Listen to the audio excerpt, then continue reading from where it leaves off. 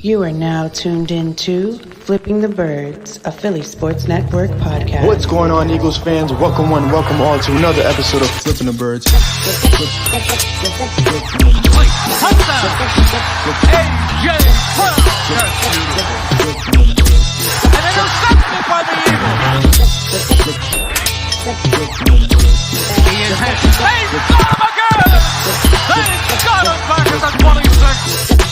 He's into the end zone. Touchdown, Eagles.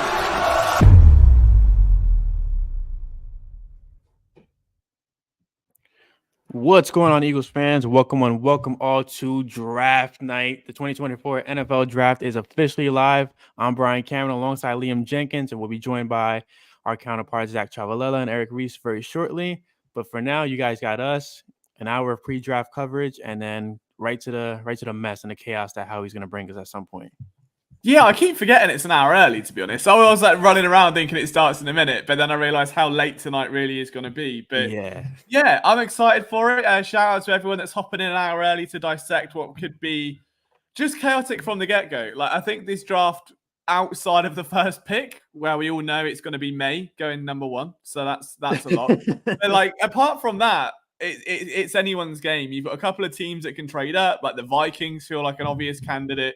The Broncos and Raiders maybe looking for some quarterback help. Like, there's all sorts of shenanigans, and that might just feed into the Eagles a little bit later on with the players that could slip and tumble down that draft order. So we'll see, but it's exciting. Like, I can't remember a time where there has been so much uncertainty about what the Eagles are going to do. Like, we can all assume that, they're going to go lineman, they're going to go. You can make the case for any position because the roster is so stacked that there's no glaring need. Like, as much as we like to say linebacker, the good linebackers in this class aren't in round one. So it doesn't matter. Like, none of them in round two are going to probably be game changers out of the box anyway. So realistically, they could go absolutely anywhere. And that is a very exciting thought. Like, you're not pinning your hopes, crossing your fingers that it's one guy and all their hopes are on this one prospect and a team can snipe them away. This is like how he can just sit with his feet up for the first hour playing Sudoku, not really caring what's going on. And by the time he's on the clock or he's getting near it, there are moves to be made. And he's got it in the locker to really make things happen. I feel like LJ speaks for only himself because I'm triggered on the cornerback right now. I mean, I love it. Look, we all know I'm a diehard Terry and Arnold fan coming into tonight. Oh, not Nate Wiggins? Is that what you're trying to tell us? Absolutely not. I'm saving that rant for Zach later because I will. We need this straight in. But yeah, it's one of those things where, like, for me, Terry and Arnold's the guy. Like I'm all in on him. I think it's a perfect option for them to move up and get, because he's not thrust into that starting spotlight straight away. But yeah, like, it's really weird. Like, cornerbacks and receivers, it's hard to hit on them consistently this high. When you go back to like what might be the best draft class in recent memory for the Eagles, you're looking at the Avonte Maddox, the Dallas Goedert year, that iconic class where 70-80% of the draft picks succeeded. A lot of them are still on the team or bouncing around the league. It's tough to get first round corners because the pressure on that position is so high. Receivers are a little bit different. You can still bust, as we've learned with Jalen Reagor. And then you've got the safe picks, which are the linemen, like the offensive side. Defensive end's another one which can go tits up very quickly. I know we're breaking the watershed early. But yeah, like, the offensive line's its own conversation, I think. Like, especially with all the Lane Johnson. Sorry, can we just get to the comments? Can I put comments on the screen? I can.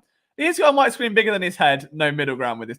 Look, I need the next comment. Come on, get a mic stand. I get a mic stand, and now is it bigger than my head? I've even got a pop filter. Look, that is bigger than my head. To be fair, he's not wrong. And I look like a trust fund. Look, it's a draft cap. It's a theme. Look at the theme of the night. It's a draft cap. All right, it's either that or an Eagles beanie, and it's too warm for that outside. Leave me alone. Gosh, 2 minutes in. Liam's kids never ends. It never ends. That's a good thing, man. That means they're invested early, and that's exactly what we need. And we thank everybody. We got hours. They could like slow drip me in, like just drip feed me through the one I had the other day. I can't remember what it was. It was the last stream I did, and someone said something along the lines of just shave your head because the receding hairline's getting embarrassing, or something along those lines. And now I'm wearing a hat, so it's his fault, really. I know he's only messing, but yeah, It's okay. Somebody used to compare me to an NFC a UFC fighter, and I forget the name, but it was because really? it was because he was bald and had a beard. That was the only similar correlation between us two. Bossman fit is Abercrombie and Fitch. It's not. It's a Travis Scott hoodie. It's very the opposite. Look at that, running it back, and a golf polo underneath because I'm Abercrombie and Trap. yeah.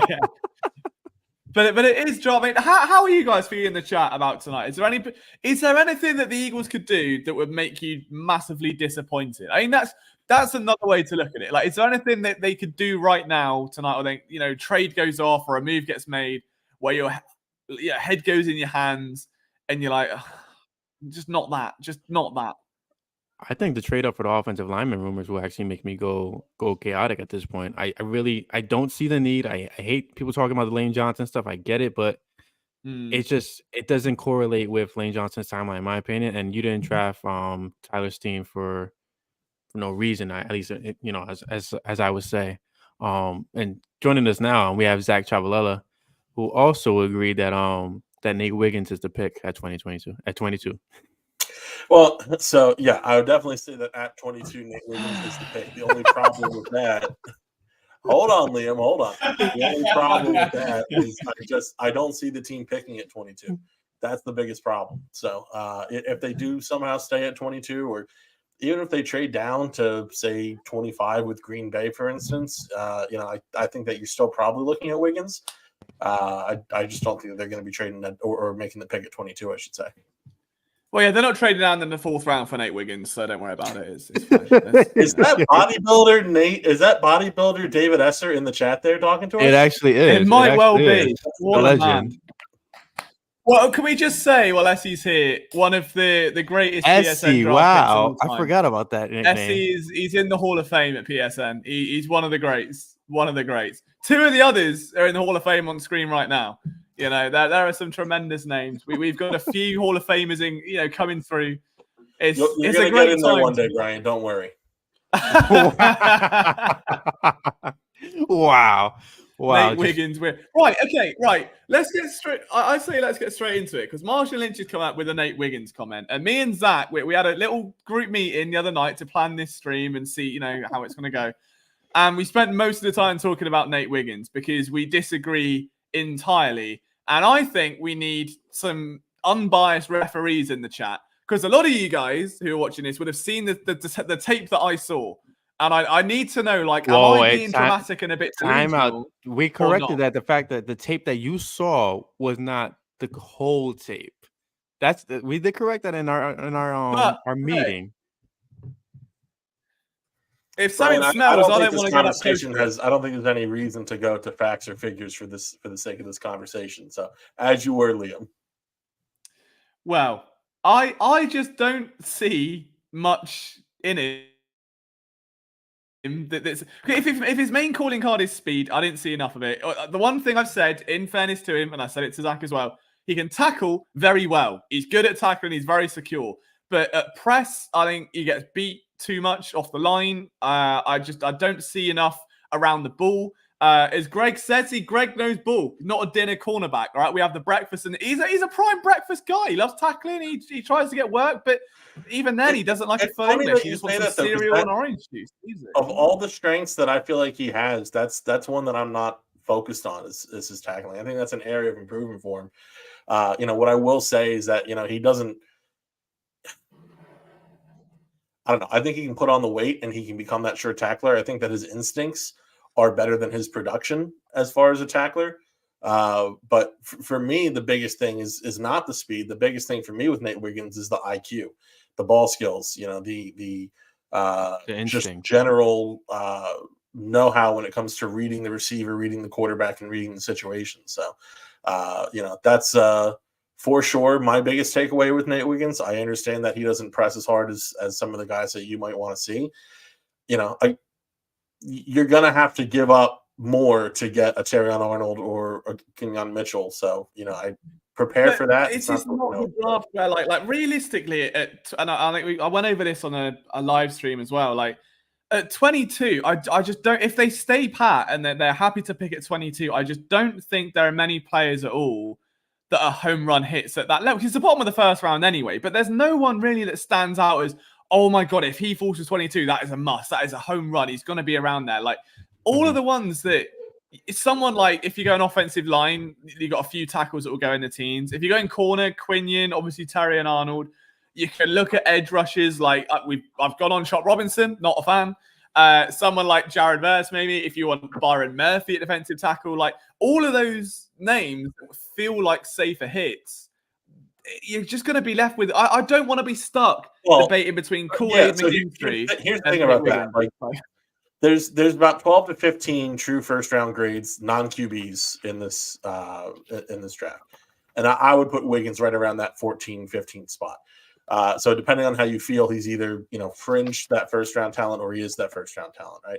The guys that you're talking about are guys who aren't going to be there at 22. So if your argument is then like, because of that, that's why you must trade up, then sure, that's all well and good. And I don't argue with that argument, but if you are staying pat at 22, if you are looking to trade down, I don't think that there's a more talented guy in the rest of that first round than Nate Wiggins, because you're not looking at Elia Tulatu, you're not looking at a Dallas Turner, obviously a Jared Verse. You're not looking at even some of those higher offensive linemen like a Joe Alt. Obviously, he's not going to be there.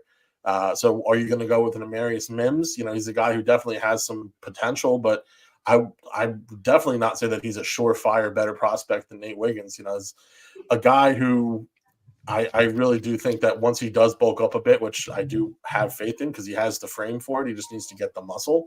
I think that you are going to be looking at a perennial top cornerback, top 10 to 5 cornerback in the NFL. And that's what kind of makes me feel like this is the Jalen Reagor draft all over again, where it's kind of like you have a very top heavy draft. Yeah. But then when you get to like the teens, it kind of gets scary where it's like you think you're hitting on somebody, you pass on a person that you should get, thinking that the other person is the guy. Like Cooper DeJean, for example, is the Twitter favorite. It's everybody's, chess piece. It's everybody's elite player in this draft when it comes to the Eagles. But Cooper DeJean could be the guy they draft and the miss, while Nate Wiggins could be the Justin Jefferson version in this draft. That's been my strong gut feelings for the entire offseason right now. It's a weird class, and I think if you sat in the top 10, it's great. Sorry, hello Eric, by the way. I think it's a weird class only. I think it's a weird class only if you overthink it. Like it's a pretty straightforward class to me. That's true. You're right. You're going corner, you're going edge. If you want to move up, it's going to be Mitchell and Arnold. If you want to stay put, it's going to be DeJean, and it's going to be probably McKinstry. I mean, for all that, I know you guys. I mean, Wiggins let go of Kool-Aid. Dude, Wiggins, leave the Kool-Aid alone. Wiggins is the one. Wiggins is the one that's going to be taken right before you guys. Are you going to put all of this to move forward one spot? Probably not. So you're probably going to stay put by that point. I would rather trade that first round pick for a 7th rounder and a bag of peas. Hey, Liam, when are you taking the offensive tackle? Huh? When are you taking the offensive tackle? I'd say JC Latham or Latham, however you pronounce it. I think that's the surefire. So like 50 or 53, right? Wait, no, but Latham's going in the top. No, Latham will be in like 50. No. Eric asked you when are you going to take a tackle? When you take one? When would I take one? Yeah, like 2nd round, probably like 50 or 53 if they don't trade up. Like, are you trading up? I would say it's either going to be. If they don't trade up, Tyler Guyton feels like a shout just because he's Oklahoma. Lane Johnson's been mentoring him. Outside of that, I'd probably sit on it for 2, 3, 4 rounds because they don't need to spend heavy. Like if you look at, it's hard to constantly put stock in Jeff Stoutland, but like look at someone like Jack Driscoll, who's been serviceable since his arrival. Someone like Halapoulivaati Vaitai went on to secure a fat bag in Detroit for no reason. Matt Pryor was serviceable when he came in. Like all they do, they spend on these guys at round 4, round 5, round 6, and they can get them up to a playing level as long as they've got the athletic fundamentals. So it's like people in the first round want those impact players that can come in and start and be a bookend tackle right away. The Eagles are kind of happy to sit on a developmental one. So that's where I'd go with it. I have it pretty much locked on too. I mean, Brian's the one that's got me on Rosengarten. So I love Rosengarten because I feel like, but my thing, like I feel like I'm learning day by day is that offensive tackle, like And I was saying this at the beginning of the show. I'm trying to be nice about it, but I'm getting tired of hearing about the offensive tackle stuff where it's kind of like, we got to replace Lane. We got to replace Lane. We don't know how much longer Lane has. And Zach brought up a great point on flipping the birds, where it's kind of like if you draft one of these guys and Lane does go for at least 3/4 of the that rookie contract, right? Then you get 1 year of the kid, and you extend them too early, or you don't extend them, you lose them. Like, it's too much of a gamble. I feel like having a serviceable guy in the later rounds, like Rosengarten or even a Greenfield, later on, it makes a lot of sense. Just because you're gonna have him plug and play, you don't have to commit so much to him. And if in 3 or 4 years Lane is finally retires and you find a guy in the draft that you want to use, then go for it. I think Cam Jurgens was just an anomaly because everybody knew Jason was going to retire at some point. Everybody's just assuming Lane's going to retire very soon, which Lane could pull a Jason Peters on us for all we know. The difference between them, though, is that Jason Kelce has somehow been this cyborg of a human who hasn't really missed games in forever. Lane Johnson has had repeated surgeries and injuries, and every time you go down, it's not as dramatic as Joel Embiid, but every time he's down, you hold your breath a bit and you're like, no, not Lane, not now. And that would be the only caveat, I think, is that now they've lost Driscoll, they need an insurance policy of some kind. But yeah, you can go back and look at the lines from the last decade, and not many outside of the core couple of Johnson and Kelce. JP was obviously a big one back in the day, but Sam Ali was 5th round. Landon Dickerson was obviously a bit higher, but the guys that have filled in and the depth players that have come up to play, which is what they need right now, haven't really been first round. The one they wanted to start and they did spend high on was Andre Dillard, and that went tits up. So all the ones they're not spending on and they have time to develop is they put so much emphasis, and so I don't think I trust any coaching staff in this league to get the OL right as much as the Eagles. If they pick a guy in round 6, you're yeah, do what you want. You do your thing. I won't question it. Just trust it. If you want Steven, you go get Steven. I don't care. You bring him in. Yeah, you absolutely trust it with their process because you're going to get something good out of it as a waste of space. And you don't want a first rounder where you're going to be wasting that kid's time. A second rounder, I feel like it's pretty ideal to maybe a second rounder. You invest in that. But, it's again, like Zach had mentioned, it could be a waste of a contract for that kid. Do you think the first person in the draft Lane Johnson picks up Goodell? What was that, Eric? I'm sorry. It's complete nonsense. Do you think the first person selected lifts Goodell off the ground, just bare he ground? just had back surgery, so apparently they have to be careful. I don't think Caleb Williams never mind. Maybe, I'll be honest with you. I don't really see that happening. Maybe take that prop bet off the books. Well, I will say, guys, very quickly, is that Lane Johnson did play 16 games last year, 15 the year before. So, there's obviously the history of injuries there, but he's been relatively healthy over the past couple of years. So I think having that reliable backup, which I think really kind of does feed into what Liam was saying about drafting one of those guys a little lower, is more so what you're looking for, and then you'll draft his replacement maybe in a year or two. What I will say really quickly, I know we've got some time to fill, guys, is I know we've got a fair few of you in the stream. If you could, we're going to be on here until 4 or 5 hours time. We're here all night. We're stationed. I'm on, like I said to Brian before the stream, I've got coffee. I've got glucose tablets. I'm going to be jacked up to the tits until 5 in the morning for you guys. So if you could leave a like on this stream, if you're enjoying the content, I'm going to hang around with us. It is the best way to, especially on a night like tonight when the stream's going to go longer. I would say I'll go, if we can get to 22 likes by the time the Eagles are on pick 22, that's a good goal to set. So if we can start pumping those likes up, I'm down with it. I think that's a nice little target to set. And then tomorrow's one, we'll try and beat that. I have a statement to make, and I feel like everybody's thinking this, but nobody's saying it. So Liam's saying so far on the show has been tits up. His hat just so happens to say Titleist. Why can't we just customize that hat to say tits up instead of Titleist from here on out? I should get a custom one. It should be a Liam brand, tits up. I would wear disc golfing because that describes my game. Tits up. I will say I was recently approached with questions about the merch store opening back up. So there's if we can feed that in, that's a possible merch. You can put a hood on it and it can say tits up and you can look well cool. You know, imagine that. Have a little nipple over there instead of like an eye where you've got the dot. You can have like a little nipple there. It'll be good stuff. Let's pump the brakes before we start talking about the color of it and everything like that. So... will it be pink? Will it be a pink one? It just seemed like you opened the door for me to ask. Speaking of pink, so who do you guys feel like we're gonna trade up for? You know, if we're not taking a first round offensive tackle, then I just don't want to watch the draft. I mean, quite frankly, who needs a ball hawking cornerback? Who needs a secondary that can tackle well? Who needs a rotational edge piece who can sack the quarterback?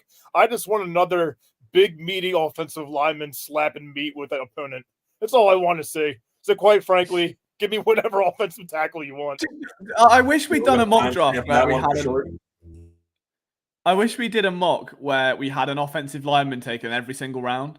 Like just 7 offensive linemen just loaded up. I know one person who would really like that to be sent to him right now. I think Zach knows him too. We're gonna pause on that statement. That escalates. So really quick, you know, we do have a lot of time to waste in the show. But ideally, like, does anybody like, worst comes to worst, right? Say the Eagles do trade up for an offensive lineman. Do you think that's the end of the idea of the Eagles adding a cornerback and them actually sticking with a James Bradbury and Darius Slay? Or do you feel like that, you know, this is a draft where Howie has a DeAndre Swift kind of move where he trades for like a Marshawn Lattimore? I doubt he's training for Surtain at this point, but J.C. Horn, somebody of that sort. I can't see it just because of the dead. Unless I don't know how it works with draft day trades, but like James Bradbury, they have no dead cap space if they move him as a post 6-1 designation. I don't know how that works. Can they just say, yeah, we'll give him to you, but only after this date, so we don't have the money, but he'll be there. Like, I'm not sure if you can do that in the draft, but just because of that, like, they're gonna have to swallow like 10 mil in dead cap space, I think, and Slay's kind of similar. So I would look, if I had it my way, I would swallow 30 mil to get both of them off the team. Unfortunately, I'm not the GM, and that's probably why. So, yeah, like I can't see it happening. I know that Darius is, and I will call him Darius until he starts acting right, but Darius's antics on Twitter are tiring, but he was pretty good on the field last year. He was actually pretty damn good on the field last year. Right. I mean, too good just to take off. I mean, this team does not have an There's a lot of great stories in the cornerback room for this team, and I think Keely Ringo is a guy with starter potential. Starting on the outside, there's just not enough talent to callously make moves like getting rid of a guy who can play like Darius Slay. I mean, if you're talking about a trade, and again, you know, I'd have to check the cap ramifications of that, and you're actually getting something back, like a 4th or 3rd round pick. I mean, maybe that's a conversation, but just cutting ties with the guy, he's way too good for that. It's weird. I mean, I think the thing with Darius Slay is that, like, they've got to factor in the age as well. That realistically, the drop-off corners have, outside of a very select few, I forgot the guy is going to come to me. It's a very obvious one. Played for the Jets and then kind of went back to the Vikings with under Zimmer and then like rekindled. I can't remember his name. Big corner, like Xavier Rhodes, generational, decade-long one. I can't remember now. I don't think that's it. But he had like a second wind. Revis, yeah, it was Revis. There you go. I can't remember it right. Yeah, Revis got a second win. Wait, Revis? Like, when did Revis go to the Vikings? Oh, was it off on the Vikings to the Jets? I don't know. Was it not the Jets? I don't know. There was someone that went to the Vikings. Are you talking about Antonio Cromartie when he was at the Chargers and then went to the Jets? I don't know. It's 1 a.m. nearly. Let me. Oh, I forgot you're on a different time zone. Let me. There was someone that had a bit of he was like 35, and I was like, oh, everyone thought he was done. But anyway, point being, you don't see it often, and Darius Slay's getting a bit older, and you're like, the issue is, realistically, NFL prospects are getting quicker because they're growing up and they're being like lab-built, engineered, Gatorade-filled monsters from the age of 7 that are just sprinting up and down, and like it's unreal. And like the 4.40, I wish there was like a stat of like the average 4.40 time, but I guarantee it's doing that. So like it feels like every year a record's broken with it or it gets close. So like you've got to think, okay, Slay hasn't lost a step yet, but at the same time, he's getting up there in age. The cap space ain't going down. his leadership is about as impactful as gone off milk. Like, I don't really know if you're not going to cash in on him, he's going to burn away. And if you can't get him off the team and he starts giving up plays and then you have to bench him, is the attitude going to come in then? Is he going to kick off? Like, I don't know when you cut the cord on it. They can't now financially. I think they've got an out on him after this year anyway. So, like, no team. Him and really Bradbury. on Bradbury, I think. But I mean, you don't see him riding into the sunset after possibly this season. Maybe do one more year with another team. I wish you do it now. Make my life easier. Yeah, go and enjoy the sunset. He was good on the field. Like, he wasn't a liability. But he's all right. But did he single-handedly change that defense and lift it up? Absolutely. Right. Don't care. Because realistically, you can say Reed Blankenship was good. You can was say Darrell Revis. No. Okay, cut his ass. That's no. But like, you can say Jalen Carter had an impactful season, right? As a rookie. But did he no, that defense was so bang average that it would be easy to stand out as, wow, he was by far and away the best player on the defense. He wasn't. He just wasn't. He was all right. He was reliable, though. He was very reliable. He was solid. Yeah, I can't get the taste out of my mouth of him getting burnt and then going on the sideline to tell everybody to shut up about it on Twitter. Like, I can't. Like, that's the part that resides in me. Like, that's who I see Slay becoming. So therefore, get it off my team. That's where I'm at. Like, but it's a bit. But see, that kind of ideology is very Tortorella of me. So I'm gonna leave it at that. The other aspect is, I don't even know if it's Tortorella or if it's like Fanarella, because it's like here's my thing about like Tortorella. Like, he acknowledges the play on the field, though.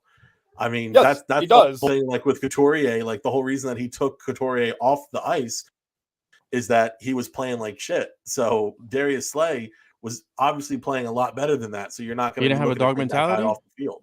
Well, here's the thing. We should just draft all Georgia players, because not only do they have the dog in them, they have the dog on them. So they're double dogged. They are double dogged. The thing I will say is that Florida State is the new Georgia. And I think there's a lot of Florida State guys in this draft that I would not mind having on. If you don't leave Jared Verse alone, okay? Just leave him alone. Let him be. Okay, he did nothing to you. Just leave him alone. There's some corners, Jared Verse. It's going to be a nice draft. There's that like 45-year-old defensive tackle, Brandon Fisk. Part of me had my heart set on Trey Benson until the Saquon trade, like that, or signing even. Like, for sure, I was a little bit like, not that I was miffed. I would never shoot in a world say, oh, I would rather have Trey Benson than Saquon. But I was so ready for either an Edgerrin Cooper and Trey Benson tandem in the second round. I'd have been a menace. That is the stuff of dreams. But I think they're going to get like a 5th round running back anyway. That's by the by. But yeah, the cornerback situation's interesting. Like, they've also got not just Ringo, but a flurry of young guys who can at least contribute. The slot corner position is now ridiculous. Yeah. Like, Maddox is back. Isaiah Rodgers has come back, and he, if nothing else, is a valiant special teamer. Average is like a solid slot corner. And then you've got Tyler Hall, who's like had a few years' experience, was solid during his time in Las Vegas. Zach McPherson, through all of this, has been drafted and has just had no chance to do anything.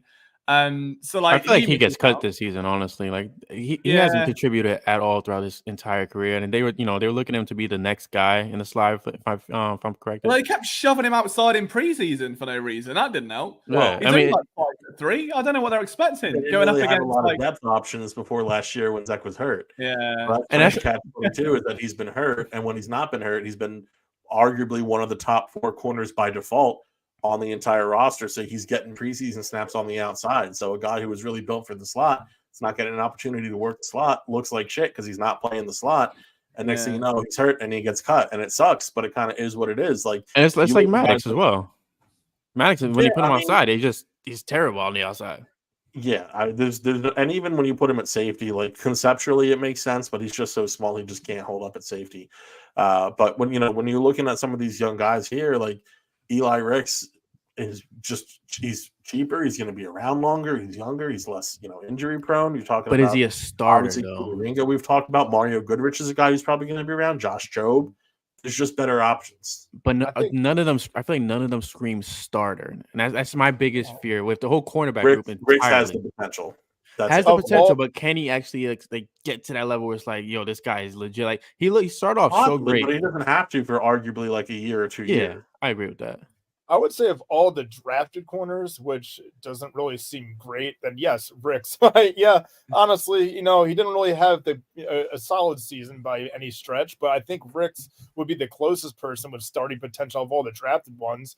But then you see what the real method is, and it's trades and it's free agency. So, I mean, that's just kind of how he rolls in that department. If you put a slot rookie corner on the outside and baptize him by fire, he's gonna get burnt. There's a lot better play to come from Eli Ricks, and we saw some high end play from him as well, not just him getting burnt. So there's some good with the bad for Eli Ricks last year. And by the way, it was literally a cold start for him, like you were saying. So to see any inkling of promise is fantastic in my eyes. That's just what development is. What sucks about development is that the Eagles don't have time for development. Their Super Bowl windows is pretty open right now, and they I feel like they got to strike the iron while it's hot, because you have the Niners who are selling off their best talent just to get a high pick in the draft, which I'm pretty sure is for a cornerback. And the NFC, I feel like Luke McCaffrey in the first round, are they not? Makes perfect sense for them. If the Niners end up with Luke McCaffrey, I'm going to go to San Francisco and do unspeakable things. I was going to ask you what things, but I heard they were unspeakable, so never mind. It's going to be tits up.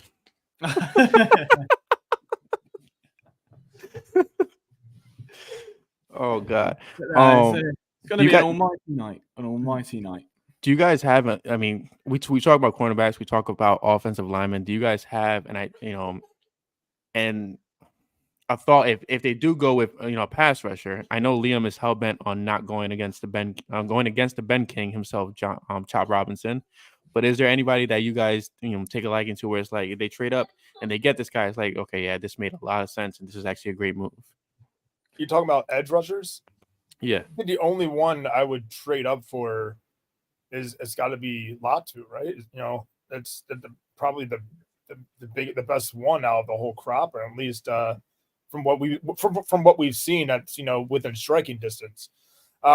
If Chop does happen to be there on the board, then you're obviously you have to consider taking that. But if you're talking about striking distance trading up for, I'm not sure if you trade up for Chop if Latu is within striking distance. I don't expect that to be the case, but if that is the case, then I would trade for Latu first. I think that you think this guy is just not within reach, and I think that's fair. And I'm going to get to K1 in just a second. So you put that back up there, Brian. You put that right back up there. But the thing I will say is, if Dallas Turner does fall in this draft, and I think that there is more of a chance that happens than people are giving credit for, I do think Dallas Turner is somebody to potentially trade up for.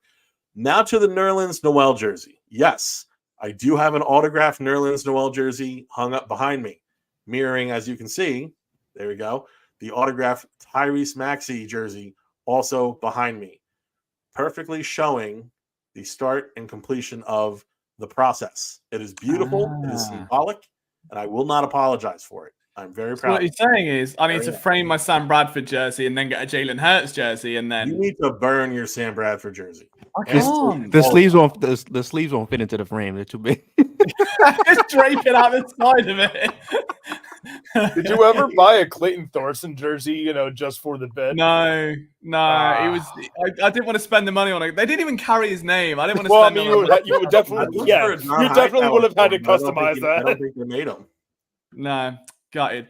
You should get it in the blue and yellow. You should get a Thorson jersey in the blue and yellow. I should. But it's the most ridiculous abomination any jersey has ever seen. Let's imagine sitting walking around. But yeah, with regards to edge rushes, I don't like Latu. I love Latu's play. I think he's brilliant. The injuries scare me. And that realistically, if you're talking about just endurance at the next level and the kind of just contact you're dealing with, I don't know. It's one of that. I mean, David put the piece up on PSN the other day about what throws NFL teams off in the first round, and injuries was one of the biggest ones.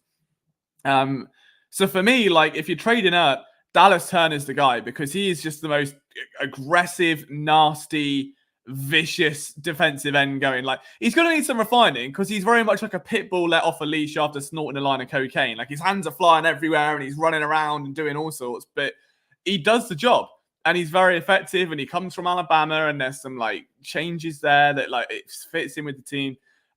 Chop Robinson for me is just a glorified Sharif Miller. I'm not a fan of it. I don't want to hear any more about his name. And that's the end of Jared Verse is good. Jared Verse is a happy middle ground. And that's the end of my defensive end analysis. Like, comment, and subscribe. I'll be back next week. Cheers. Not to just, and again, take this with a grain of salt. I'll be updating you guys on Twitter stuff. But according to JPA Football, there's a report that the Patriots are working on a potential trade for Brandon Ayuk. For Tom E. Curran, who has 167 followers, goddamn, on Twitter. So it seemed pretty legit, but there's no possible way the number 3 pick is in that trade. Can we clarify that? I doubt it. No, I mean that'd be insane. That would be terrible. I mean, it could be the 2nd round pick that they have.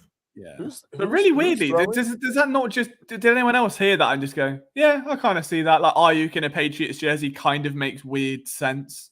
Who's throwing him? Yeah, I was gonna say, who's their quarterback? Probably. For all that, what are we doing? Tom Brady was talking about coming out of retirement. Clayton Thorson's coming back out of retirement. Yeah. I think they'll go. May is the feel for me. I think it's going to be May. Can we get a trade for Kenny Pickett over there? So it's just like be May. Maybe Will Greer could be the guy. I mean, let's talk quarterbacks briefly. I mean, I've admittedly not watched a lot of tape on them. Like, I'm kind of familiar, but obviously Caleb's away and far and away the best. Mm-hmm. Then you've got obviously May, Jaden Daniels, McCarthy, Nix, Penix are the other 4 that are potentially in the first round. Like, how much of a is it? Because I don't know. I look at JJ McCarthy and think, like, obviously doing what he did at Michigan, you're like, well, that's surely got to put him in the conversation, and he just isn't getting the love that someone like a Daniels is or a Mays, and he kind of feels like someone that would I could see him sliding below Nix and Penix, which is really weird to say. I'm not sure why, but does Penix bother you? No, I don't really see much of him, to be honest. I hope I never have any appendix. You can have your appendix removed if it is bothering you. Yeah, no, I could you have your appendix removed if it's bothering you? You have to ask him. Yeah, what if Penix has an appendix issue? Does he just have appendicitis? Pending appendicitis. What if he has penix issues? Is it pending? I think one quarterback that could make his way into the first round is Bo Callahan. I think that he's really got a shot. Did anybody watch that movie today by any chance? Please tell me somebody watched that movie today. Because I watched that movie today. I watched it twice today. Yeah. Oh, beautiful. Beautiful thing. It's one of the best bad movies out there. Stop saying that. Stop saying one of the best bad movies. Saying it when it's not true. Movie. I watched Rudy today. I just really quickly want to hop in and say a shout to this. We can't see people who've liked on YouTube, so sorry about that. But the people who liked on Facebook, also, I just want to say in the best way, sound like potential draft picks. Jabari Brown, Richie Sparks, Jeff Warner. That's a draft class right there. That is Facebook like elite. So we can look. I will give you your positions if you're watching. Don't you worry about it. I think Gregory Moody kind of sounds like a draft pick too. Yeah, I'll go with that. Star wide receiver. He's a Patriot. The first 32 picks are all offensive tackles. Sorry, Sean's comment. Copy that. Like, comment, subscribe. Amazing. I feel like the quarterback class is interesting because I feel like it sucks. I feel like the run on quarterbacks is going to control the draft, and it's gonna alter the way the Eagles move, and which really, really freaking sucks. It's not going to be the run on the quarterbacks. You don't think it's going to be a run on quarterbacks? It's going to be the run on the offensive tackle, brother. You think so? Okay. No, absolutely not. It's going to be the run on the quarterbacks. I hate you, bro. Come on. I'm invested in you, what you're saying. Isaac Tunis is not a draft pick. I apologize, Brian. Not a draft pick. That sounds like a tackle. Isaac Tunis, offensive tackle. Out of Washington State. Virginia State Tech University. I'm getting like a defensive lineman kind of vibe from it. Tunis. Out of Clemson? I get like a tight end vibe. Not out of Clemson. like a French division, like soccer player. Like, Touchdown Tunis. I don't know. Touchdown Tunis. Oh, yeah, he does. Yeah? Yeah. Okay. Joe Buck saying that with very little optimism on a Sunday night. Touchdown, doing it in the way that he does. K1, I hope that there are 20 quarterbacks going in the top 20, and then the Eagles have their pick of the litter basically at 22. All quarterbacks and offensive tackles, dude. Please. Please. While we've got a second as well before the draft starts, what we will say, just not that we're sponsored at all, but we do have little links we can pop in. In the description, there are links to 2 sports, but I think it's FanDuel and BetRivers. If you are looking to bet on the draft, there are promo codes there where you get a little bonus moolah for your money as well. So I've not bet on anything tonight. I was going to bet on over on quarterbacks because I think there's going to be over. I think the line's 4.5, so I think over 4.5 quarterbacks for me feels like the play there. There was one other one as well. I can't remember. I'll find the article. But yeah, if you are thinking of doing it anyway, because I know my timeline's been filled with it this evening, just get yourself some free bets while you do it and, save yourself some money. You spend $5, get $200. Keep your $5. Eagles just extended AJ Brown. They've done what? Yeah? Yeah, 3-year contract for $96 million, the highest of any wide receiver in NFL history. He is now under contract through 2029, and his total guarantee of $84 million is also the highest. Oh my God! Only the Eagles could. What is CeeDee Lamb doing right now? You crazy. This is insane. Ian Rappaport. It's legit. Trust me, bro. Good. That's absolutely crazy. Right, I'll quickly get the article up. You guys do your AJ deep dives analysis and the Smitty and the contracts and all that fun stuff. I'll grind this up. All right, we'll wait for your return. But I think that this is a very necessary move just because all the hoopla that's been going off over the last year and this offseason with the media crap. But it's phenomenal to see that they were able to extend both AJ Brown and Devontae Smith in the same season. I'm curious to see what the annual is going to be. Because Devontae was only, like $5 million or something of that sort? It was extremely low. It's just nice to hear that they have pretty much everything, shaped out and held over the next, few years as far as AJ Brown and Devonta Smith is concerned. The offense is there's going to be new trinkets and toys, but you can tell on the offensive side of the ball here we're focused on building the offensive line so the rest of it works. So you're kind of, staying put with what you have here, which is perfectly fine. Like what we have is pretty much dominant. It's just, can the other side of the ball be tuned up and can we tune up the line? That's it. That window is wide open still, in other words, at least through 2029.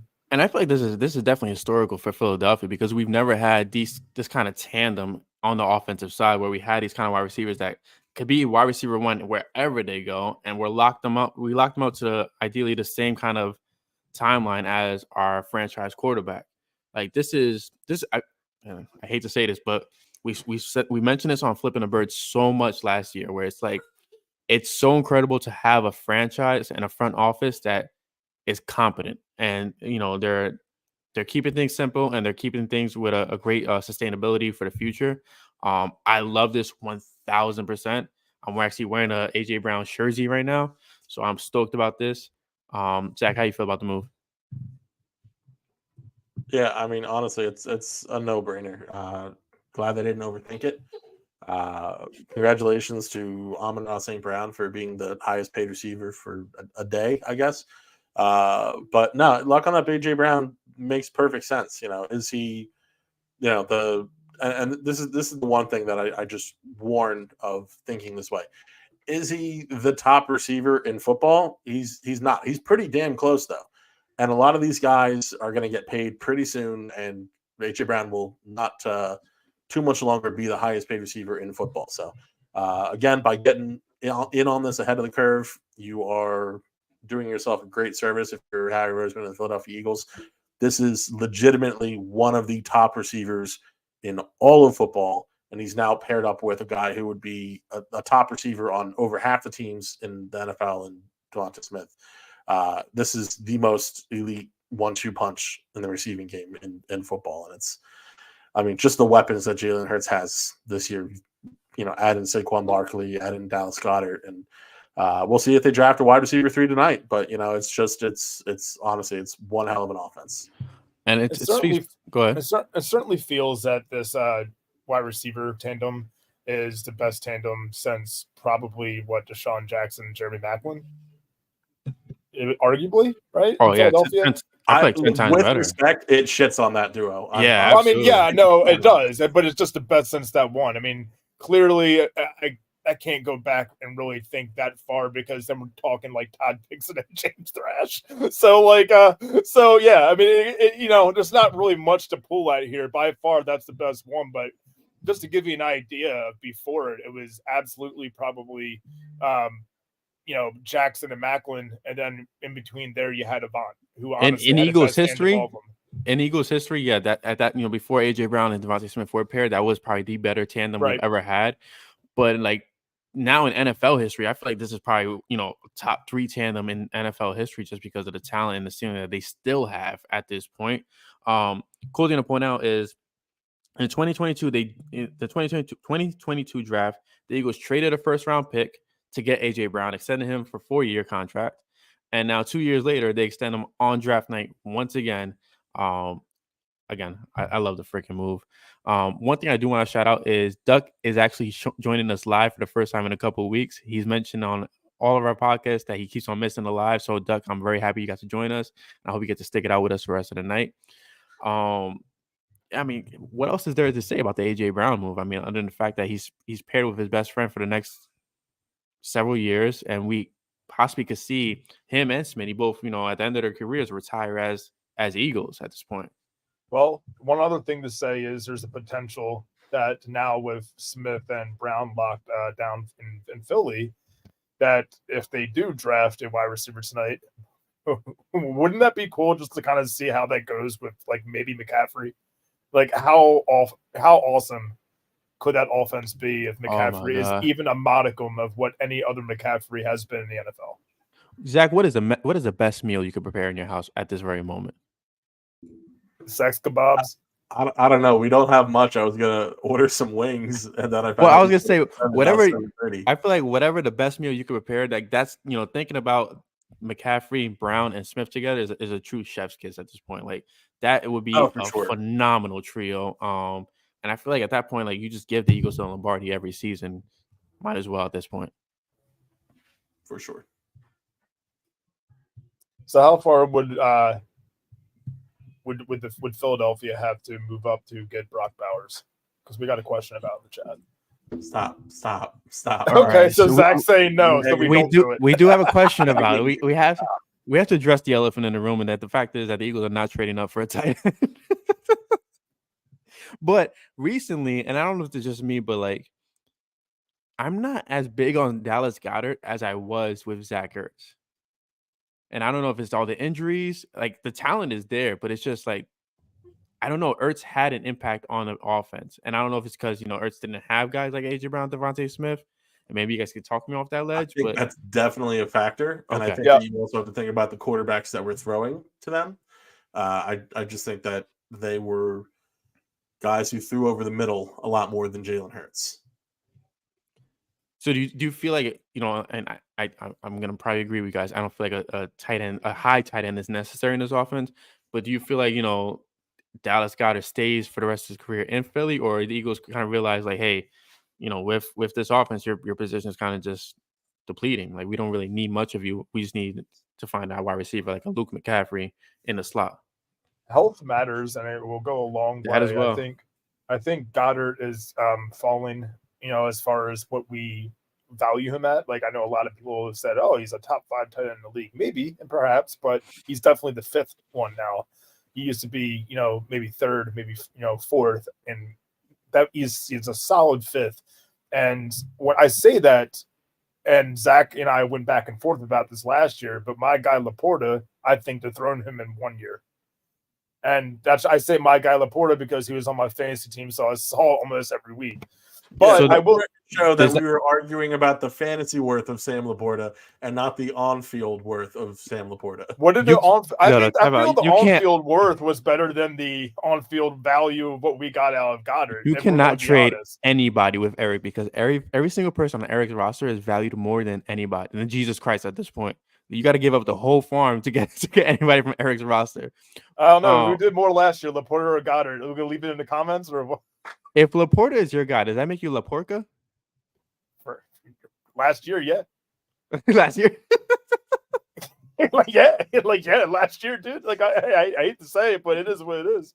No, here's a real what I was gonna say about Goddard though is a tight end being taken as like a premium value, and not premium like first and second round, but like even midway through the draft, I would say no. Let's see what about Goddard and his health this year. But you have to start thinking about it next year. But I think Zach and I will agree about tight ends this year. You just get a guy to help with that tush push in the 7th round, and it's basically a lineman. So I didn't want to interrupt your next point, but I'm glad that the next thing you talked about was the tush push, because I wanted to bring up what Laporca means. Go ahead. Did I say something wrong on the show? In Italian, Laporca means the slut. Is that what that means? Oh no, Eric, you have been dubbed Laporca. That's fine. It's fine. Jackie, I'm sorry. I didn't know. We can't go back now. The funniest part about you saying that is Jackie literally walked in the room. Well, there goes my invite for the wedding. She wants to know what we're talking about, so I guess she's on the podcast now. So yeah, about AJ Brown. We're talking about AJ Brown on me. So now, the AJ Brown extension is in. I don't know what it frees up for this season in terms of cap space, but what can come from this kind of move on draft night, and why wait to this moment to make this kind of move? Like, do you guys see a trade incoming where it's like, hey, Philly uses that first round pick just in case they can't trade up for the guy, they trade for a guy like, I know it's not going to happen, but Patrick Surtain, a Marshawn Lattimore. In the beginning of the offseason, I had him trading for the cornerback from the Packers, was named Jair Alexander. But I think with the Packers being competitive, that's not going to happen. But do you think this, this frees up the space where like now you're using this first round pick to make another move at this point?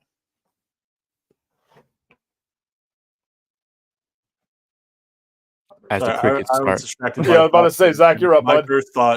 My first thought went to the pasta dish, my fat ass. So, but the reason why I think you might have seen this move today, I wonder. You talked about what this can mean for the future in a big move. I wonder what the implications are, maybe of a big move that is now no longer possible, right? So, those implications could work reverse as well. Perhaps there was something being discussed for a certain player, a Patrick Surtain, something such as that, and those conversations fell through. And so now that you're not going to be dedicating that cap in the way that you were, because again, we don't know how this is going to financially impact them this season. So if it does actually increase the amount that they're paying towards the cap, then maybe it was a situation where they were looking at a guy, trade talks fell through. And, now they know that they had that money to commit to this year for AJ Brown. So, it's until we actually find out what the implication is financially, I think that there's any way that you could go on what the potential implications of it are. Yeah, that sounds great. I hate you. That's what my thoughts are. Like, what are the negative implications of this deal? Like, I feel like with Howie Roseman running our front office, there's no such thing as negative implications when you sign Devontae Smith to that wild contract and it's like $5 million a year to sign a third. But I did see that AJ Brown is going to have the highest average per year for a wide receiver at $32 million. When that kicks in, nobody knows. But hey, knowing Howie, he probably extended him and moved the money from his current contract into these later years where it's gonna, kick in later on, and at that point they'll extend again, if need be. I just, I feel like there's more to what Howie's doing. Excuse me, and I don't know. I feel like there's a big move brewing, and it's gonna be one move that's blindsides us, and we're like, oh shit, like that was actually a possibility. Like Madden declined me like 20 times when I tried that. Yeah, as far as a big move is concerned, I think the only one that still resonates in my head is obviously, I don't know how much you guys have talked about it, but Surtain is the only one that resonates in my head. But then again, as we've talked about, I believe it was Tuesday, Denver and Arizona actually makes more sense than anything to do with Philadelphia. So if we are to kind of move up and do something, it could just be for Arnold or Quinyon Mitchell. as a corner. Like I'm dead set on corner if we're being very honest with ourselves. So if unless you're trading up for a known thing, then then besides that you're trading up for the best possible selection that is in your mind. But go. I was gonna say, just walk down this crazy road with me because you mentioned Patrick Surtain. They just picked up his 5th-year option a couple of days ago, and I think that 5th-year option is like north of $20 million. You free up space by extending AJ Brown. Like, I don't know. You got the wheels in motion right now. I'm gonna go take a quick break because I got to use the bathroom and then refill my cup. But now, like, you can possibly get a guy like Surtain because you're moving the AJ Brown money to later years. That's not hitting you right now, knowing how Howie Roseman functions. I guess the only thing with Surtain and having that available money to possibly afford that is, do you put all those eggs in one basket with Surtain and being able to afford that, or do you split the difference and maybe get 2 things and that you might need that can help the team? I think you start doing that when you consider that the window is open but it's shutting.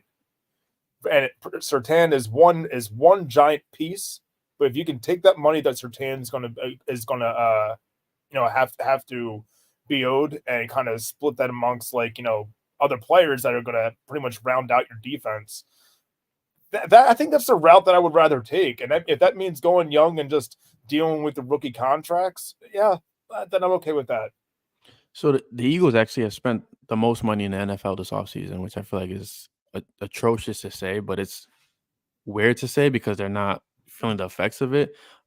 If this calculation is right, they've spent about north of $400 million this offseason. I think actually close to $500 million at this point in contract extensions as well as new signings. Smitty tweeting out celebrating the AJ Brown signing. I'm going to take a quick break, let you guys do your thing really quick because I really got to use the bathroom. And maybe Zach can update us on the Sixers stuff. It's not good. It's not good. The game's tied up, but Kyle Lowry was whistled for a flagrant foul where he got Dante DiVincenzo in the eye, which I guess evens things up for what happened to Joel Embiid's eye in Game 1. And next thing you know, Joel Embiid is going back on the court and transition on offense, and his knee bumps into Hartenstein, and next thing you know, they're looking at Joel for a possible flagrant. So called for the offensive foul, not the flagrant, but there is a lot of BS going on, and a lot of New York fans, fake New York fans down watching the game inside the Wells Fargo Center. So not the great first half for Philadelphia, but this could all be saved with the NFL draft. I want to ask what the score is. I want a few things. I don't watch, me being a casual, like I'll watch basketball in the playoffs. Pretty much that's it. What is the score of the game? Because I don't have it on. Knicks just scored 15-13 New York. Okay, so it's just started, and we're not, necessarily in the crapper yet. And to be fair, I mean, I know that from what I've heard, the Sixers haven't matched up well against the Knicks in the regular season. So this was going to be a challenge for the Sixers, pretty much regardless. And then they lost 3 games to 1 during the season, but they only had Joel for one of those games, so obviously that makes a pretty big difference. I think, and the other part about that is, man, it sounds like there's a lot of talk about how Tobias Harris pretty much isn't doing anything at all. So he had a really good first half of the game.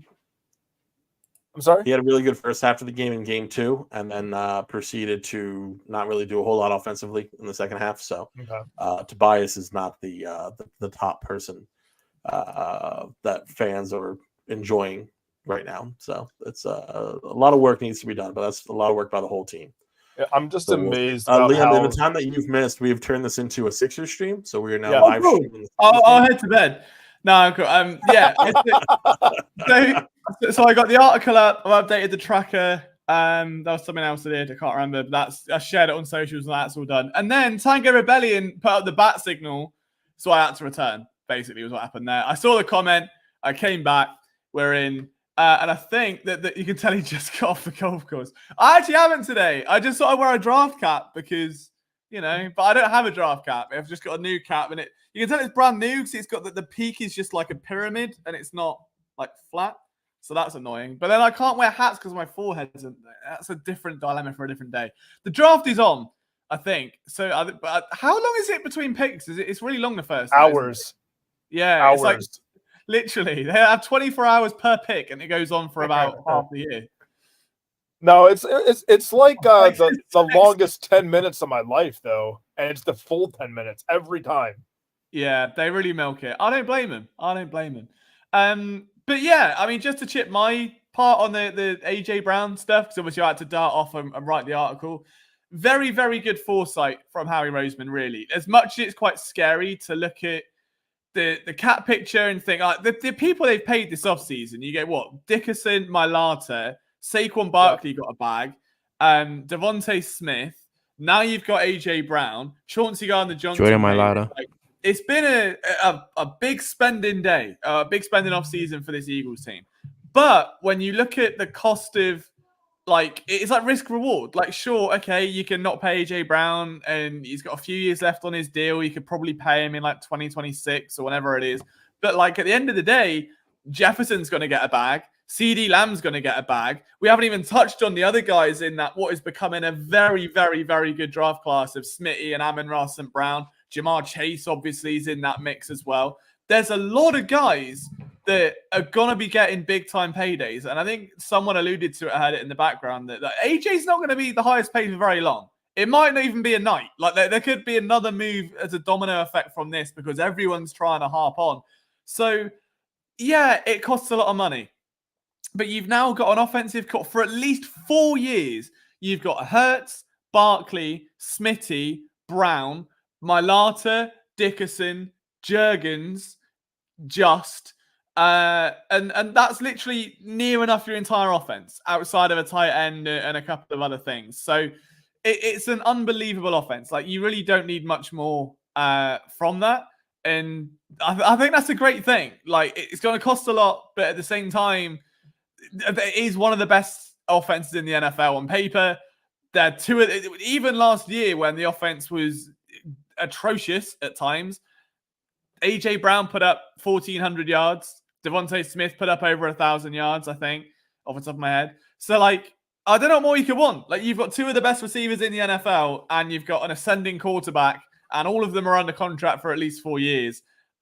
This feels like the end game. Like, for those that are obviously lifelong Eagles fans, a lot of you guys in the chat who've been following this team since how he first got on the scene, he's been feeling it out since like 2015 when he first got that boot back to the locker room. And it's like, how do we build a team? When do we pay quarterbacks? And he got the right idea with Carson Wentz. It just backfired.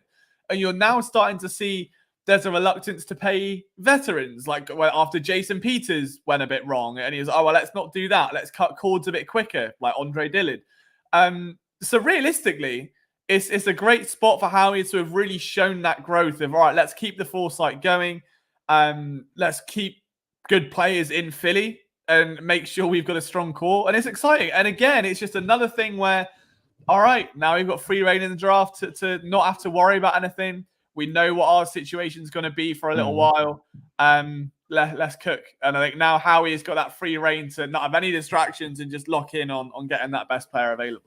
So I asked the guys in the chat, and maybe you could probably provide a little bit more context to this, but extending AJ Brown right now at this point, do you feel like this kind of frees up money at this very instant where Howie can actually make a move for a player? I know it's far-fetched, for a player like Patrick Surtain, whose fifth-year option was just picked up and it's north of $20 million, or do you feel like this kind of handicaps him a little bit? It depends how it's structured. I mean, given that it's an extension and he already had money on the table, it wouldn't surprise me if they put a lot in as like a sign-in bonus and then some dummy years and stuff like that. Like, it's Howie. There's always some kind of wizardry, and it'll be, you get this bit up front and this bit 20 years later down the line when you're 63. Like, it tends to do that quite nicely. I think, if anything, it should free up money next year. My assumption would be next year that it frees up, because it's going to get, as soon as Jalen Hurts' deal kicks in, you've got Smitty's deal now. Again, all these guys that have just signed, on top of someone like Lane Johnson, who I feel was taking a pay cut every year of his life at this point, bless him. Same with like guys like BG back in the day, that the chickens come home to roost, and there's going to have to be money freed up. So yeah, it's big up front, but I guarantee a lot of that is backloaded, and he's probably going to make $7 this year and $8 next year, and $9 in 2026, and then in 2029 he's going to make like 87 million. So like, yeah, I wouldn't fret too much salary cap wise. I don't understand how he does it. I don't think anyone does. I think there's going to be some big Netflix documentary. Like, have you ever seen, for those that have seen the movie The Big Short, they'll be like that, but it's Howie Roseman in a war room, Senator's opportunity, and, he's found a loophole or something, and it's going to be like that. So he's just an absolute wizard. I've never known anyone as a GM just suss things out the way he does. Like, it's genuinely remarkable. So there you go. That's that, I guess. And I don't disagree with that. It's just, I don't know. Maybe Eric got my wheels turning. Maybe I'm just thinking a little too into it. But extending them at this point makes a lot of sense. But does this open up, the avenue where you get a guy who's getting paid a wild amount of money for the cornerback position? I know it's not a necessary need, but like if the Eagles get cornered in, no pun intended, cornered in this draft where they can't trade up, similar to that year that they tried trading up for CeeDee Lamb. Do they make a move as opposed to just drafting the best player available? Yeah, it's going to be intriguing. I think it's hard to say. I don't think it's going to impact the draft stuff that much this year. I think it's mainly going to be next year, sort of onwards, like cap-wise and things. But I think if anything, there's just going to be like free reign to go all in with best player available here. Like, they seem to work out that, like, realistically, they've got all this money now loaded up with these main guys we spoke about, right? Your Dickinson, Mailata, Smitty, AJ, Saquon. That's lovely. But you've got another core of guys who aren't technically going to be paid for another 4 years. Jalen Carter, Jordan Davis, Nolan Smith. And it's like they're kind of seesawing it a little bit. So by the time Jalen Carter's coming up to his extension, Smitty's going to be near the end of his, and he's going to get a new one, and that's going to be a little bit lower up front and more up there. So it's sort of like they're really emphasizing these young rookie contracts. They've gone all in on as many first-round picks as they can and trying to double up and add capital. They've got 2 seconds. It wouldn't surprise me somehow if they moved up. And I experimented with that in a mock draft. I couldn't make it work. I traded the same pick twice, so that went well.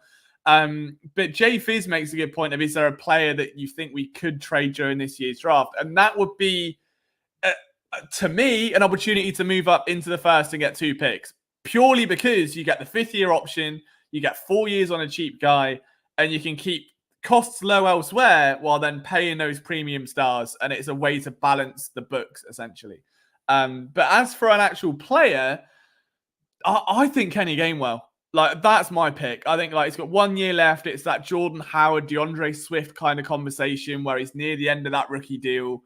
He'd be a deal sweetener for a team that's like maybe in the second round and they need a running back and they're looking at a Trey Benson.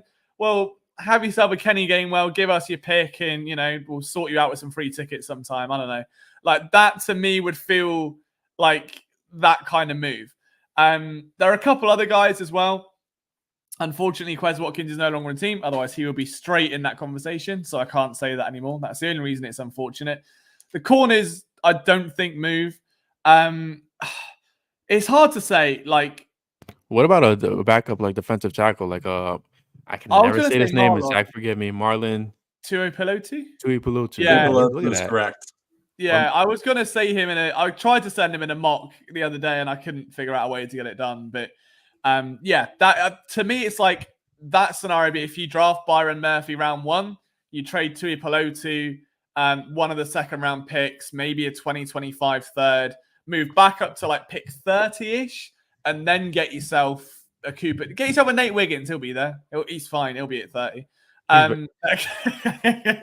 Dude, he's not pulling McKinstry. He will not be there at 30. I will put money on the line with you for that. An in-house wager, over or under Nate Wiggins' draft position? $50. He's not there at 30. $50. $50. Oh wow, that's a. Oh, yeah, all right, go on. Yeah, you're on. $50. Okay, wow. Okay, you guys heard it first. They're shaking on it. This has been brought to you by DraftKings. 50. If he goes at pick 29, I'm going to be absolutely livid. I feel like it's kind of wild that there's so many people are low on Nate Wiggins. I mean, the kid, from the tape that I saw, again, like, optics are everything, right? Everybody's perspective is completely different, and that's perfectly fine in this day and age, and everything that that we have our own opinions.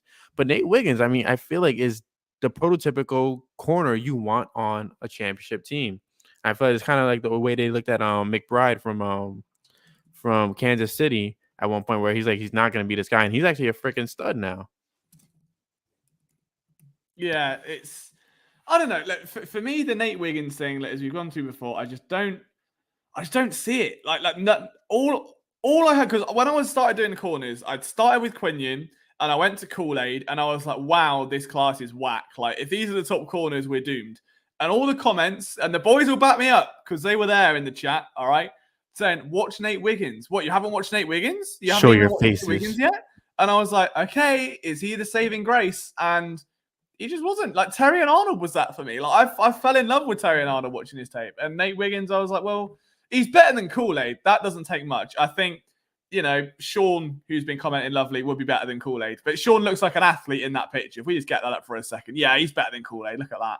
If that's him in the picture, he's going to be balling. So get him in instead.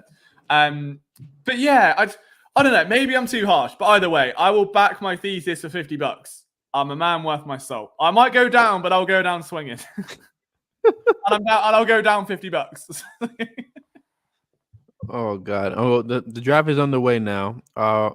Pick is. I mean, I don't know how the pick is not in yet at this point. When we all know it's Caleb Williams, but I do want to take the time out to say that Terry Arnold, Liam, and David actually completely sold me on that cornerback. Although days after, I sold myself on Quinyon Mitchell by just watching the tape and reading the access now that I have to PFF thanks to a certain buddy of mine. And I don't know. I'm torn apart between the three cornerbacks, but I feel like if the Eagles stay put, I'm perfectly fine with Nate Wiggins. If the Eagles trade up, I'm absolutely fine with either Arnold or Quinyon Mitchell, just because it'll pave the way for the future where like we finally have a cornerback where you can actually build the secondary around and you don't have to worry about CB1 anymore. Yeah, I mean, one way or another, we're going to get our answer. And that's what kind of scares me. I mean, don't get me wrong, Quinion's great. Like, Quinion was a bit weird where I felt he was a little bit inconsistent, but the tools were so obvious. And it reminded me, like, in the politest way possible, if Rasul Douglas was good at football, like, starter level out the gate, that's sort of what Quinion was, where he's good at the catch point, he's rangy, he's quick, he's aggressive, he's not overly sloppy in tackling, and he's very fluid. So, like, I was all in on Quinion. It just felt that he was a little bit erratic sometimes. And I was like, well, I wasn't overly sure. But he's all right. I don't mind it. Unlike Rasul Douglas. Yeah, he was absolutely perfect in every possible way. And I will have no slander on his name whatsoever. I still can't believe that the Eagles fumbled away Rasul Douglas for the sake of Jim Short. That still blows my mind. That one hurts. I was the biggest Rasul Douglas defender. I just felt it was one of those where... And I think this is also a testament to Howie Roseman and the state of this team now, is that there was a period, and I hope looking back that I wasn't mental thinking about it, that it felt like players were being picked by someone, presumably it's Howie doing the way he wants to build the team, and Jim Schwartz specifically was playing players in a way that he wanted to play them. So what you had was Schwartz requiring a certain type of player and getting a very different type of character out of the box. Like, it was just not what the doctor ordered. So someone like Rasul Douglas would have been perfect in literally a scheme that would just allowed him to be a bit more free at the line and he wasn't going to give up stuff. It's also why someone like Jalen Mills was able to actually establish himself, because while he bit on double moves, they could line him up 10 yards off. He's not getting beat all the time. So, like, there was an element of balance there. But with someone like Sidney Jones was another one. Rasul Douglas sucked because he was genuinely flashed a lot and he got a lot of blame because there was too much movement going on with the safeties all the time, and they'd be rocking and rolling them. And all Saul's doing most of the time is shading coverage inside, and then the safety sprinted down somewhere completely for no reason. And then you're like, well, now it looks like Saul's busted the coverage. So that got corrected. I'm glad he's had a career and is still balling in the NFL. But I do see a lot of him in Quinn. If there was a pro comparison, and I hate giving them, like, because I think it's silly, there are shades of that just edge to him, where he's like, he isn't afraid to just stick an arm in the air. He stays in the hip pocket very nicely. He doesn't need to be staring at the receiver all the way down. Like, he can look back over his shoulder and not lose the wide out. He's very good in that regard. in wow, okay, yeah, I almost lost my train of thought. But in your opinion, fitting the Vic Fangio system, which of the 3 top cornerbacks you feel like fits best? Not which 3 cornerbacks is your favorite.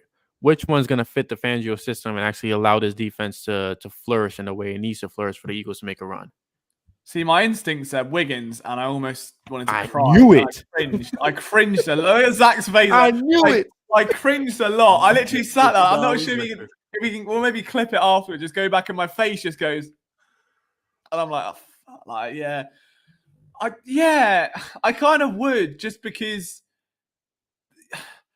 realistically they're not going to be left on an island that much, and in a 3-4, you're going to be reliant on. Presumably there'll be linebackers somewhere. I can't see them at the minute, but there might be some linebackers on the field at some point, which would help. And you're going to have a little bit more freedom, with especially with the amount of safeties they've got. Like when Brown comes back, it wouldn't surprise me if he ends up taking on a hybrid role.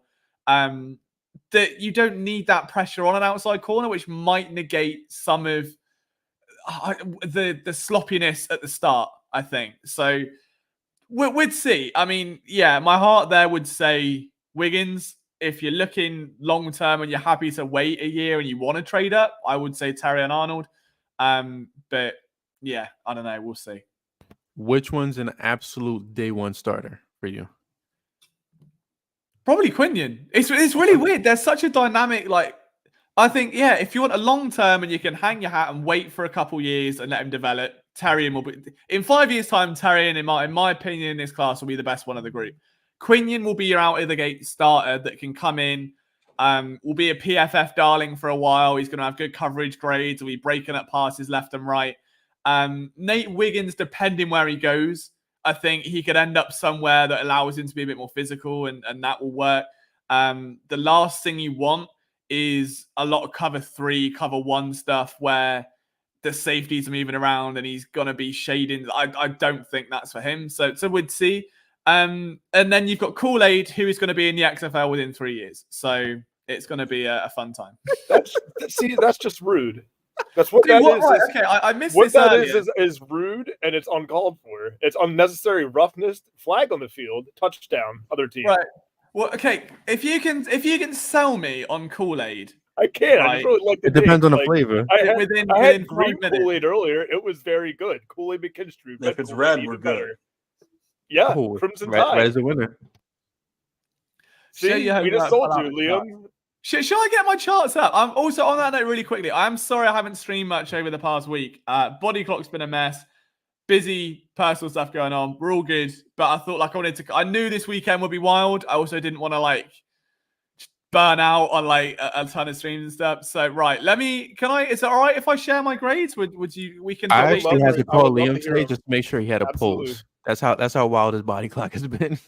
Yeah. Brian called me at 3 p.m. and I was like, "You're right." He's like, "Yeah, we want to see you alive." And I was there like, "Yeah, man, I'm great. I'm having a hell of a time. Don't you worry about it." Is Kool-Aid even a guy that honestly that you even have in your first round, I guess, grades? I feel like Kool-Aid's a guy that just you forget about in the first round. Really? You don't even touch him? Okay. I don't even think of him, honestly. He's just not. He's not on the radar for me. He doesn't really draw the attention that I need per se.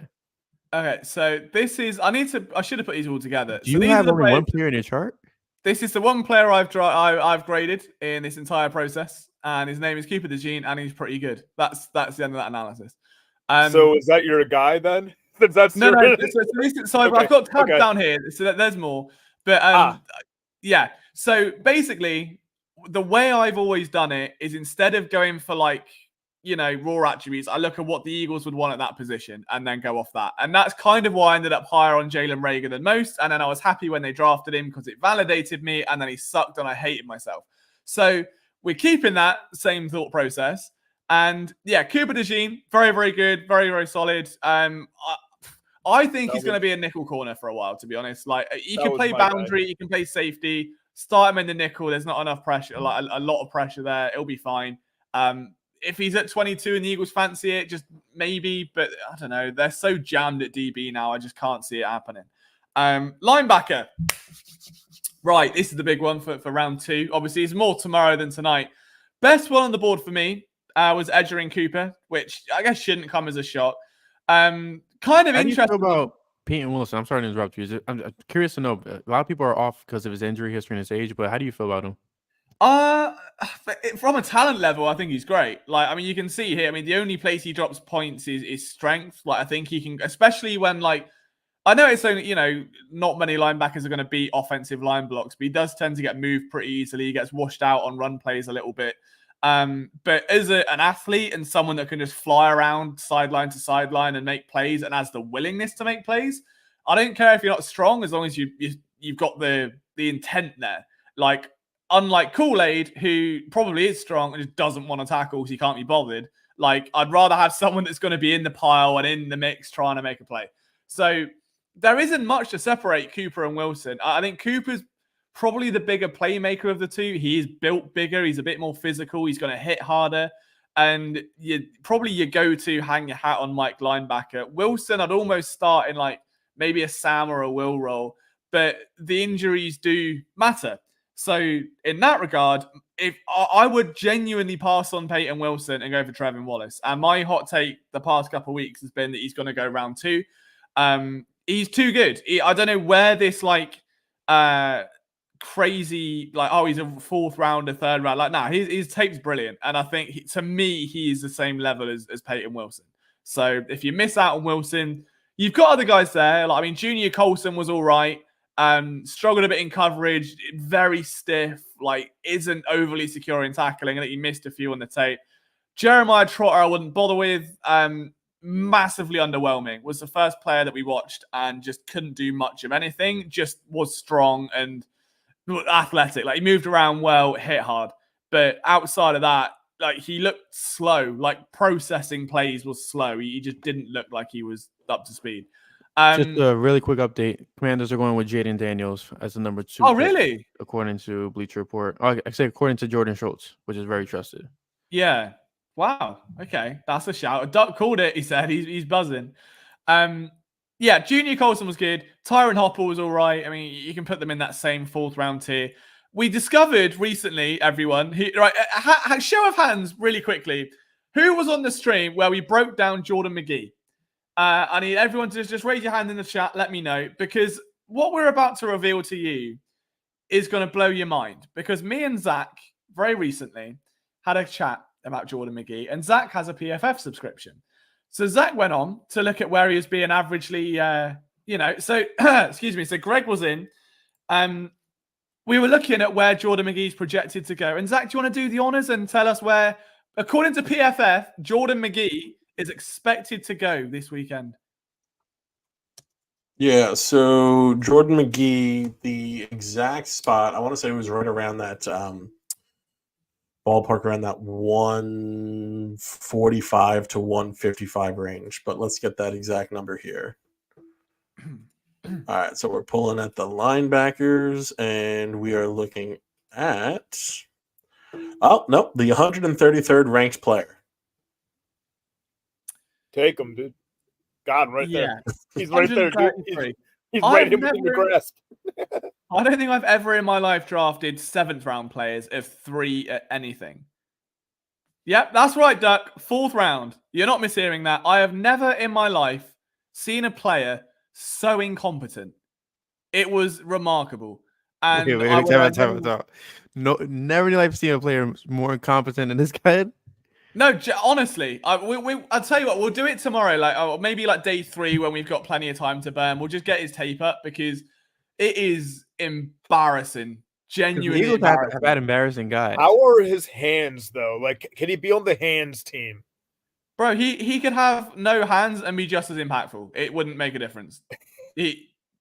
It doesn't matter. He can have no legs and it'd be still just as good. So he can't be on the legs team either. All right. No, can't be anywhere. He could be blind. He might as well be blind because he can't see anything. Eyes team? no eyes team, no hands team. But yeah, we'll move on to defensive end because this is what kind of matters here. Real quick before we do, I think it's worth mentioning. Report out from Schefter that there's 0% chance that the Patriots trade this pick. So Drake May is most likely a Patriot, I'm assuming. They're looking to take their quarterback of the future, which I guess, as Liam said earlier, means that it's going to be May. See, It's I gonna be think May. Wiggins is going second round. I know ball. Well, I know what we're doing here. Can we acknowledge really okay. quick the fact that I'm sorry to interrupt you, but Chris put in the chat and Eagles chat that Devontae Smith tagged Dan Celio with a picture of Devontae Smith and AJ Brown. No way! Touchdown. Oh, That's a what a touchdown, man. AJ Love Brown. it. You got to love it. So Absolutely of love these it. 3 quarterbacks who will be taken, obviously with May going to New England, which I think one we may, do you yeah. think translates into the NFL the best? With their team. I can't put my finger on it. I think like May just feels like a Patriot. There's something about him that just feels patrioty, like bang average Mac Jones Patriotic. 2. Yeah, the word is patriotic. There's actually a word Patriotic. for that. Oh, yes, that will be the one. But that will be it. Being from England, you wouldn't know about that, I guess. That's not a No, thing. That's I- thing we get praise over Yeah, here. you wouldn't know about Bill Belichick and patriotism You don't know nothing about 4th of July. and Bill Belichick and Halloween parties. But all I know is that some royal horses, I'm not sure if you guys saw this, we had royal horses escape the Queen or King's Guard, and they were running around the city of London for like 2 days and no one could catch them. And they were just like running through the roads, causing chaos. That's England for you. That's exciting. It's crazy. It's like videos Hold on, on if you Twitter. drop Bill Belichick and like any of that right there, that's a cartoon waiting to happen, dude. It's gonna be awesome. It should have been. Should have had him riding the horse, just striding through London like a royal horse would have been sensational. But honestly, so the highest player I graded of this entire process was Byron Murphy. I think that guy is absolutely generational. That's you can't fault him. Like you genuinely can't. Like every single play, he wins every rep. He's constantly making trouble. He beats double teams. Like it's just a guy's a menace, man. Like to me, that's a top 10 prospect. Like I love him. As for defensive ends, gets a bit tricky. Chop Robinson, I'm sure we'll discuss towards the Eagles pick. I just don't see it. I just really don't see it. Latu's great. Again, graded at 50. So we're already working out, like, just by the numbers. If Cooper's second round at 46, DeJean's fringe first round at 47, we're not that far off grading wise. There's no real anomalies yet outside of Jordan McGee. The Patriots is in, by the way. For Drake May. We'll wait and see where it is. I'm hoping it's May. Then I'm 2 for 2 on the night. Then I'm going to work out who's coming third. Yep. I think the Vikings are trading up. Drake May. Are they? I'm class. Nate Wiggins at 31, baby. I guess I just haven't really taken the time to look at the musical chairs of quarterbacks in the NFL this year. But Hal goes to the Seahawks. That means Love goes to the Giants. Like, what are the Giants doing with Tyrod and with Daniel Jones? Yeah. Or is Jones still a starter and is Locke really going to be the guy that takes the job from, like, all of this is absolutely insane right now. It has to do with, obviously, kind of the Commanders doing their thing right now as well. But yeah, like I don't see I just don't see Daniels and the Commanders like putting fear into the Philadelphia Eagles. I thought Hal put fear into the Philadelphia Eagles last year, or maybe it was the lack there of defensive structure. Yeah, it's a weird one. I mean, the whole quarterback carousel at the minute, I don't know what New York are doing. I mean, Caleb Williams is good, but I think he's going to scare me as a rookie. Like, it's rare to find a rookie that genuinely makes a huge difference out the gate, like round one. You get the occasional one, don't get me wrong, but normally it's a bit of a slow. They've had Trevor Lawrence, like that rookie year was questionable, and now then he blossomed. I think you're muted, Brian. You muted? I can't hear you. Sorry, I was muted again. Yeah. I was saying that I feel like Trevor Lawrence in totality is a questionable pick because they were dubbing him how they're dubbing Caleb Williams, like he was the guy coming in. He was gonna revive everything, and it's like it's ESPN. I feel like he's had such a slow start out of the gate for Jacksonville, and I don't know if the ceiling is higher than where he is right now. I'd agree with that. And I think you could also apply it to a lot of first-round quarterbacks. And it's no disrespect to any. And obviously, Jalen Hurts is an outlier as a second. But, like, go back to even 2016. Goff was a slow start. Slow now. Carson Wentz, solid rookie year. Much better second year. Dak Prescott, slow. Dak exploded because he came in for Romo and then dropped off a little bit. But again, not a first round. Like the first round guys that come in, Justin Fields didn't do all that much.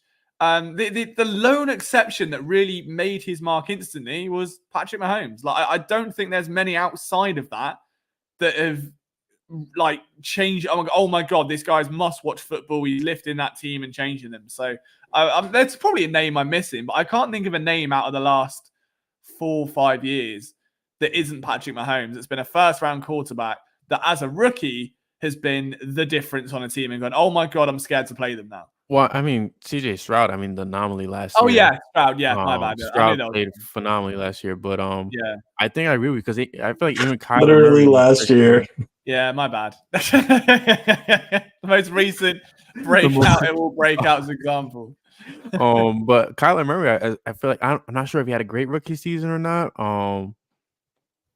But Kyler Murray is a weird one because obviously he was being. He is a weird one. Yes, you are absolutely correct. Because like people were looking at Cliff Kingsbury for the Eagles and saying what he did with Kyler Murray, and I was like, yeah, his stats are great, but if you watched him, it wasn't pretty. It wasn't fun. He just ran around a lot and got bailed out quite a bit, and yeah, it was strange. But I was not a fan of Cliff on the Eagles, but that's a separate thing. Didn't Mahomes sit for a year too? He was supposed to sit, and then Smith had that freak injury, right? If I'm not mistaken. I think he sat for a year, though. I don't think he played until his second year, which, to Liam's point, only furthers it. Like, a lot of these guys, don't really come in and step in and produce anymore. Like, that's just not. I mean, Lamar Jackson. That's what made CJ Stroud the anomaly. Lamar might be the exception there to a point, I think, but Anthony Richardson was good before the injury. He was looking like he would butt that trend and be very up there as a great quarterback. But yeah, it's very hit and miss is the point. Like it's not like if you were to go, for instance, that is correct actually. Just up to you. Pat Mahomes only started one game in his rookie season. Yeah. You don't have to sound so surprised. I'm actually a little surprised because I thought Alex Smith suffer that weird injury in Kansas City? Yeah, and then he came back to Washington. Yeah. Or was it Washington?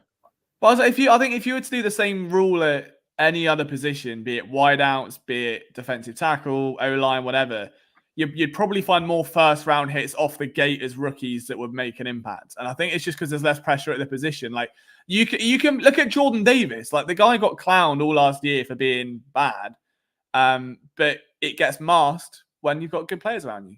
You don't have that luxury at quarterback. Marvin Harrison. Well, I mean, the other thing too with Jordan Davis is just that number 4 forward pick. Who's that? Marvin Harrison to the Cardinals. Oh, all right. Did not trade the pick. But the other thing just about Jordan Davis real quick is just that when you look at the type of guy that he is, that kind of disruptive run stuffing nose tackle type, like if you don't have guys who are going to help stuff the run around you, then you're going to look even worse. Like not that he didn't look bad at times of his own accord, but just to say that I have more confidence in him this year for no other reason than I expect the run defense to be better this year than last year. So it's, the kind of thing where, when it comes to, those like specialty defensive line positions, you really just kind of need that entire system in place properly. Then I think Fangio is going to get the most out of them too, but that's neither here nor there talking about draft coverage, but I just wanted to talk about Jordan Davis, the Bulldog, for a second there, because I got high hopes for him this year. Yeah, I agree. I think he was criminally underrated last year. It's just in the same way that Fletcher Cox gets a lot of stick in his latter years for like, oh, he doesn't make plays anymore, he doesn't sack. And it's like, but when you actually watch film and you look at what he does do, he's the reason the other guys eat. And when you've got someone like Hassan Reddick getting 87 sacks and like BG having a massive comeback player of the year level candidacy in like 2022, Josh Sweat continuing to get like all the sacks are coming from the outside because the guys in the middle are doing their job. And that's what Jordan Davis does well. So yeah, I completely agree. I've also, total sidebar, spent an hour looking for an NFL draft stream and then realized I already pay for the NFL app. I forgot about it. So that's good. Regarding quarterbacks real quick, is it fair to say that the idea should maybe be, hinted at this is the guy we're taking for the future a year before you would, want him on the field? because it looks like a lot of teams are definitely saying, "Hey, we're going to draft this guy first overall, and you're going to see him on week 1." Like that's kind of how it's felt like as of late. And secondly, to that, looking at North Carolina's quarterback being taken May, do you think that May is a better quarterback than Trubisky? I think a lot of people are better quarterbacks than Trubisky, to be honest. Well, do you think he will be in the NFL? I'd like to think so, but it's another one of them, isn't it? Like, I think that's why I remember talking to Jeff Reinbold, who now, weirdly enough, works on UK TV doing NFL analysis, but he used to coach in the CFL, and I think he was around the NFL for a while. But he was saying that, like, even from contacts that he had, was like, it was just non-stop pressure from teams he was associated with, people he spoke to find the next quarterback, because everyone wants the next Peyton Manning, everyone wants the next Tom Brady, and if you're not great instantly, it's gone. Like, there's such a short shelf life that if you're a team like now, for instance, like the Vikings, where people are expecting a move up, you've now had the 2 quarterbacks go that we all thought would. When Jaden Daniels goes, that's going to be interesting. When the next guy goes, like, you're going to see one team, I guarantee, just make a ridiculous move up, leverage the lot to go and get someone like JJ McCarthy, and that'll be the one that backfires, because it's just giving up too much for the sake of it. When if you're a bit more patient and you can just, get yourself a stable quarterback to help develop them, you're all right. So what do you think? What about this? Like when the day comes, right, and in the far away future, where don't you plan this date already? No. What time on that? In the far away, don't you do it where it doesn't even matter that I'm saying it now. We still wouldn't select Kool-Aid. When the day comes where we're saying, okay, hey, we need to start figuring out who's going to be taking over Jalen's role. Is it fair to say, hey, let's take over?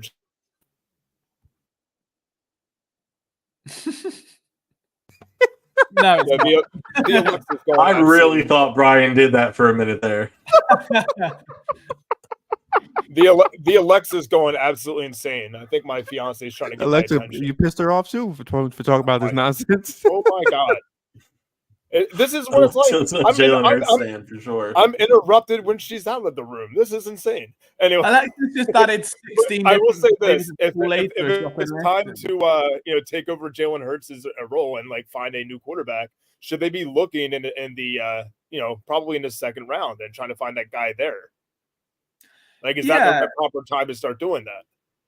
I mean, I just think it depends on the guys that are in the draft. Like, there's so much circumstantial that, that case could be. Like, theoretically, you could look in the 4th round, and if there's a guy who has the competencies and the characteristics that you think are capable of a starting quarterback, then maybe you go with that guy, and maybe he exceeds expectations, kind of like how Russ, Nick Foles, Dak Prescott all have kind of exceeded those expectations. But I don't think you're too worried about that draft spot. Though I could definitely see the second round, just with the history of proving that a second round pick can be successful in the NFL. I don't think they would rule it out because of that, certainly. Yeah, I think if it was me and I was a GM, which again I'm not, I'd very rarely touch the draft for quarterbacks, and I would just look for the offcuts of other teams that like getting towards the end of the payday. Huh? The Clayton Thorsons of the league. No, not even that. Like someone like Justin Fields would have been a great example, where it's like you've got a little bit of leverage contract-wise. He's cheap, but he's had experience in the league, and you take that because he can at least hold his own. Even if it's at a backup level and you get a slightly older guy in, it's hard. Like it's because the draft is set, so the worst teams get the best players, and the best players at quarterback obviously go to the worst teams. So if you're a great team trying to find a quarterback, you've either got to have a torrid year and magically then be better the next year again when you get your guy, or you leverage the house, and it very rarely makes sense to do it. So it's really weird, but I just think like if you can, they always insist on having quarterbacks in the system to bring along. Nate Sudfeld was one, didn't really pan out. Clayton Thorson was one, didn't really pan out.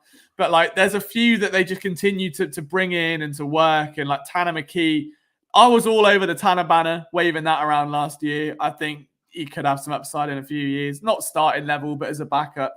You just continue that motion. If you can develop one in-house, it saves you mortgaging your entire franchise for the hope that one of these young guys is going to develop. So real quick, it looks like the Chargers are keeping the 5th overall pick, which means that more than likely the New York Giants will be drafting a new quarterback this year. Who do you think the Chargers are going with? Are they going with wide receiver? Joe Alt. Joe Alt. They should go receiver. I would take Malik Neighbors here, but Joe Alt, I think, is going to be the pick. So, with that idea that the Giants are taking a new quarterback, it begs the question. I have another question about quarterbacks. Who's the better quarterback, Eminem or Tim Robbins? The draft's in Detroit. We got to know. I've already answered this question for you, Eric, and you cannot convince me that Slim would not be unshakable in the pocket. So it absolutely. I agree with you. I agree with you, but differently, because I think it would be Eminem because Tim Robinson has already admitted very loudly that he has no idea what he's doing. I don't know who Tim Robinson is, so I'm going to. Yeah, I'm lost in this conversation as well. But I'm going to let you guys go. Liam and Brian, I think your life is sad for that. Brian, did you say you don't know who he is? I have no idea who Tim Robinson is.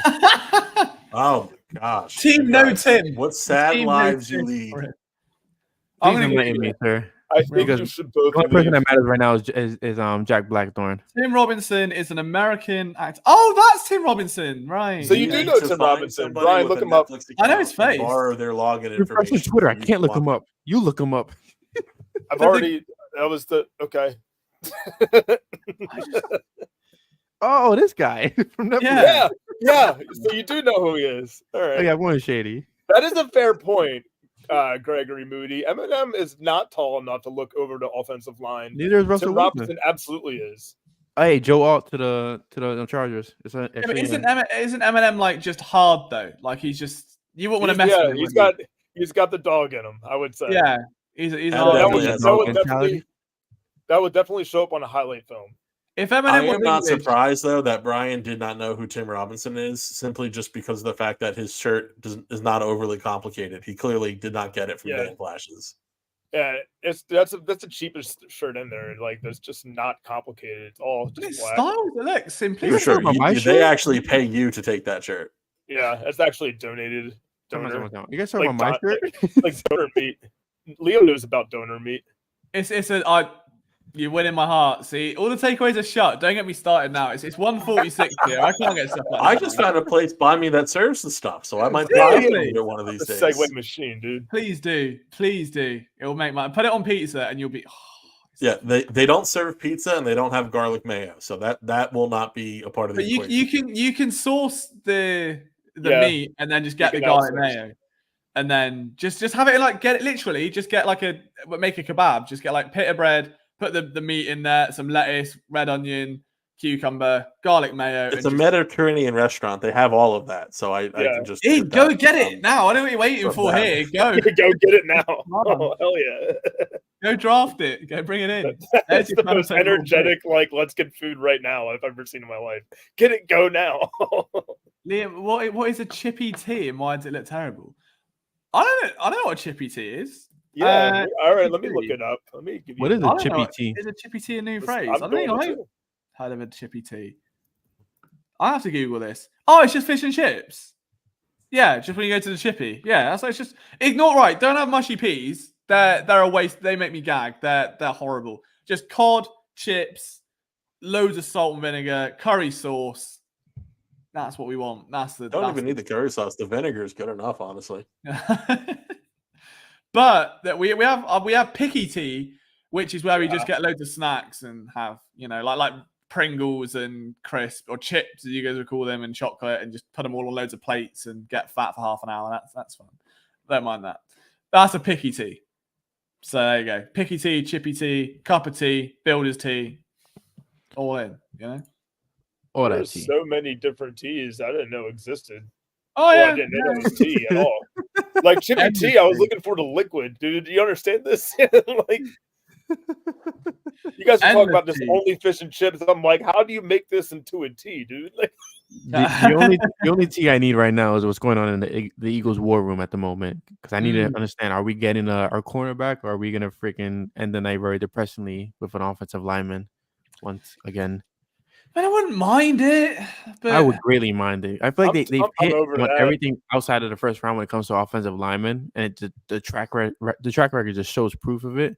Outside of Lane Johnson, I feel like, and then this like you need to invest in the defense more than ever, and then instead of the offense at this very point in your Super Bowl window, whether it's cornerback, whether it's rusher, it has to be defense in the first round for me. the only caveat I would say is if it's Tyler Guyton, I will happily, if as long as they don't trade up for a lineman, I'm happy. If they're like, look, the linemen are going, that means Tyler's probably not because all the good ones are going. No one's going to want him. We'll take him because Lane loves him, and then it's almost like he's just got this natural heir to the throne. There's no pressure on, but he's good enough now. Like JC Latham's probably good enough now to start. Armarius Mims is probably good enough to start. Fortani is probably good enough to start. I don't know if Guyton is. And that's the same thing with Terry and Arnold. Is like, well, you can probably just sneak him in a bit and then let him run up for a couple of years. So, but it also depends. Like, I mean, you've got to think that if they do go one, they're going to know realistically Lane's timeline in the same way. Yeah, like if they do, it's easy for us to say, yeah, well, Lane's going to be here 4 years. But Giants got neighbors. The Giants have. Yeah, they selected a wide receiver instead of a quarterback. quarterback. What are they doing, man? I don't know why I'm shocked. They're going with that. They are the most dysfunctional franchise on the entire planet. They revamped their front office, coaching staff, just to be just as terrible. It's just blind darts at a board. But here's my thing: literally saying Drew Lock is our future. This is their way of not only that, but this is their way of justifying keeping Daniel Jones over Saquon Barkley. Like you paid Daniel Jones all this wild money and didn't pay Saquon. Imagine drafting a quarterback this year in the first round. It's kind of like, shit, we lost Saquon, we paid Daniel Jones, and we drafted a quarterback. They'll be a more laughable franchise as they are right now, which is pretty damn laughable. It's absolutely insane. And they still don't have an offensive line. That's the whole analysis I have. It's absolutely insane. Well, let's not forget. I mean, the Giants have a tremendous history of drafting wide receivers in the last 3 years. Like they've ever since they've done nothing but hit every single one of them. So yeah, can you remind me of all of them? I couldn't name a single one. They're that good. I can only name Tony, and he was phenomenal. Can you remind me of right? They had Tony, and that went great because he's done nothing and gone with the Chiefs to do. He has 2 Super Bowl titles. He does have 2 Super Bowls. Technically, like how Carson Wentz has won. Yeah. Who was the other guy? There was another one. It wasn't Slayton. There was another one they had, wasn't there? Like just before him, I'm pretty sure. Sterling Shepard? Yes. He was all right. Shepard was, but again, not a first round pick. Injuries really killed him, I feel like. And Odell, they ran him out of town. He was honestly, I could see him being a first round guy when they picked him. Like I didn't argue that for a guy as a pick for them when it was done, but yeah, the injuries in the NFL just destroyed Sterling Shepard. I thought he was going to be dangerous. Honestly, I thought he was going to be nasty. And to think the Eagles actually technically single-handedly ruined the Giants franchise by jumping the Giants to trade the Cowboys and selecting Devontae Smith. Yeah, and just completely sending them for a whirlwind at this point. When your quality O-line depth, says Greg, I don't trust any of them to stay healthy for the whole season.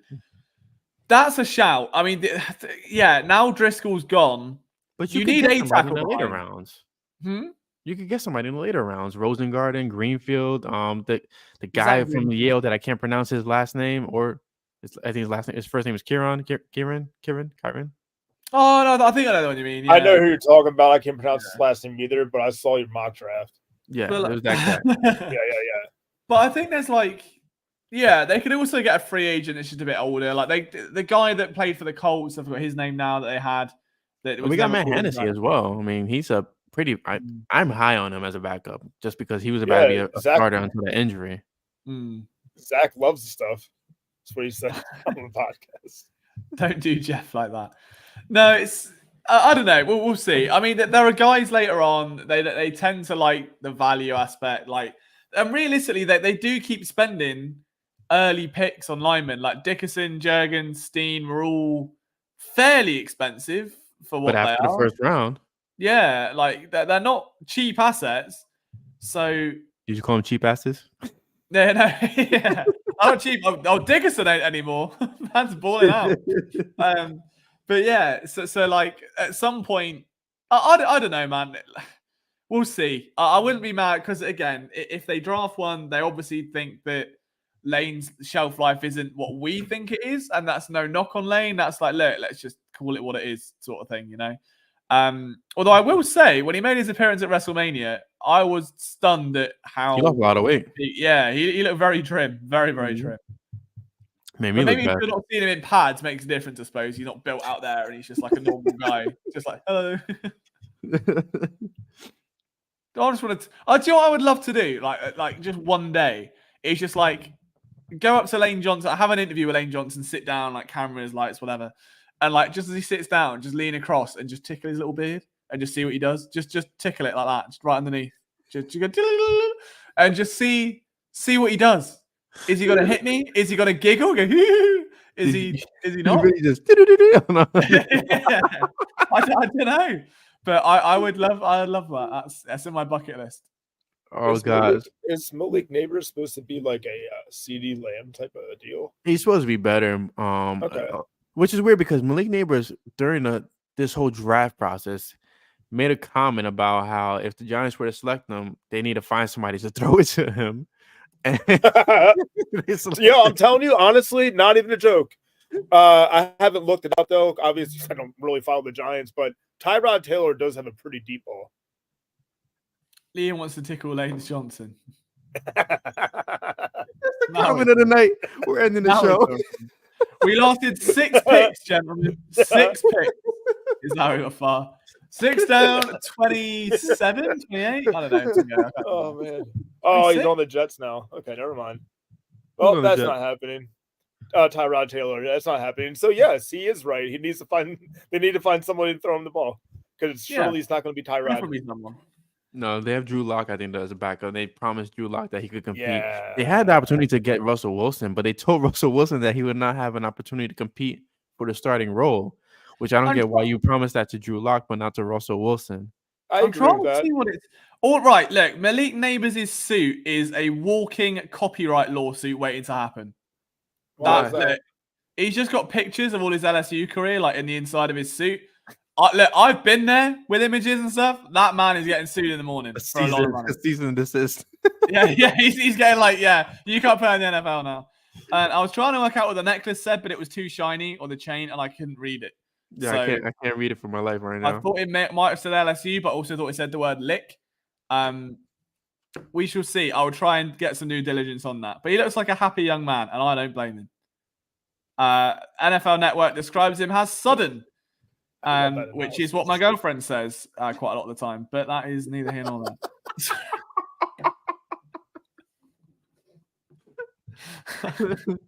Oh God, we're rolling now. Are we able to curse on this? I've done it a few times, but like I just want to know if I'm allowed to. Yeah, for fuck's sake, Liam. You're all right. You can swear. We're past the watershed. We're all good. Okay, good. I'm just saying, that had me rolling. I put myself on mute. Yo. I just saw this jacket. And Giants are going J.C. Latham. Giants are going what? Jason Witten? J.C. Latham at number 7. Who Titans? They said the Giants. I definitely said the Giants. Sorry, Titans are going J.C. Latham. I wasn't trying to be... I thought you said the Giants are going Jason Witten. And I was like, well, they've just... What? I understand. But that's huge. I thought he was going to be like 15-ish, Chase. That's huge. So Eric might actually call it where there's actually a run on offensive lineman right now. Which doesn't bode well for my Nate Wiggins bet. I can't lie.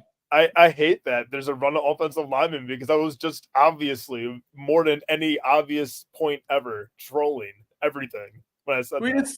Little shout to Morgan. He's here in spirit, bless him, despite being away on a little ball a week. Time out. Don't feel bad for Morgan. He's in Mexico right now. Knowing Daniel Jones is going to be throwing past 5 feet at your feet over probably the next 5 years. That's Best get ready to learn what turf feels like with his hands. Just like swooping. He's going to demand a trade before it's over with. Before his rookie contract's over with. If he's allowed to find a way to demand a trade, it's going to happen.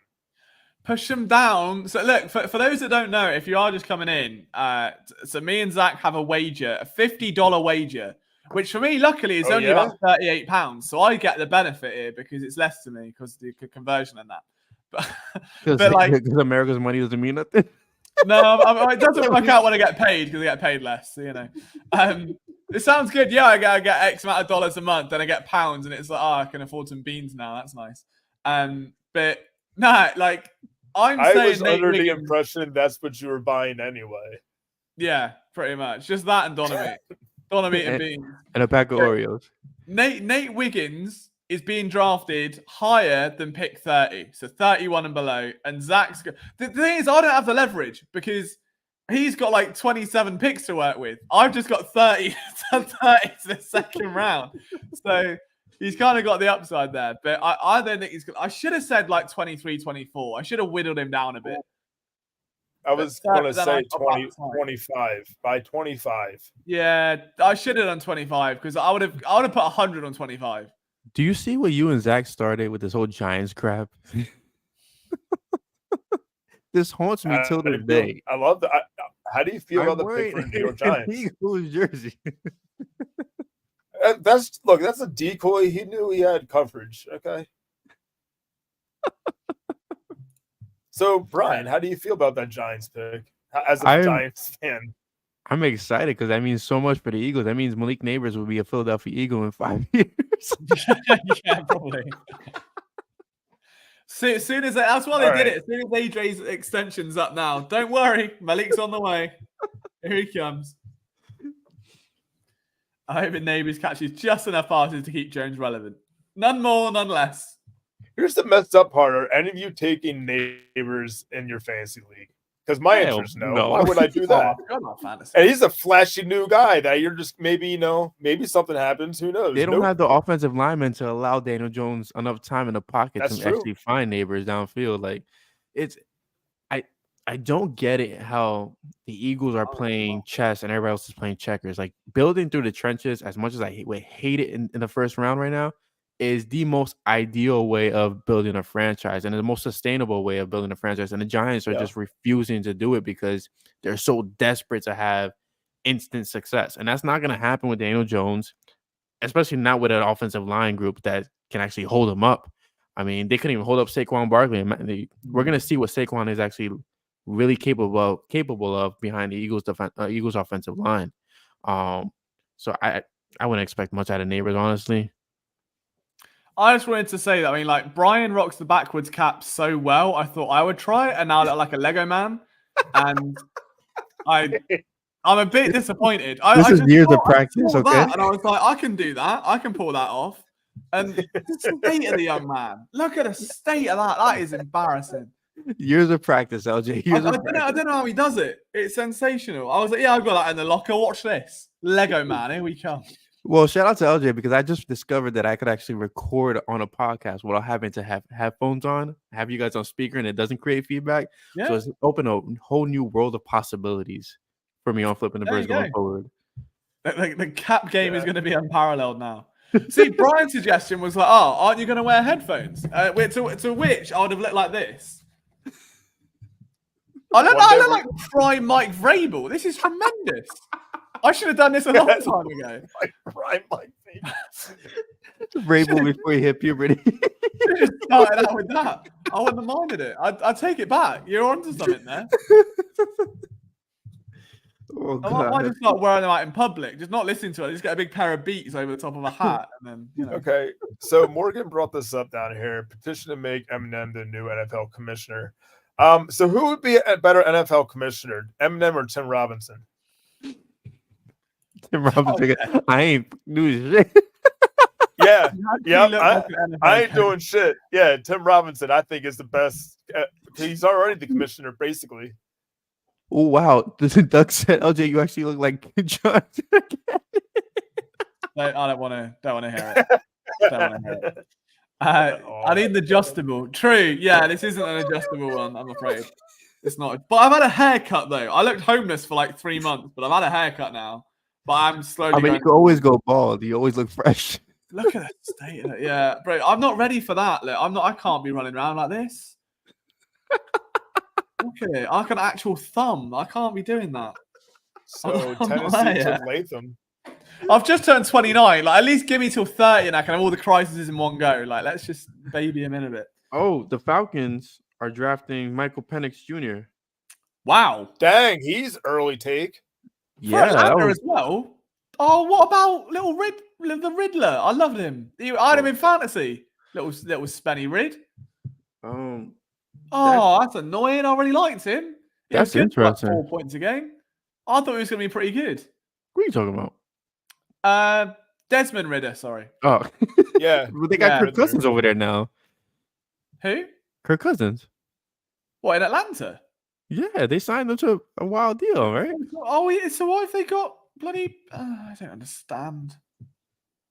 Dude, this sucks for the cornerback idea at 25. yeah. There's gonna be a run on it, and hopefully the Eagles trade up or trade There's gonna be more somebody. offensive linemen to take. Buckle up, dude. Look at that for advice. The lid needs to be smaller than the jar.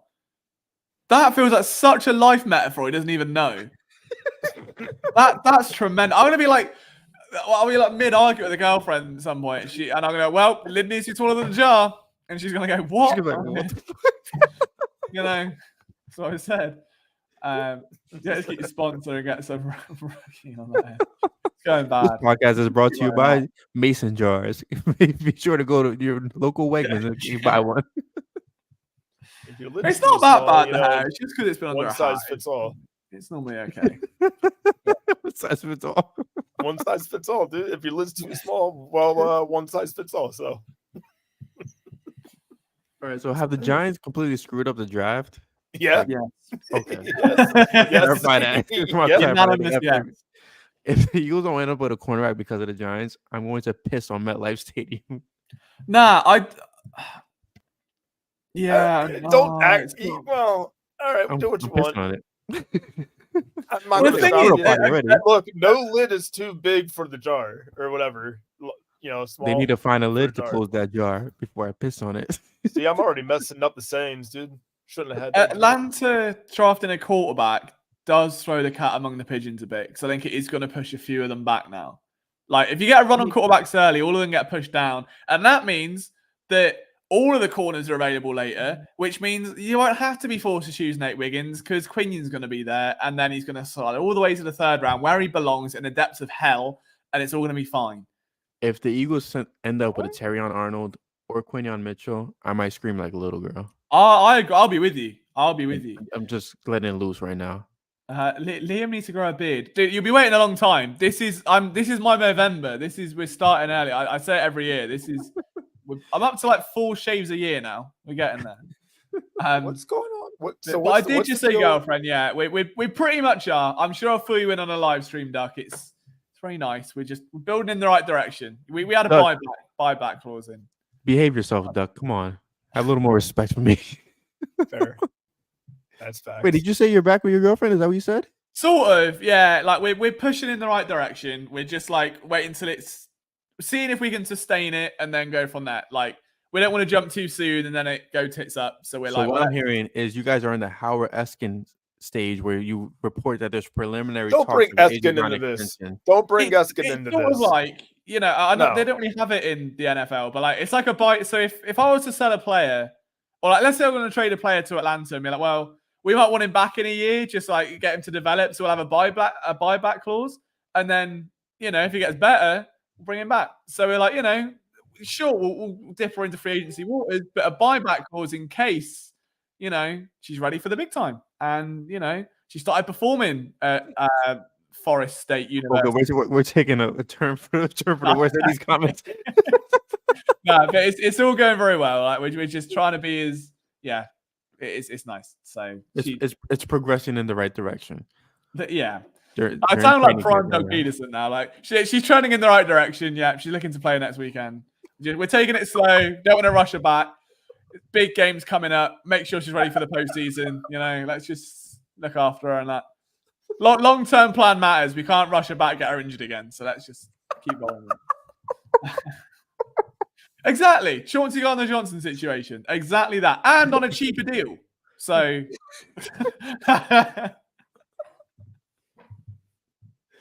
Liam, My wife's not gonna let me hang out with you anymore.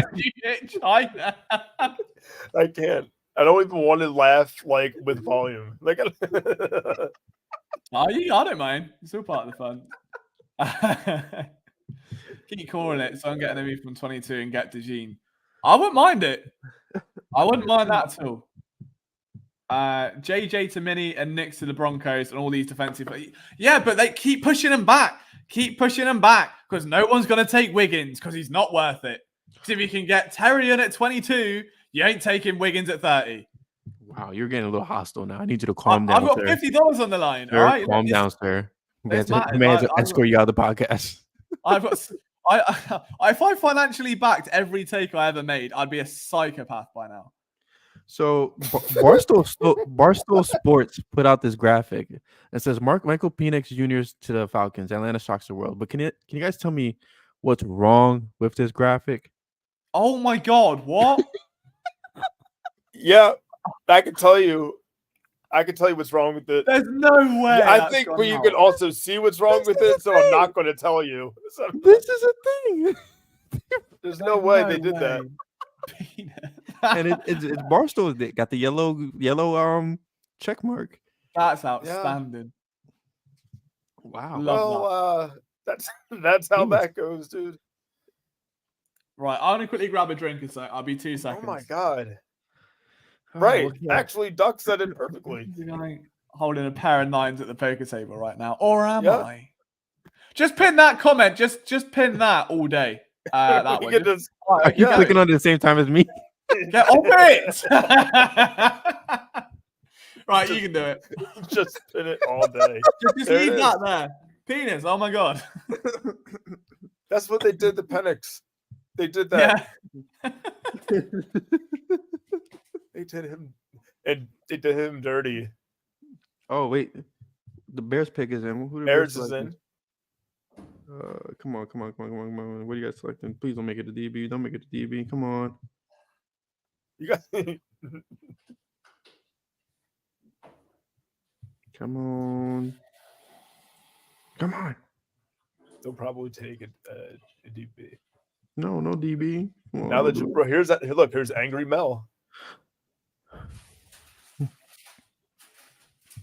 Are you watching the same stream I am? I'm watching NFL Network. What are you watching? Oh, okay. I'm watching. Oh, wait. The Jets are working a trade. Are the Jets trading with the Bears? One pick up? Buy this. What Ron's done here is actually try and tell us something quite significant. So it does look like a cock, right, on face value. We can all agree. What are we talking about right now? What's on the screen? Just the pin comment.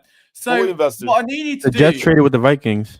Oh, let's go. Oh, hold on 1 second. What they do? They're going McCarthy. Oh yeah. Wow. See, I told you someone to do it. Someone's going to go up and trade McCarthy. We know ball. Right. On surface, this looks like a Wilbur, right? But a what?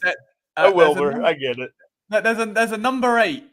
Okay. Now, what he's actually trying to tell us is the pick the Eagles will be selecting from. So you go 8. Then how many characters? You go 1, 2, 3. It's 4 equal signs. So that's 12. And D is the 4th letter of the alphabet. That's 16. The Eagles will be picking with the 16th overall pick. And they're going to trade up and they're going to get Terry and Arnold because it ends in D and so does Arnold. And if this happens, this will be the greatest TikTok clip the world has ever seen. Because I have turned a cop into the Eagles picking Terry and Arnold at pick 16. Oh, the Bears are selecting Roma. I can't pronounce his last name. Aduns. The wide receiver. Aduns from Washington. Wide receiver from Washington. I want to say it's a Dunze, but I could be wrong. I feel like that's more correct than mine. So we'll go to Dunze, which means the Vikings are going JJ McCarthy, which means I don't know. There's a lot of good offensive linemen on the board, which could lead to the Eagles trading up for a freaking offensive lineman and me losing my beard. Math is wrong, Liam. It's 8 + 4, and the D is for Denver because they're trading to 12. Ooh. Wow. So he's cooking, I don't know where he disappeared to, but yeah, I where the hell is he? He's cooking like this. Ron, what have you started? You sent us all absolutely delusional. We need more of that. Also, I'm not sure how many likes are on the screen. Let me check. But we are running out of time to at 22. There's too much math that I never care to understand going on. This is the Jets. The trade with the Jets. It's actually in. Ian Rappaport is saying that the Jets are getting the 11th overall pick, the 129th overall, and the 157th overall for 10 and 203, which means if the Eagles want to trade up, it may not cost them a second-round pick at this rate. What about a third? They don't have a third, but it'll cost having that 120th pick, if anything. Fourth, yeah, and that's that's fine. I need to use the bathroom, so that's all. It has to cost something more than that.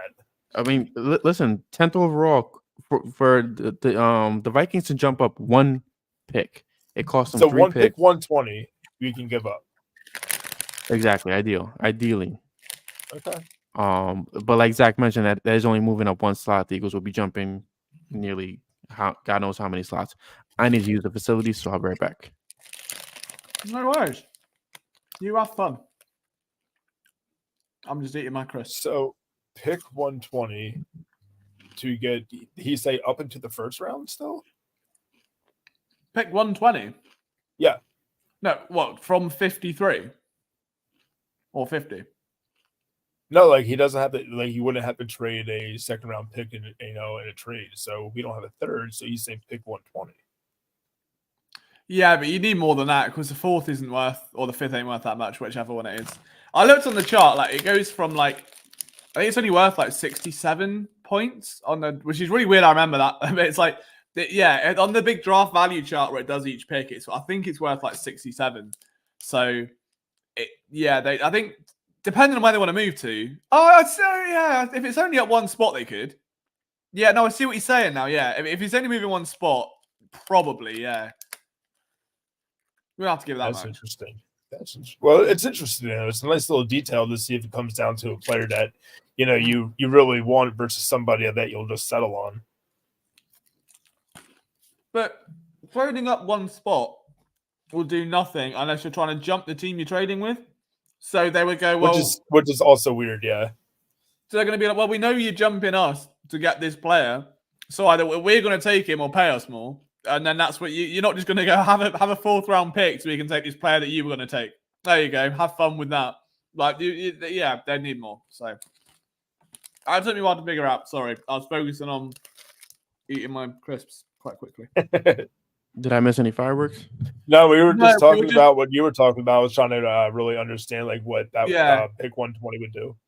We were doing what the kids call girl math. And not doing it. I don't even understand that. Apparently, I'm involved. Holy hell!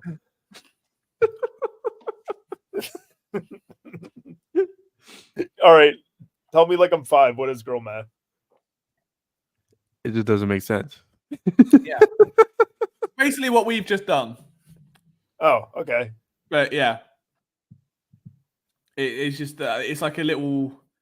Was it a little trend, I guess, of it being like, oh, girl math is doing this thing. It's like a thing that only do. It's like, remember like for the boys was a thing. It's kind of like that, but for the girls. So I have a cool question. What do the Jets do at 11th overall now? I mean, they definitely don't go DB, right? Because they have Reed and they have Sauce Gardner. Offensive lineman, tight end. I'd say edge. Maybe edge. Dallas Turner would be my bet. That would be interesting. That would be a good move for them. Who's safety there? Also, I'll tell you what, I've got a weird feeling Brock Bowers is going to slide as well. And if he's anywhere near 22. No, I don't want it. Really? What, even at 22? No, I don't want it. I want a freaking cornerback, LJ. I've been deprived for too long. Yeah, but still, Brock Bowers. And he plays for Georgia. All 10 picks so far have been offensive players. Which I feel good for me. Speaking volume for the defense. Great for my $50. If you want my PayPal, I can't get too chirpy because when I lose, it is going to be horrendous. And I know I'm going to lose because I've got the short end of the straw here. Jets going 22 offensive Cooley line. 22 is Cooley McKinstry. Watch. If they don't trade up for somebody else. He was be running up the score. Yeah, I mean, the Eagles' offense is so overpowered right now. It's crazy. Please get a corner. The tension's building. We know that the pressure on a cornerback is there. Just not. It will break my heart if it's Nate Wiggins now for two reasons. It's the Jets. Yeah, they're probably going to draft like Zach Zinter or something, just for no reason. Just for the hell of it. Luke McCaffrey, come on up. Has that ever happened? Like, has there ever been like a team inside the top 10 draft a player that then just isn't there on draft night because it's some like random third rounder that they just fell in love with? I don't think so. Not the first Like, just round. imagine like some poor GM just becomes this like social experiment where everyone's like, no, he's really good. You should pick him. He's like, it's like Ted Lasso where she just tries to sabotage the team. It's just that this poor GM is trying to like just do a draft. According to Eskin, we're looking to trade. I mean, that has been the talk all day. Yeah. I think trading up's definitely the move, but it's hard because there hasn't really been a sign of like the what's the word? There's no panic to trade yet because none of the players that they realistically target or would want are off the board, and they're all being pushed closer within reach. So you only need one. But I think they could go like 14 to 16 at this rate and beat. Yeah, I thought 14 was the play, but as we learned, 16 Terry and Arnold is what Ron's cock showed us. So if they end up with freaking Terry and Arnold or Quinn, oh my god, Terry and Arnold at 16 because Ron sent a penis in the chat might be the greatest draft prediction I've ever seen. Is all I'm saying. Like you will never top. Mel Kiper is going to be eating his heart out for decades. Like that will never be topped. I learned that was girl math today, so true. Exactly. There you go. Tyrese Maxey is the Sixers game over if they won? That looks promising. Are we winning, son? Oh no, another quarter and a half to go. They're up 71-66. Okay, there we go. Make something happen finally. Wow, Maxey's got 21, Embiid's got 21, and then everyone else has got absolutely nothing. So that's good. Typical. If Tyrese fell to 21, can Terry fall to 22? I like that. JJ to Mini. Wow. I mean, that does feel like a Minnesota pick. Like I can see JJ McCarthy just does have Kirk Cousins energy. But do you know what I mean? It's just a little bit smirky, strapping young lad. Yeah. And ball out a little bit. Might throw 18 picks this season. Like he does have that. And it's good for them for Justin Jefferson as well, because if he does pan out at least this season where you can actually see what you have in him, maybe it sells Justin Jefferson to staying longer. Yeah. I want to know. Ron's right there. I think the maximum is going to be. See, I said at the top of the stream, if you sign up one of those betting offers over 4.5 quarterbacks, and it was plus money as well. I tipped it in the article the other day. Just because if there's a run, someone's going to make a dodgy decision and they're going to trade up for Michael Penis, and that's exactly what we saw. And away we went. According to Barstool.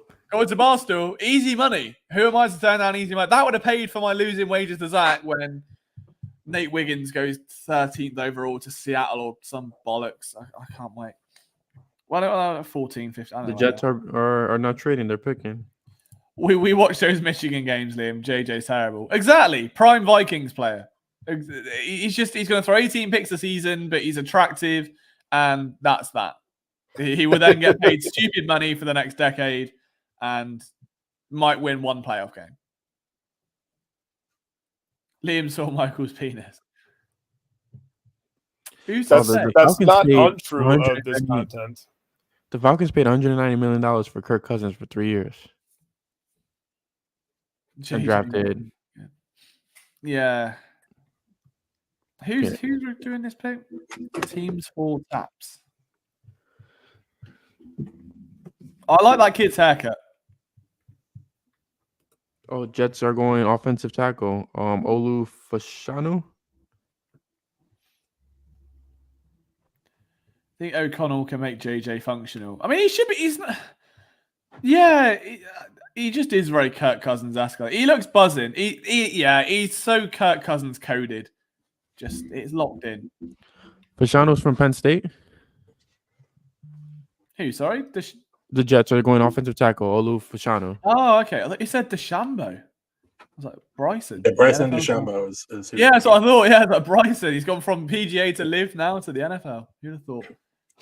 Okay, so I am back, obviously, and before we continue here, as we're encroaching on Eagles territory, just a couple grievances to air real quick with Liam here. Wiggins is going to hell now, is he? Where he belongs. Yes. That's the hell. Okay. Well, yeah. Okay. So that's going to be some sweet, sweet money. Happy to, to announce that for my dinner tonight. So, it'll pay for your doner meat, right?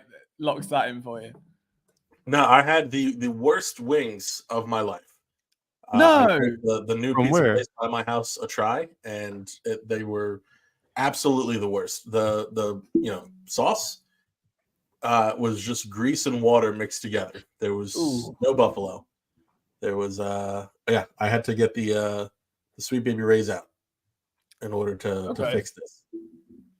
That's unfortunate. I'm sorry for that, man. Sucks, dude. Yeah.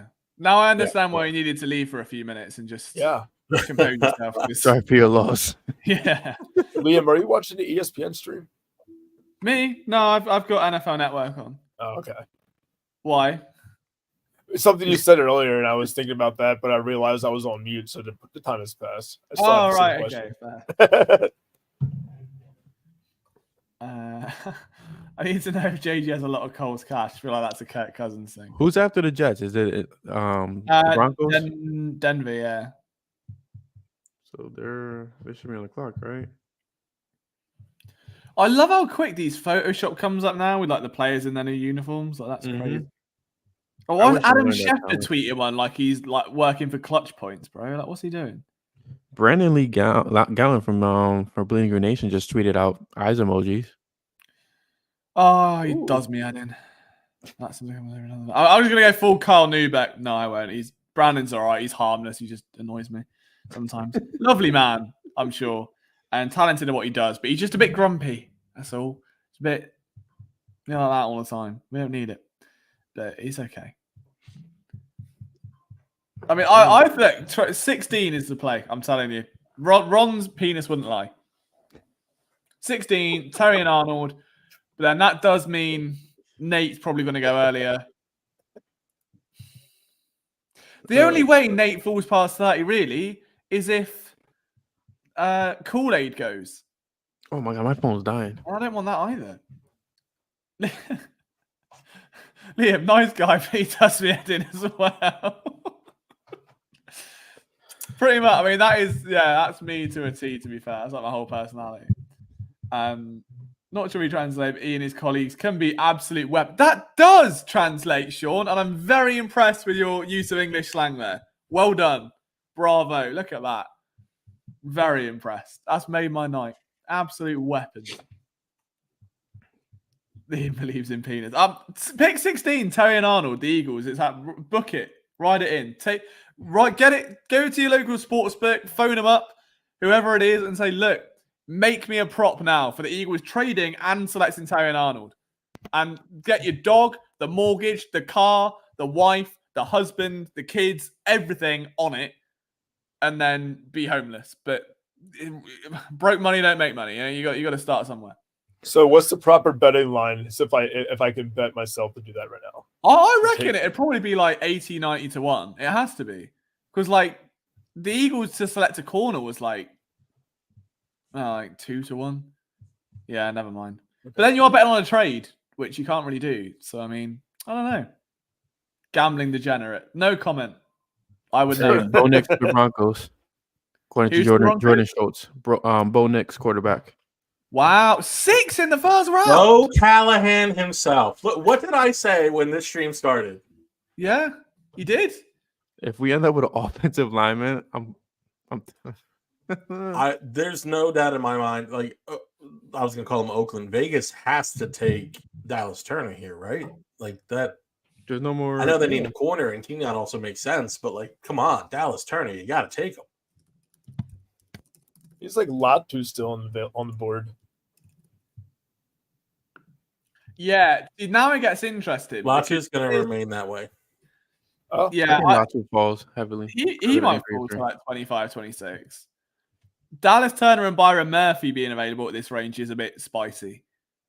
I would say spicier than Zach Wings, but by the sounds of it, I didn't take much. So it doesn't really do that a compliment, really. Is there a parlay with a trade and a selection? I don't think so. I wish there was, because you would probably make stupid money on it if you could get it right. But yeah, the odds they would give you would just be, yeah. It's probably one of them you got to phone some dodgy guy that like is also a mafia boss and might cut off your limbs if you don't pay him on time. So it's probably best to avoid it and just find a friend like I did with Zach to bet on the decline of Nate Wiggins. Who's announcing the Eagles pick? The first round pick is it Mailata or? I know Mailata's the first. Yeah, Brandon Graham's the second round picks. Oh, nice. Well, I think he's day 2, so like, yeah, if they trade down. Well, they only have second round picks. Again, if they trade down, that can change. But at the moment, they only have second round picks. Don't make me drive up to New York and come get you. I'm not in New York. Have they? You're pretty much in New York. It is you. You're pretty much in New York. No, I'm in Central Jersey. I'm in the heart of New Jersey. No such thing. Have they announced already who? And also, if anyone from Jersey knows anything, they know that Jersey's heartless. So, listen, Central Jersey is a thing. It's its own little paradise, as I like to call it, and it does exist. Who's as sad as people from Delaware believing that they're actually a state? Unbelievable. Yeah, we are a state, but that's okay. Never mind. That's your fault. You said an offensive line size guy you collected for the bookies. I was going to make a Nate Wiggins joke, but I need to lay off because I don't want to get... I already know I'm losing. I just don't want to make it worse, but it's hard not to make little jokes and have fun with it. But maybe... I mean, at this rate, there might be 29 quarterbacks taken before Nate Wiggins. Yeah. Can we give Duck like a prize for hitting this on a nail? Because that's exactly where I am. Love that. Should have done that tonight instead of wings. I got like 6 of them near me. Yeah, the Steelers wings, man. What's the overall under on Liam passing out on stream? Under. I'm locked. Don't you worry. I'm locked in. It's loaded with caffeine. Yeah, like I said, I've literally got these things next to me, and I haven't eaten one yet. But they're little like glucose tablets, jacked right up just in case. Apparently, they're good for athletic performance, which I am an athlete, or like focusing for work and study. So I've had about 4 of them, I think. He also has cocaine in case he runs out of that. Yeah. Very, very, very important. So there we go. We're in. We've had the coffee. We've got the glucose things. I'll just be there like that, staring at the camera for ages. But we'll see. Who is it? Is it? He's not Denver. Who's it? Vegas? Yeah, it's Vegas and then New Orleans, Indianapolis. You mean Philly? And then Seattle with the Colts. Who did? I said Philly's definitely going to trade with the Colts. I should hope so. That's going to be a pick that we don't want. Pick 16, and it's Terry and Arnold. Telling you, it's the wisdom. I don't make the rules. I hope it is a cornerback, man, just for the sake of my sanity. It's got to be Terry on. It has to be. Terry on my wayward son. It's in. That's locked in. We need that back. We lost it with Kerryon Johnson. Now we can have it with Terry on Arnold. It writes itself. Zach, you actually missed right it. About this is going to be incredible. Announced that the Falcons drafted Michael Penis. I was there for all of that. Oh, okay. It was great. That was almost like, where all this came from. And Isaac, yes, actually, the Sixers are looking to make a splash. However, in games 1 and 2, they totally shat the bed in the fourth quarter. So we shall see what happens in these final minutes. Whoa, Right now, it's looking pretty good. Bo Nix at 12. Yeah, but that was announced like 5 minutes ago. I feel like. Sorry. Yeah, it's just we been did, a lot didn't of we? ads. Yeah. All right. A lot of ads. Callahan, remember? Yeah, K1, take that over on the passing out thing. I changed my mind. I've hit the delusional stage of outbursts of energy, followed by a sugar crash, and that might be what's going on right now. Oh, Liam's lucky. We have a girlfriend reference, a dick joke. We need a golf reference to complete the bingo card. There will be one. There will be one. Look, all I'm saying about the Las Vegas Raiders is that their defense has more holes than Augusta National, and they need to fill them. They don't. I just wanted to make the reference. So we're in. So whenever the Eagles pick, is that like the end of our show, or is it we continue going? I mean, we can stay for the end of the round. I mean, I'm going to have to dip and write the article, obviously.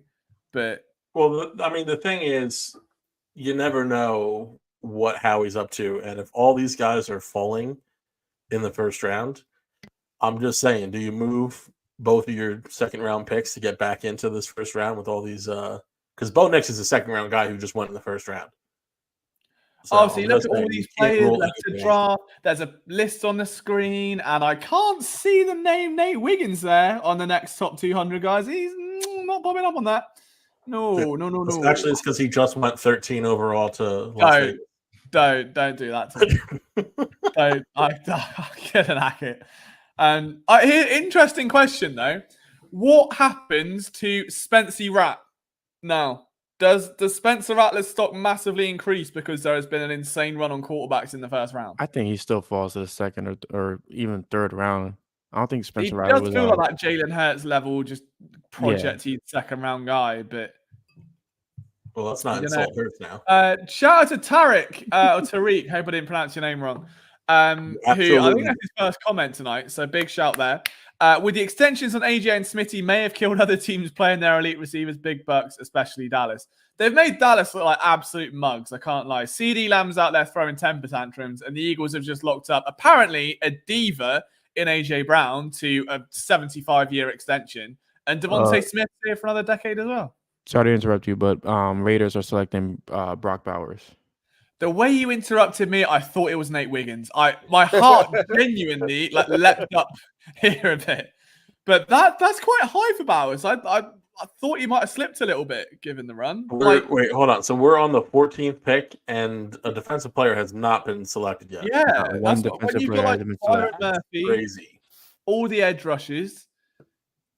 Yeah, that's kind of wild.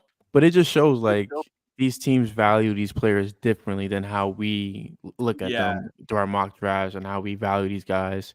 For all we know, Quinyon Mitchell, Terrion Arnold, and Nate Wiggins could all be available at the 22nd overall pick. Yep. Or the 22nd round. You know? just saying. We don't need to trade up. I don't think we do. That's so weird. Like, oh, Brian's disappeared. But yeah, it's so strange that going into the draft, we all kind of I wanted to trade up at least. And now it's like, well, do they even need it? Like they're guaranteed to get a good player now at 22. All of a sudden, this thing I was saying at the start of the stream about how the players around that 22nd pick aren't really game changers. Like there's a good chance you're going to get a Quinyon, a Terrion Arnold, potentially someone like Jared Verse. Latu could fall with the injury concerns. Like I thought he would have been by now. That's insane. It's a big board filled with talent now. Like I am frothing at the mouth. Latu, I had in a lot of my mocks. He was usually taken around 10. So same with him still available. Byron Murphy as well.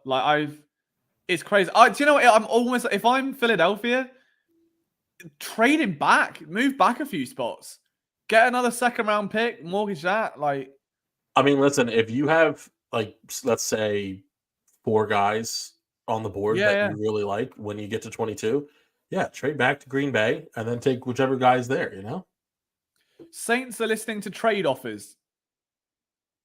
That's here comes Philly. Maybe nah, that'd be too early. So they don't want Dallas Turner, but they know somebody probably will. That's what that tells me. That the Saints are receiving trade offers. I wouldn't bet against Jacksonville. I just feel like that's a kind of little jump up there. Maybe like just a little move up. Pittsburgh, maybe. Is it bad that if the Eagles do go edge, I'm still a bit disappointed in the selection as good as the selection can be? Yes, that is wrong of you, if that's what you're asking. Okay, just want to clarify that. Liam, is Tony Khan in a neck brace for when the Jacksonville Jaguars pick? Because I really hope so. I saw the Photoshop and it made me laugh so much. I really hope so. Just keep it in kayfabe for like a week. That'd be awesome. I would actually, be funny to me. I'd pop so much. Trade up before Arnold and Mitchell to go. Yeah, but you don't know. Like that's the thing. Like at the minute, every decent if you were to the only player that's gone that the Eagles in a dream scenario of every first round pick would have any interest in is Latham or JC Latham. Like that's the only one. There's no reason to trade up until one of these guys are taken. What about Fotinu? He's still available, and that was a guy they were really looking heavily into. Turner feels like Nolan to me. Turner's a nasty, nasty man. I love him. His film is so just rampant. Like you might as well put it on OnlyFans. Like the way he just flies, it's unreal. It's crazy. It's just the hands flying everywhere. It's aggressive. It's passion, pure passion. He loves it, flying around. So like, he's also a good bit bigger than Nolan Smith too. Yeah, I think that's the biggest knock on Smith coming out was his size. Could he actually transition to the NFL like that? And we've had 1 year of Nolan Smith, so maybe Nolan Smith is better than we think Nolan. Barely Smith is. 1 year. I mean, he's limited on snaps, but I feel like he looked very quick off the line of scrimmage at times. Same with I don't think he had enough snaps to even cover one game, if I'm honest, defensively. That's I'm not even being sarcastic on that one. I think that's genuinely you just didn't see much of him at all. Mm-hmm. Greg's bingo card's near enough complete. I don't think I've got any other references to make now. I think Saints are picking. You what, sorry? The Saints are picking. They're not going to trade their pick. They are picking. I reckon it might be Mims or something like that. I've got a weird. I don't know why not. It's something the Saints. It kind of feels like Verse. I feel like Verse feels like a Saint. Yeah. Is New Orleans close to Florida? I don't know. No, it's not, is it? No, it is actually. Terribly. Oh, it is. Nice. Yeah, get it in. I know ball and geography now.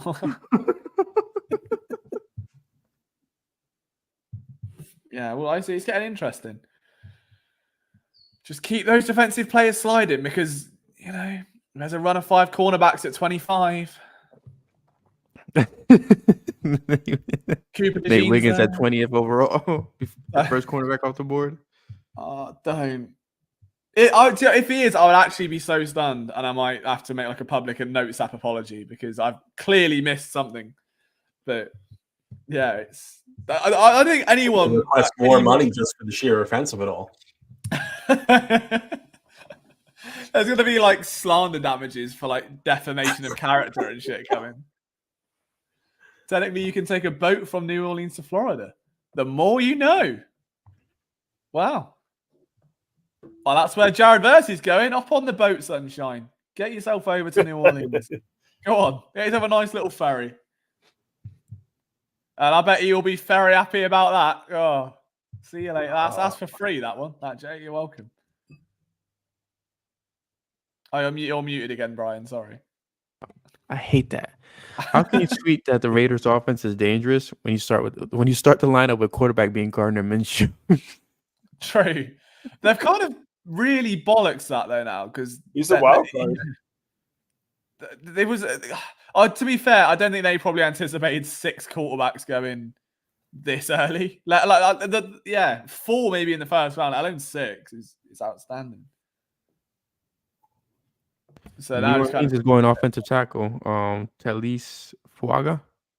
I said tackle. I got the name wrong guy, but Brian, where are your sources? Isaac. I can't tell you. Just trust me, bro. He said, "Come on, man.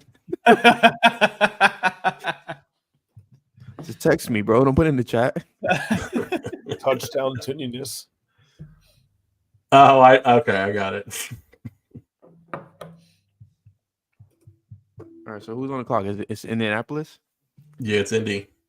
This is going to be the most Netflix documentary ever in 10 years' time. Looking back at these 6 quarterbacks taken and like what actually happened to them. Because I can't wait for 5 of them to bust and then one of them to like, I don't know. Wait, so if you guys are looking at the Slack, Chris mentioned that the Eagles are trading up, but I don't see. Eagles trading up? Terry, I'm away with Sam. If they go offensive lineman, I'm shaving my head. They won't. I don't. Oh, maybe they will because now 2 have gone. I'm Maybe they shaving want my head. Ramon Richards. Interesting.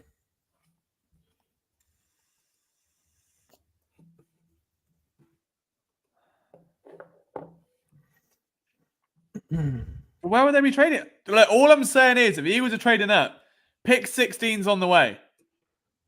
If it's not a cornerback, I'm losing my mind. Like Ron did say you can't go freaking anything else but cornerback at this point. Dude, you can go edge. And this is why I never published that article that I told you I wrote, but I'm going to publish it if they do draft edge and just purpose it for after the fact. But like the need for edge is legitimate, especially if you're talking about Vic Fangio's defense, because this defensive line, there's just going to be a lot more work, especially if you're running a 52 front on occasion. Like, I don't think it's going to be one hard and fast front. I think you're going to see some 4-3, some 3-4, some 52. But you're going to need more guys on that D line because right now you can count on Carter. You think you can count on Davis. You can hopefully count on Huff and Sweat. You're going to need more than that. That's it. And I think Milton Williams is going to take a step forward this year. Yeah. Brandon Graham's obviously going to play somewhat of a role. And Nolan Smith hopefully will play a role as well. But you're going to need quality bodies for that rotation. 100%. Yeah. I completely agree with that, but I feel like with edge, you could still get a significant guy in the second round. Or even like you have a guy like the kid out of Utah, Jonah Ellis, I feel like as well. Yeah, I know you love you some Jonah Ellis, and there's Marshawn Greenland, like there are guys in the second round. Kamara, like there's guys you can get later on. You can get a TJ Tampa in the second round as well. No, let's see what we tried doing there. You almost tricked me. No, we're going cornerback in the first round. You can. I mean, at this rate, you can get him in the third round to keep taking quarterbacks. I don't see any news about a trade up yet. If it's Dallas Turner, I'll be so horny. So horny. You can't get that. To me, that's the best edge rusher in the class. Like, I'll be honest. At this rate, if they trade up and it's Nate Wiggins, I'll actually be disappointed. Yeah, it's fair. 100%. The trade up was not necessary. I think you can trade back for Nate Wiggins now. I think you can too, honestly. Not past 30, obviously. Not an idiot, but if he goes 29, I'm going to be absolutely gutted. Pick is in New Orleans. Do we know New Orleans? Oh, they tackle, isn't it? Sorry, I forget. Yeah. I forget because like they take another 8 minutes to announce it. Ruins it. Your attitude determines your altitude was on this side of the New Orleans war room there. I don't know if it does. I think that's probably more based on the location you're in, but the game's the game. All right, so Adam Schefter had a really cool fact here. The record for the most offensive players to open a draft was set back in 2021. That was 7. And it's now been doubled. Jesus. Yeah. I wonder if it's because of the new... This is a wild... I hadn't thought of this. The new tackling thing. Are people just avoiding defensive players? Because of the hip drop, everyone's like, no more defense. Everyone's just like, well, defense, no more tackle anyway. It's just going to be an offensive shootout loads. So... Well, you raise a really good point, and this is really what increases the value of a guy like Nate Wiggins, who denies the ball before it's even caught. So... you could possibly even see him going as CB1 now. Jeremiah reporting that the Falcons did not give Kirk Cousins a heads up that they were going quarterback so early. Yo, dang. That puts a whole different context than what we were talking about. It was a trading back. says Greg. Is that Oh. certain? Is that Patrick Surtain or is that not Patrick Surtain? Why would the Eagles That was be a trading back? I've not seen that of him. I'm seeing rumors of the Colts taking Latu. Yeah. Latu above Turner is a cardinal sin. Well, it might not be. He's a great edge rusher. It's just the injuries. Like it's a big risk. Well, not as much because he slipped a bit, but well, he's technically much more advanced than Turner, but just the potential is lower. If you ask me. For sure. I'm not seeing anything right now. It's driving me kind of nuts. Eagles could trade 22 and 50 and get 16 and a third. And I would take that all day, and they're going to take Terry and Arnold. And I know it's going to be the best TikTok clip the world's ever seen. We've called this. It's psychic. It's happening. With the new tackling rules, probably why the CBs might drop. Yes, it is, Duck. Talk to me, baby. Let's bring all of that FUD in here. Let's get it going. But it doesn't explain why DL and DE not going. Yeah, that is true. Unless it's maybe like running. I don't know. People just are abandoning them. It's really strange. This feels like a TikTok draft. It feels like something I would make. Yeah. Insane. So is it still Turner, Arnold? Oh, wow. Mitchell? Apparently, Jane Slater said that Kirk Cousins is just as shocked and disappointed in the selection of the Falcons. Who Kirk Cousins is? Yeah. I mean, no shit. Like, why wouldn't he be? I was confused. I didn't even know what happened. I was like, Kirk Cousins plays. Roma Junzi was on the board. Like, why didn't you just get a star wide receiver? Yeah. This is funky. Prediction, man. I've got no sources. That's what he wants us to think. Yeah, this is insane. Looking at who's still on the board. Turner, First source, the Eagles are drafting in the first round. You've got 4 edge rushers on the board. You've got all the corners. You've got all the rest of the offensive tackles. You've got Byron Murphy. I don't think as much as I would love Byron Murphy, I can't see it just because they've already added 2 first-round defensive tackles in the last 2 years. I just don't think they're going to add another one. I'd love it. It would make me a very happy boy. Colts are taking Latu. Versatile. According to Albert Breer. So, Brian, does that mean that they're not trading or staying at 22? Yeah. Is that Latu to the Colts then? Latu to the Colts. Okay. Oh, just wait another 4 minutes. Oh, gosh. Oh, God. So maybe Dallas Turner is the next pick, which means get a little bit of a run on rusher. If Dallas Turner goes to Jacksonville, that is the most Yannick Ngakoue level player. It's so they love a good edge rusher, don't they? They'll have one player that gets 87 sacks in a year, and then the rest of the team's awful. It's the Jacksonville way. They'll hit that one player, and then they'll miss the next 12. But hey, Dallas Turner's the boy. Don't matter. That's a good pick for Indianapolis with Latu.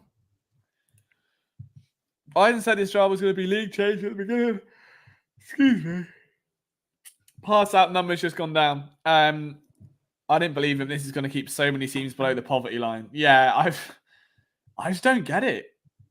I don't get any of it. Dallas Turner wearing light green. Eagles. I would honestly feel a little bit bad for Terron Arnold wearing an Eagles jersey inside his suit and not getting drafted by the Eagles. Oh, do you imagine? That would be a bit of a punch to the gut. And he'll be one of those players that always wants to go harder against us. Yep. Has he got an Eagles jersey on, is he? No, it's inside of his suit. He has a picture of him in, I guess, Pee Wee football? Yeah, his Pee Wee team was the Eagles. All right. So he put a picture of that, and he's in his Eagles green jersey inside his suit. Pick 16. He's coming. Don't you worry. Wow, we haven't got long to find out. They've got to come up now. And since Quick Sixers check in, they're up 12 with 6 minutes left. Joel Embiid has 41 points so far. Wow. Yeah. Who's picking next? Is it Seattle? Yeah, it's Philadelphia. Don't play my feelings. We are halfway home to the Nate Wiggins $50 bet. Officially over the halfway mark, which is where we knew we would be, but we haven't seen any shocks yet. Don't go now. I will say I'm not feeling very much heat still, but I am feeling more than from those wings earlier. So we're good. Those wings sound like they extra sucked. Like, I mean, listen. What urged you to try new wings in a new spot? I have never listed a formal complaint like anywhere. I always wish places the best. This place should shut its doors for good. Like that's where we're at. It's just it was offensive to just being like a South Philly guy, like a Philly area guy. Like this is problematic. Like you can't just be walking around having wings like this. Like it does like a disservice to this area. It's crazy. All that right there is from pleasant guy Zach. Never Byron Murphy to Seattle is a menacing pick. Is that the pick? I like that. Apparently from Jake.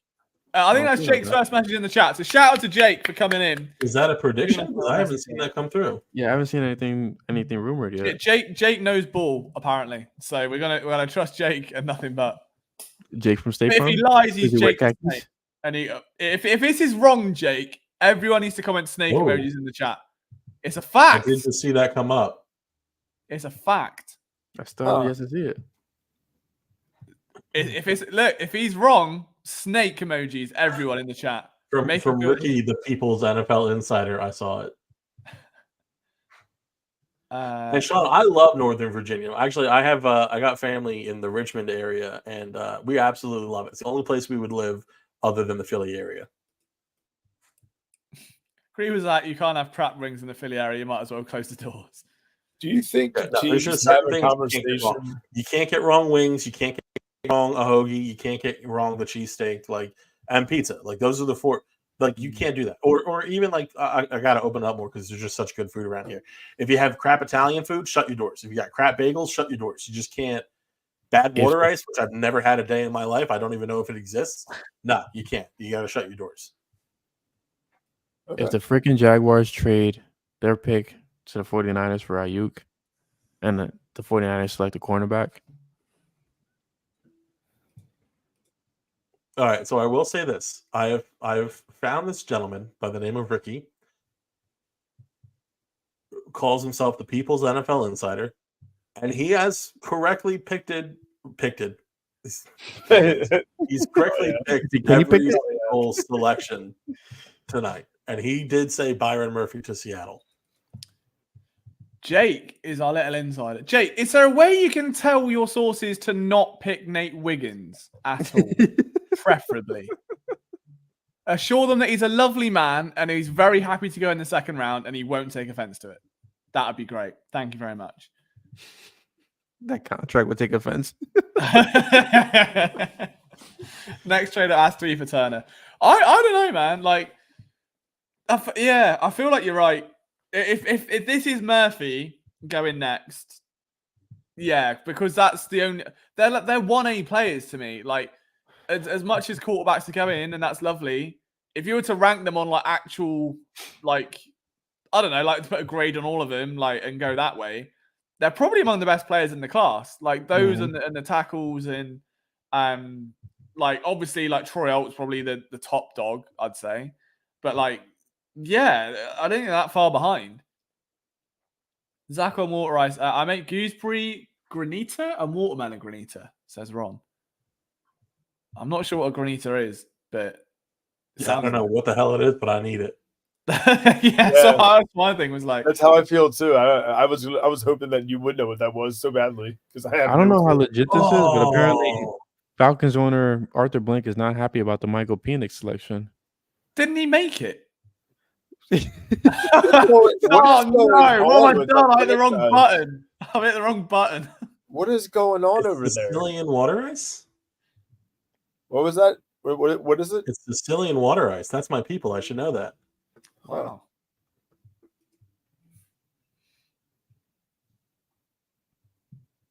Roger Goodell is looking a bit old now, isn't he?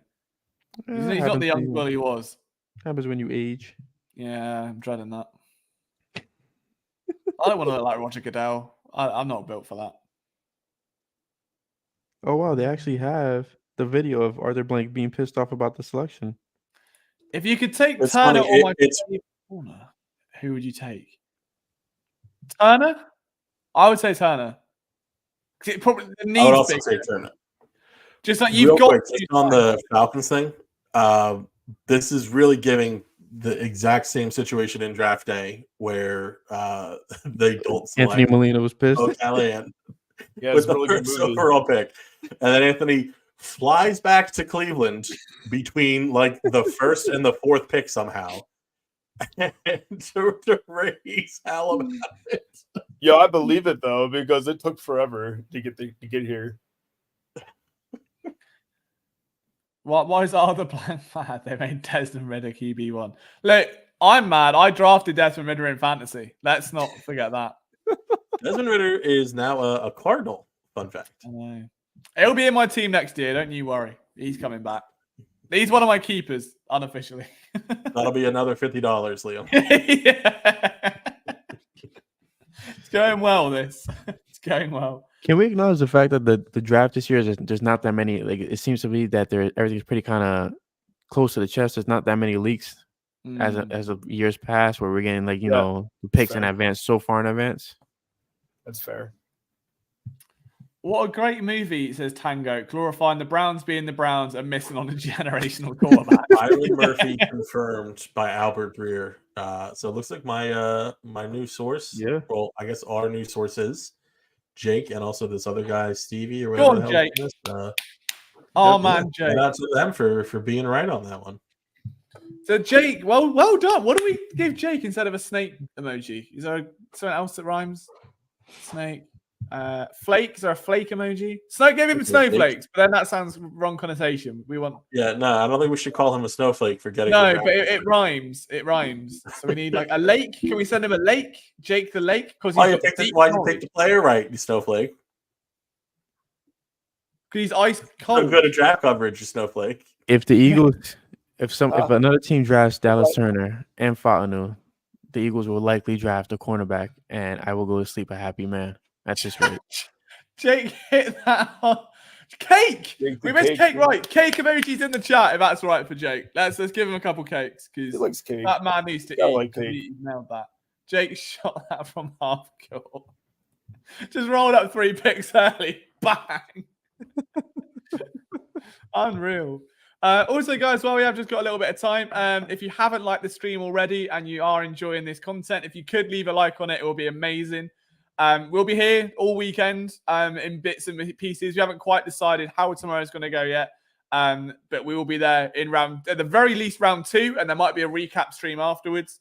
And then obviously we've got all the day 3 chaos as well. So yeah, if you're about that and you want to tune in for more, just hit that like button. Best way to show support for what we do and helps us annoy more people and send more emojis to Jake. So Jake needs more people to send him emojis for that. So it's the only way we can find them. We need more people. You help us. We help Jake. Jake helps Jake us. disappear, or is he still in the chat? He might have. I think he's gone away. He's like Santa. He works in magic. You never see him. So he dropped that tidbit and just disappeared. Yeah, that's it. He's done his bit for the night. We'll go onto a Packers stream now and then drop something about what the Chiefs are going to do, and then he'll drop into another one, and then he'll just keep doing it all night long, like the Easter Bunny. Or Lionel Richie. Are you following that kid now? Lionel Richie. Oh, Brian said he's doing tomorrow's stream. Yeah, not a chance in hell. Well, too cold over here for all that. The tits up shirts are going to be in soon. Don't you worry. Proper represent. Is Brian hairy or smooth? I would bet smooth. I reckon he's a smooth man. He's not. No, I thought he'd be like an oiled up, like chiseled Brock Lesnar looking. No, Puerto Rican's naturally hairy. He's chunky peanut butter, dude. That brother came in, hit a game winner, and dipped. He went on his own little insanity run and just headed out. Yeah, literally. Jake, come back. What the hell? Didn't even get his cake. Just went. I've never seen anything like it. What a man. Zach, we need that source. What is it saying right now? I don't know, but I'm getting ready to get the swords. Time is coming. Yeah, I don't know. Like the avatar, this guy just dipped. And I wonder if Jake was this person the whole time because they're both missing. Maybe. I don't know where he's gone. It's outside. It's an enigma. I'm stunned. Just came in. Joel Embiid with 45 points now. Wow. Yeah, so how did Harris do? He's trying. Okay. Well, as long as he's doing shots, but he's trying. He hasn't given up. He's doing this. The Vikings are back on the clock. Who is the Raiders? No, the Vikings are back on the clock according to Jordan. What are they doing now? What are they doing now? They're getting in the corner. They have to be getting in the corner. No. Get an alignment. Brian looks stressed. I'm so stressed. I want a freaking cornerback. What if Jake is actually Jake Elliott and just walking around draft rooms? He could be, Isaac. He could be. It feels like Fontenot. I'll be honest with you. I think this might be Fontenot. I hope so. Take him, please. Seahawks. What was that? Seahawks. Byron Murphy. So Jaguars are getting the 23rd pick, and the Vikings are getting the 17th overall pick. The Jaguars are also trading away the 167th pick. So who are the Vikings moving up for? It's got to be offensive lineman, like Zach said. I hope so. Yes, Mims. I mean, they kind of need everything, and they kind of do need a cornerback. You take that back right now. I hate to say it. No, I don't need a run at 16 or 17. That's not what we're here for. Also, the cock pick flopped, I'm afraid. I thought Ron would sort us out with the 16th overall being Terry and Arnold, and it was a lie. We've all been let down. Morgan said he thinks Vikings are taking Dallas Turner. I wouldn't mind it. I mean, it makes sense. They lost what's his name? Daniel Hunter. Yeah, they do love a good solid edge rusher, don't they? And they're a similar team where it's like they kind of want their guys to be a bit versatile and drop into coverage and stuff. And I think Turner probably is the most polished for that out of the guys I watched. Like Latu as a pass rush is unreal. I didn't see much of him in coverage, but Turner seemed to be a bit better. Like of all the guys I watched, he was the most polished in coverage. Oh, Vikings are taking Dallas Turner, according to Albert Breer. Keep those corners going. Keep that conveyor belt going on down. Breathe now. Run it down. Terry on at 22. Quinn on at 23. Oh, and then it stops. Why? Oh, all right. We're in. That kind of hurts. All right, so you still got Hurts. All right. There's what, 5 picks until what are we at? 17? So one too many. 1 for 2, 5 picks. Jared Verse, Kenyon Mitchell, Terran Arnold, Fontenot. There's a lot of people Wiggins there. So Cincinnati, LA Rams. I feel like the Rams need a freaking cornerback. Rams will be guarantee, right? It is my Jake. Rams will be Cooper DeJean. That feels like. Yeah, you think so? Yeah, that feels better than. You know, Cooper Kupp, Cooper DeJean. Yeah. Oh my God! Please make. He's just versatile. They can plug him anywhere. If you win this bet, post up some lottery numbers, man. The thing is, my thesis was not based on 6 quarterbacks going in round 1. So if I do win, I'll feel dishonest. Really, it's not the way I wanted to win. It's dirty. It's like when the Bears lost to the Eagles in the playoffs because of the double doink. Like, should the Eagles have won that game? Probably not. But they won. It's not how they drew it up, but a win's a win. If the Eagles want to move up right now, it's not going to cost them at all. I mean, like you're talking about probably like the 120 pick at this rate, maybe 161.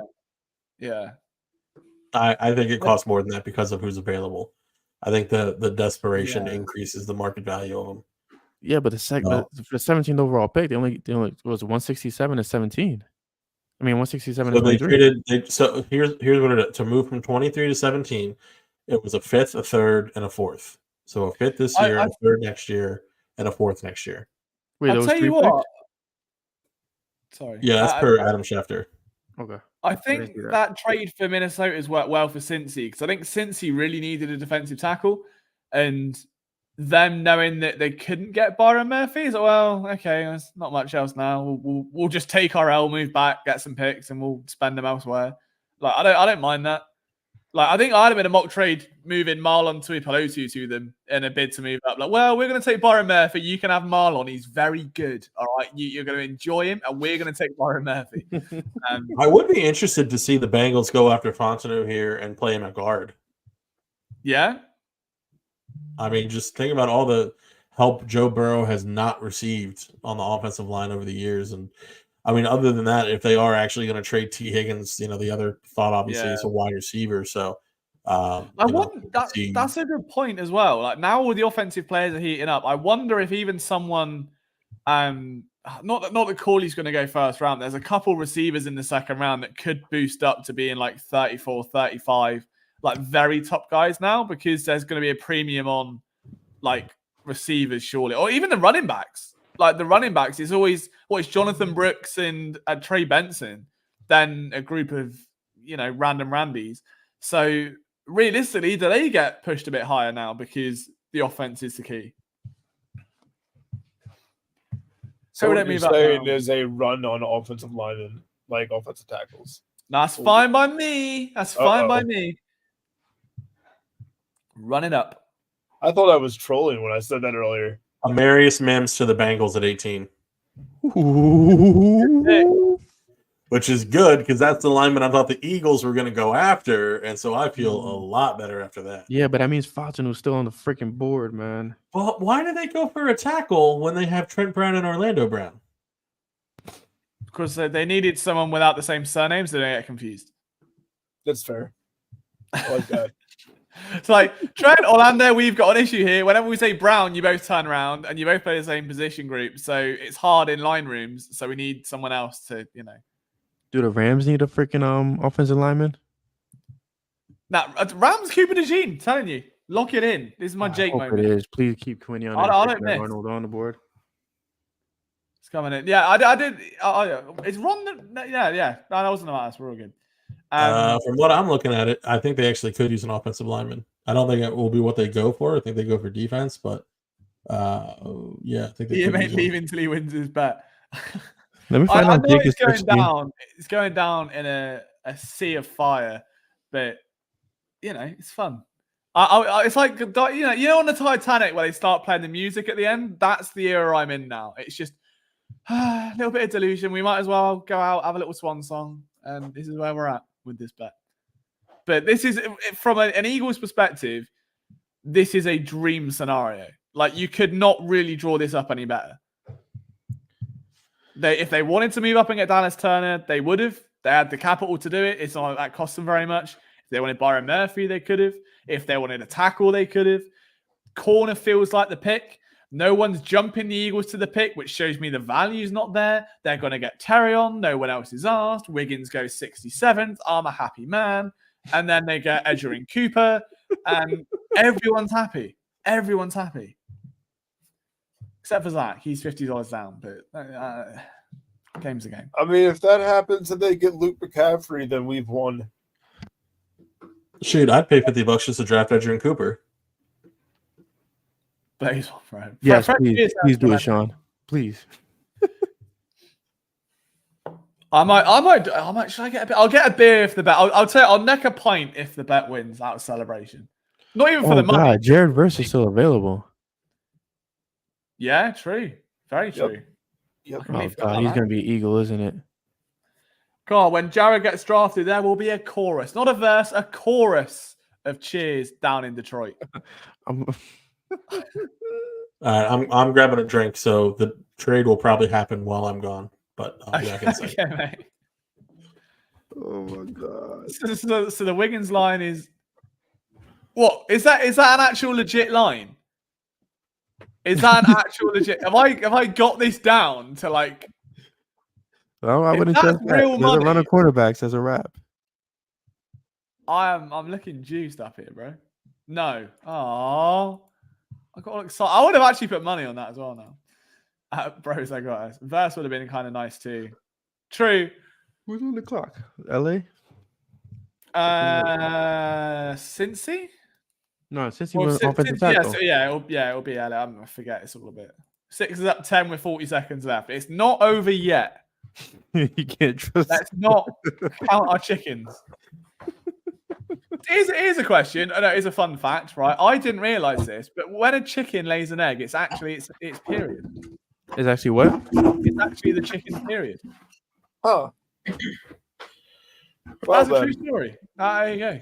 So I'm going to interrupt that thrilling conversation just to say Sixers up 10 with 40 left doesn't mean anything. They were up 5 with 20 left the other night, and it all went to shit. So that's what Liam just said. That's what Liam just said. We covered that. The math's mathing to say that they can screw this up. That's girl math, dude. That's girl math. Yeah. Sixers math. Anyway, back to chickens. No, I'm just... Hey, I went to the school. They were called the Blue Hens. There's that. That's all I got for that conversation. Jake when you need him. Come on, Jake. I didn't know what's going on. Yeah, where is Jake? I can't believe he literally just dropped one pick and ran away.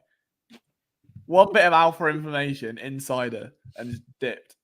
Never seen him since.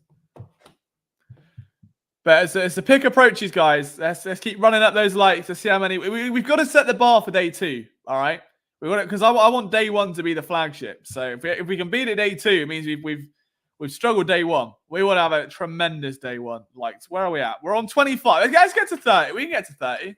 More likes than there are picks in the first round is a new target. 26. Whoever that was, thank you. I saw that tick up there. If you're in the YouTube channel and you haven't liked the stream, just hit that thumb because it helps us tenfold. Means a lot. I might make. Can I log into my burner and do it? I can. 27. Who did that? I reckon he was he's a handsome young lad, whoever that is. God, 28. Well in, boys. Appreciate all of you. Thank you for hanging out with us tonight. Great rugby squad, Della. Fuck yeah, Blue Hens. Morgan, I believe Eric might be on his vitamins, and that might be a contributing factor to his silence. Yes.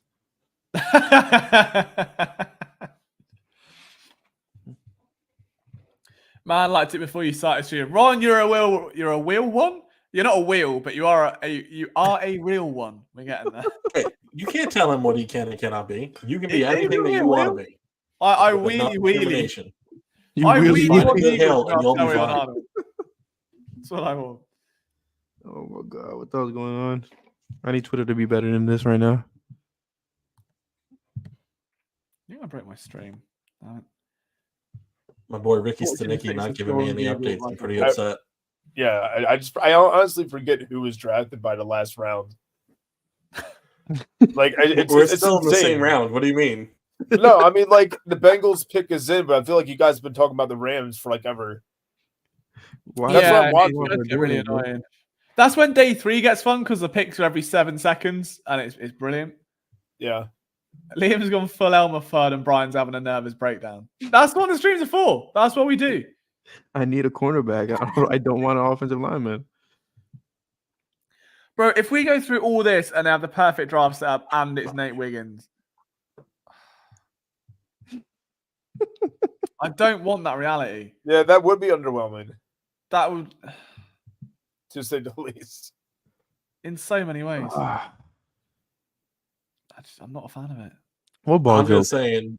Was there a ball joke? Sepulchre's still on if they draft Fauntinu at 22. I'm just saying. Oh, absolutely, dude. I'll be your second. Brian's still right, and I'm there with him. Okay, so Zach, what would you do if the Eagles selected McKinstry? That's even worse than Wiggins. I'd rather pay Zach $100.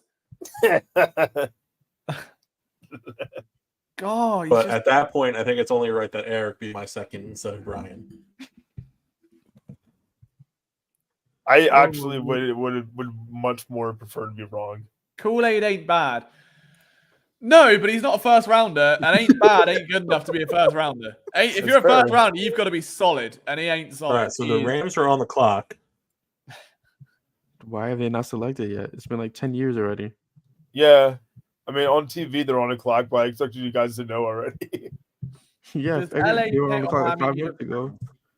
I'm not sure. It's so funny. So the Rams posted the Titanic meme saying it's been 84 years. It's been 84 years that they've been on the clock and they still haven't made their freaking pick. Yeah. Yes. Maybe Miami, maybe LA. I hope not. I hope not. There's only where are we now? 1, 2, 3, 4, 5, 6, 7, 8. I only need 30. We're like 10 picks to go ish. That's how math works, Liam. Joel Embiid has 50 points. You can count. You say I The can count? stupid Sixers social media page literally just put the victory song. They took a picture of the cue up for the victory song saying cue it up. This game is not over yet. You do not do that. Do you know Allah what I mean? Nabi saying that they won with 20 seconds left is what led to their downfall in game 2. You cannot be pulling this shit with your history. I really missed that.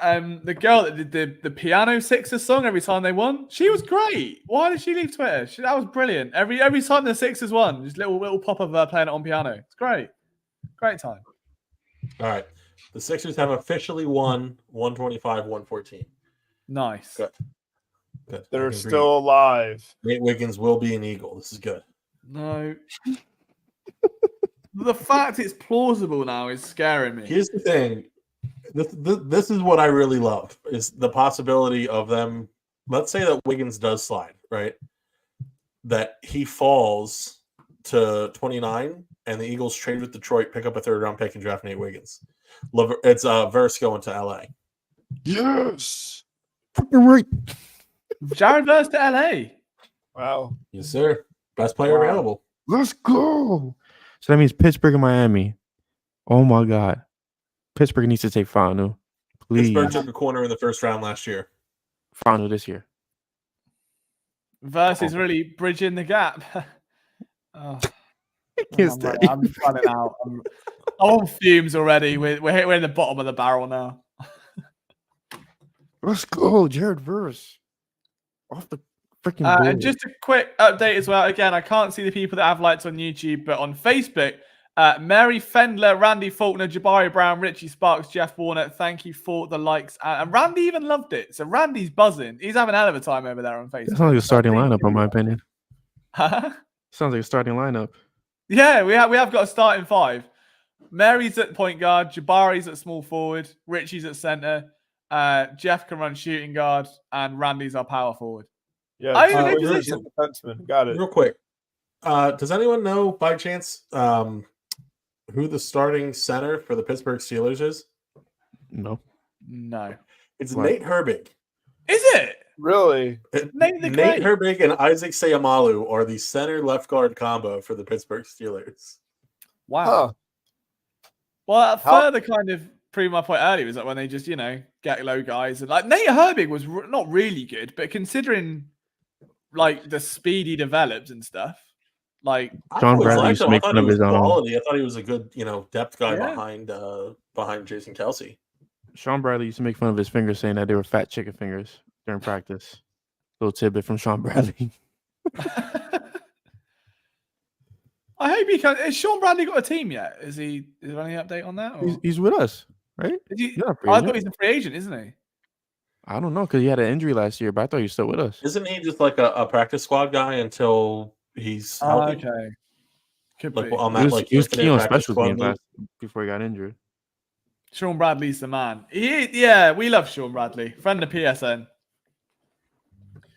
I reckon our life goal now should be to build an Eagles team of players that are friends of PSN. So far, we got Jordan Matthews at slot receiver, Trey Burton at tight end, Brian Dawkins at safety. You ain't getting better than that. Sean Bradley at linebacker, Joe Flacco at quarterback. We're cooking. Liam, who was the guy that you pissed off that joined the Eagles shortly? The defensive back. You pissed somebody off, LJ? You posted the video and it was the wrong guy. Hang on, my internet went then. I'm not even joking. When you posted the Mike Adams video, was that like Mike Adams or something like that? Yeah, it was Mike Adams. Mike Adams. That's right. I remember that. Yeah. Oh, good times. If the Eagles stay at 22 and get freaking Quinnell Mitchell or Terrion Arnold, I just don't know. Sorry, I've my internet went through all of that. Can you hear me? Yeah, we can. Yeah, my internet's been doing that too at certain spots. Am I back? Yeah, you're back. Yeah, you're good. I mean, you're kind of frozen, but we can hear you. Oh, now you disappeared. I can't. Come on, man.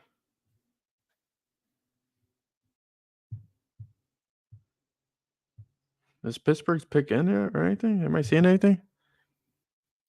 Oh, we lost LJ. Oh, we got LJ. Sorry, my internet just really disappeared then. I heard something about Mike Adams. When you pissed off Mike Adams because you put the wrong video with the wrong Yeah, that was the highlight of defining moment. He was like, oh yeah, I'll make a highlight video for the interview, and then I didn't realize there was another Mike Adams that also played the same position, and then sent it to him, and his response was, "That's not me," and I was like, "What do you mean?" And he was like, I never played for Pittsburgh or whatever it was. And I was like, oh, shit. Sorry. Yeah, I'll re-edit that, Mike. My bad. But he's a coach now. I'm pretty sure he's a coach from the Giants. He's like a DB coach. Well done, Mike. Come on. For the people that are recommending for the Eagles to trade down on Twitter, you are all my enemies at this point in my life. I wouldn't mind a trade back. You are my enemy now. They haven't really got many picks next year. Like, recoup them. You're going to get good players. Trade a second round. Trade back and take Nate Wiggins, even though Terry Arnold is on the table. Trade down to 31 and take the whole time. Trade back to 31. Brian, I always felt that if the Eagles were going to trade, it was going to be a trade up. So I'm in your shoes. Yeah, I needed to be friggin' this cornerback. Right, all right. How many picks have we got left? We've got Miami and Pittsburgh. That's it. So they shouldn't be corners. That leaves me 1, 2. Well, 3, Miami is 4, definitely 5, gonna possibly be a corner. I feel like 9, 10. All right, we're not that far away. Do you think they're definitely going to go corner? You said Miami. I feel like because they don't have Xavier Howard. They don't. I mean, who do they have back there right now? Jalen Ramsey. Oh, I forgot about him. He's still in the league. Yeah. But just be Quinion. Just get Quinion, then the Eagles get Terrion, and then Jacksonville won't get a corner, and Dallas don't need a corner, and Green Bay don't need a corner, and Tampa. We're not trading back, Liam. Stop it. You can move all the way back. Slide on down. All the way back. If you traded back, would you get Chop? No. No? Okay. End of discussion. Moving on. Chop's gonna be. I should have put the bet on Chop Robinson because that's another one I don't get. Jordan McGee in the second round. There you go. Home run. No. Bring him up. Why is the pick not in yet, bro?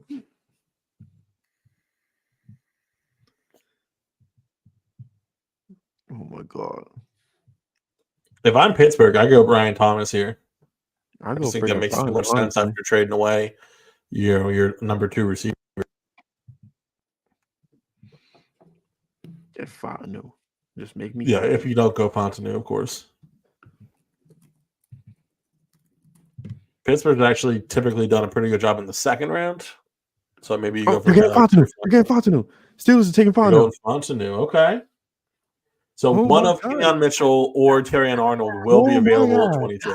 Oh my god! My daughter's asleep. I can't yell, but oh my god, this is tremendous. Mary, who's in our starting 5, by the way, on Facebook. Thank you again for the like, Mary. If we trade back, it means we anticipate losing. I hadn't thought of that actually. Very good point, Mary, with the ball knowledge there. Because of the compensatory stuff.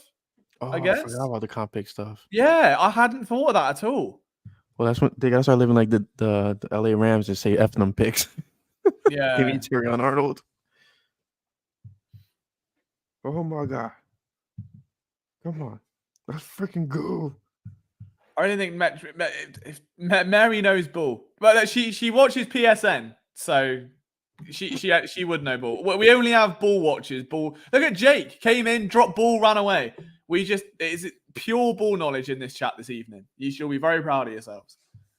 But yeah, I'm shocked. I thought Terrion Arnold would be like 14, maybe a run. Quinion would be like 16. PFF didn't give me this in my mock simulator. It's been crazy, man. Yeah. Oh my god, this is insane. What's Miami gonna do? Oh, I don't know. Arnold or Mitchell? Arnold, Terry, if Arnold and Mitchell are available and they go Cooper DeJean, whatever how you say his last name, I'm losing my freaking mind as well. I wouldn't mind it but at the same time, I kind of would. Yeah, exactly. Why get a jack of all trades, master of none, when 2 of the trades that he does, you stack that, so he's going to be left with 1 trade he's average at. Just get someone that's better at it. It's not hard. Come on now. All right, what the hell's my Better than this. Sixers win says, nice to see you, Gilmar. I hope you're all well, man. Draft's kind of going the Eagles' way. It's a good Thursday. I have consumed not 1 but 2 lucky pints, and 1 was 12%. Fight me. Sean is fired up. Love to see it. Now you just got to get a 3rd one ready to launch behind you when the Eagles take Terry and Arnold. I'm 5 Manhattans in, says Ron. If it's Terry and Arnold, I might have to down a pint before I write the article. And if the article makes no sense, you know why. You know why. All right, I'll give you the heads up now. If the boss man's watching this, sorry, the game's the game. The article won't make sense. Just slobber on the keyboard. Not from that, just from my. Come on. Where's Miami's pick? Where are we at? Also, we've at the minute got 293 people in total watching. So 26 YouTube, 266 on the PSN Twitter. So if you're watching on Twitter, we haven't said hello to you lot today. Hello. Drop some comments in. We only need 8 more people for 300. Can everybody retweet this on Twitter? Yeah, let's go. We can go send it. They're talking about Tyler Guyton being played for Miami, Philly, or Dallas. Please, come on. I'm tired of the offensive lineman talk. Yeah. I don't think it'll be an offensive lineman. The time has come and gone for that. If they take Guyton at 22 with these other guys on the board, that's insane. I'll never forgive them. It would also be 3 so Super Bowls in, I'll never forgive them. But does that not? Surely Guyton's now going to not a guaranteed slide, but he should go down to the 2nd pretty comfortably. Yeah. I'd like to think. Because you were talking about bringing back him anyhow. Guyton and Edgerrin Cooper. Get him in. That's the way we go. Morgan thinks they go Quinion. I hope so, Morg. Who's Michael Fabiano 1F? Oh, where's... There hasn't been a Michael Fabiano in the chat, is there? What are we missing here? Who's Michael Fabiano? Bro's just talking to himself. He's making up friends. Greg, there's no Michael Fabiano. Maybe there is, but I've not seen a Michael Fabiano. You know what? I saw him. He left with Jake a long time ago. Yeah. He ate his cake and left, dude. Didn't even say hi. If both top CBs, yeah, I mean, both the top corners should be there, really. No, what the hell is Miami doing? Come on, it doesn't take this long to pick a freaking player do you want. No point of having a board. Fancy now. Well, we're on pick 20. We've got 10 to go. How many corners? Quinion, Terrion, Kool-Aid. That's 4. Between 6 non-corners, which would be Cooper, a tackle.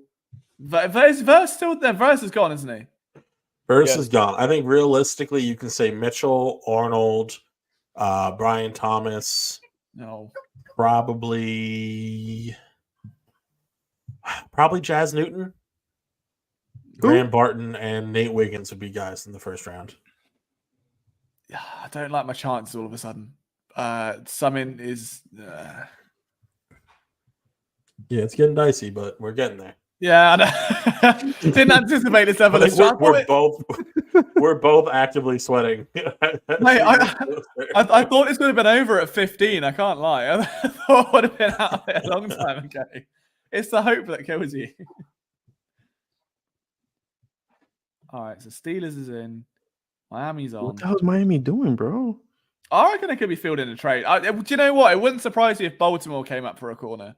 Knowing Philly's going to take one, that's the sort of move that the Ravens would make. Maybe even Arizona? Brian, I'm just spitballing here, but I wonder if it's not the teams, if it's the NFL possibly wanting to draw it out for advertisements. Oh, yeah. It didn't take the Bears 10 minutes to pick Williams, but that's just me spitballing off the top of my head. My apologies, Ron. I'm just emotionally invested in this draft for some weird reason. I've been deprived of a cornerback since Lito Shepherd. Liam, what grade did I give Terry and Arnold? I can double check. I'm pretty sure off the top of my head, 46.5. But I'll find out. Give me approximately 17 seconds. Less than that. Right. I gave Terry and Arnold 47. Quinion got 42. Quinion got 42 and a half. Nate Wiggins got 42. Kool-Aid got 38. So what we've learned is no matter what happens, if it's Kool-Aid, I'm incandescent with rage. I don't count anything else, just anything but that man. I can't imagine it possible that Kool-Aid go above those three corners. I'd like to think not, but I also don't think six. Like any one of them individually, let alone all three of them, would be insane. Yeah. Well, we can hope that, cooler heads and logic prevails, but Eagles are on the clock, which means Miami's pick should be in, right? if it's not Terry on, the Eagles get Terry on. Terry on at 22 is the sexiest thought I've had in a week. But who is Miami picking? If it's Tyler Guyton, I'm going to be livid. Miami takes Tyler Guyton? No, Philly do. All right, get your picks in the chat, boys. Let us know. Who are they picking? Ron says Kool-Aid. There's no need for that. I don't know. Come on. Don't fail me now, Twitter. I've just got a message in it. I mean, like from my fantasy league saying "What Dolphins" in capitals, and I don't know what that means. I'm trying to check. The Dolphins pick is in, but I don't see who they're picking. The Texans are trying to get into Chop Robinson. Chop Dolphins Robinson. got Dolphins. Oh my God. Quinion Mitchell and Terrion Arnold are both available at pick 22. I swear to God, if the Eagles trade back. Does Howie trade down? Oh my God. No, not now. Just take Arnold. Just take Arnold and be done with it. Take Arnold and be done with it. Oh my God. Let's think about this for a second, right? Dream. It's my dream scenario. Oh God. This is happening. So who has 23 now? That was a trade. Is that Jacksonville? Jacksonville? No, but then after Jacksonville's Dallas. Like, you don't want to trade back.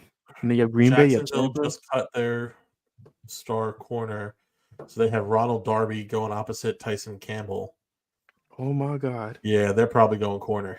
So that's tough. So there's one corner there. I don't think Dallas is going corner. No, they won't go So I don't corner. think you have to worry about that. Terry on's the way, man. The only thing that I wonder is Green Bay going to go corner with the possibility of trading Jair Alexander? Yeah, because he has a $21 million, I think, cap hit this year or some crap like that. All I'm saying is one of our most viewed articles last week was the piece I did on Terry on saying, like, if the Eagles go corner, there's only one man they need to draft. And it was clickbait for Terry on Arnold. And it was one of our most viewed pieces. And I need this. I need him. I don't get draft crushes often. And when I do, they usually disappoint me. Let this be the one to change that fortune. Wait, that's your argument for why Terry and Arnold should be the pick? Because your picks usually suck? Yes. This is the one. Don't back down, double down. I'm doubling down on Terry and Arnold. Great argument. He's going to be great. Refresh, damn it.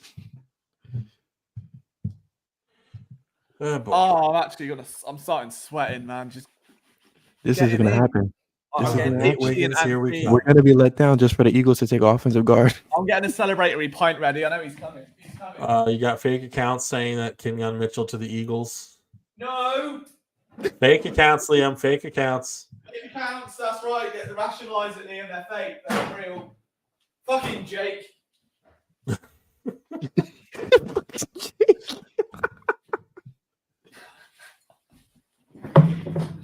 Oh, right, we're on a pint of San Miguel ready for the occasion. We're pouring the perfect pint. Terry on Arnold's coming. Everything's fantastic. I'm coming. No, we're not. We're fine. What did you say? No, nothing. Oh. I need people to stop Sean, you don't put that bad juju in this chat. I'm not looking at no juju in the chat. Oh, come on. Someone's just messaged that fantasy chat saying Quinion is so clearly CB1 and he's getting twatted.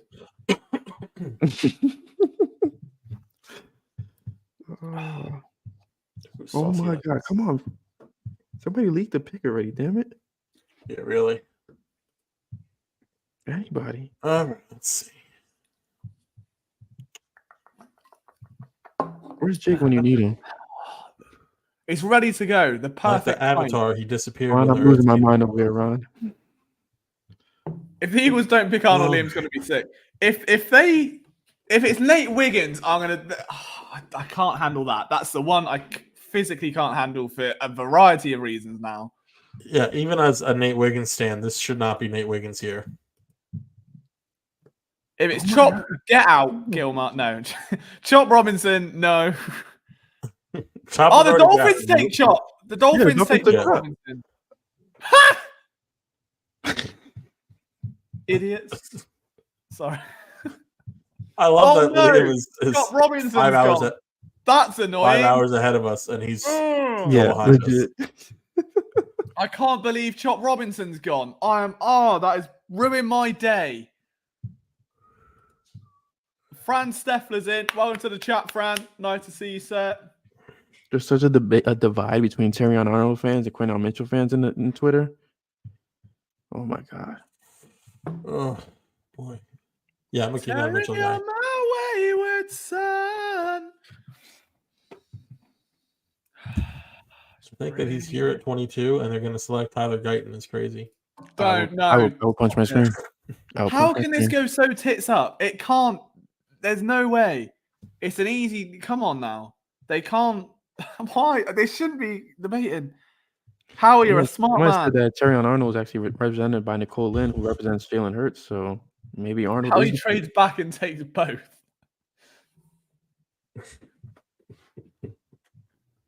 Well, what is it? Arizona that has what, like 27 and 35?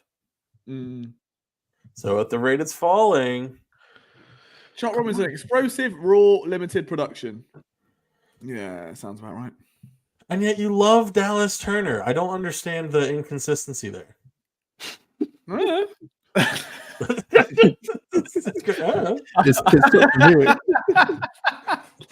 I wish they should interview me on like NFL Network for that. Like, explain your analysis. Like, just better, isn't he? Oh. All right. And let's see them draft. Come on, my life. My leg is shaking around like a kangaroo on a Brian trampoline. Thomas. I got a stress ball in my hand. Brian Thomas. What'd you say? Yeah, Brian, I've repeatedly asked you not to do that on the stream. What? No.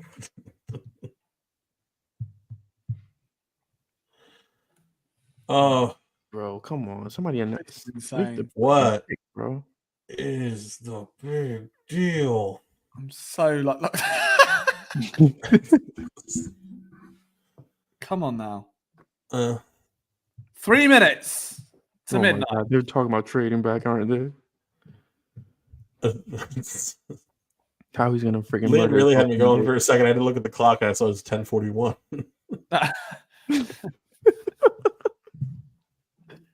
Oh, come off it. Come on.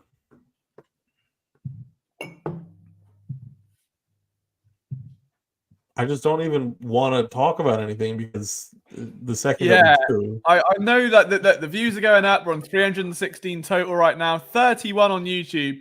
And all they're everybody looking just at me hold your going, breath with us. because look, how he's smiling. He's smiling on the Oh phone. my God, he's on the phone with looking at somebody. paper. Jeffrey Lurie's got his arms folded. He just traded the Business. first round pick for 3 first round picks. That's why he's Sirianni's smiling. got one button done up That's on his it. blazer. I don't know. David Dan Putney. You pancake eating motherfucker. See, Sirianni, I don't know. I don't know. Sirianni looks like he's had a long night. Yeah, he's got one button on his blazer, and that confuses me. Sirianni looks like he's been serving as president since his time coaching the Eagles. Oh, there's that fella. He's there every year. He gets on the TV. They love him. Over the top a bit for me, but he loves it. Who am I to say? You go on, fella. Oh Lord. He's chanting Terry on Arnold. This is That's not what he's leaking. saying. I can lip read that. It's been at least 20 minutes, right? It's been forever. It's been the longest 3 minutes of my life. I hate Howie right now. Oh, I don't think I've actually been this nervous for a draft pick in years. Like Oh my actual God, years. bro. Oh, damn it. This is nerve wracking. Come on, he's right there. He's literally right there. A minute 17 left on the clock. See him there. Come on, man! I'm refreshing this damn feed. Nothing's I coming. know. I keep getting people saying Eagles on the clock. Eagles on the clock. Yeah, like stop reminding me. That. Quinion Mitchell. What? Really? Jeff McClain, Eagles select Quinion Mitchell at number 22. Okay. And Zach Berman confirmed.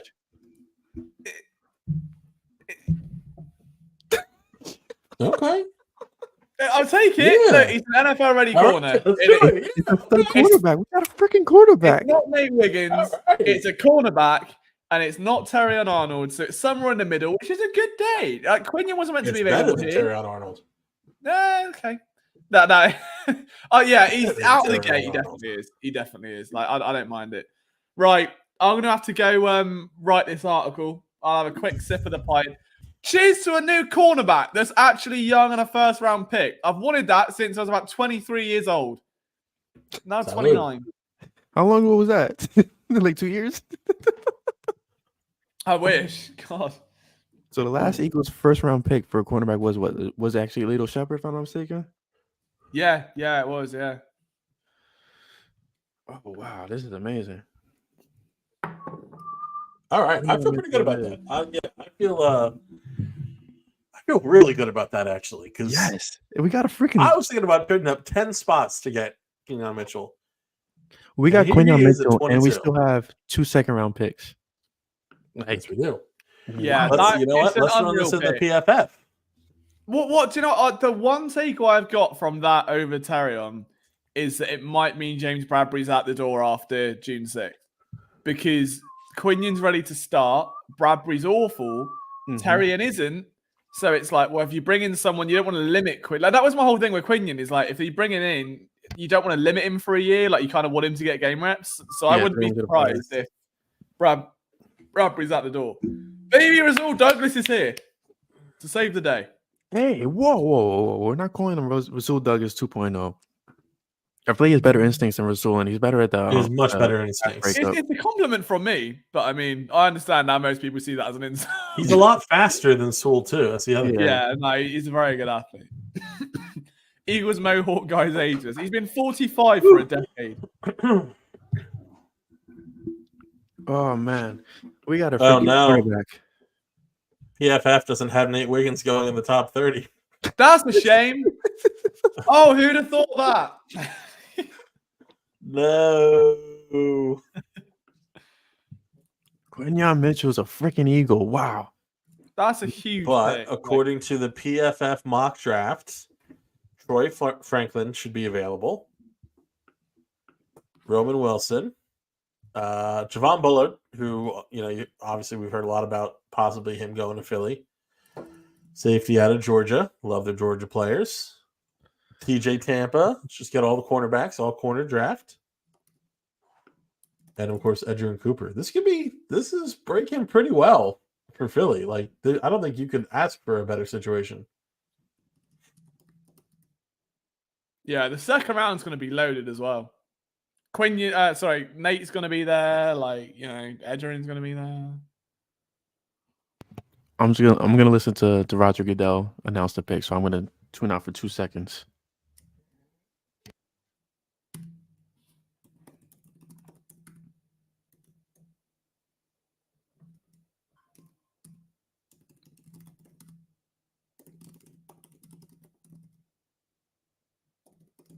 Seeing the whole arena lit up in midnight green.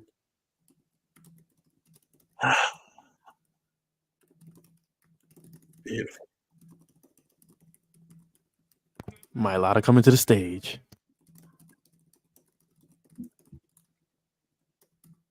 Oh, he's in Australia announcing this. Giving the Eagles.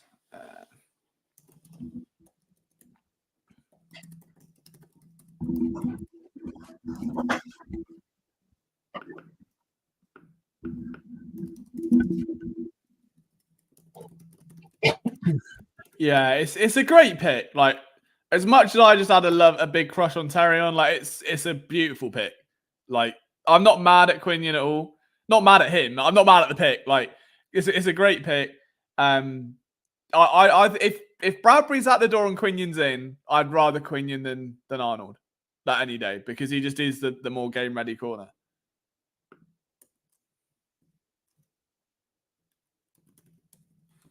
What if the Eagles trade back in the first round and select Terry Arnold? Just because they can. Oh, I'll be juiced right up. Or Nate Wiggins. Just because they can. Oh, but it feels like Quinion was destined to be the Eagles pick just because of his demeanor, the way he spoke about Philly. During He called him Uncle Roger. Duck, that's a fantastic reference.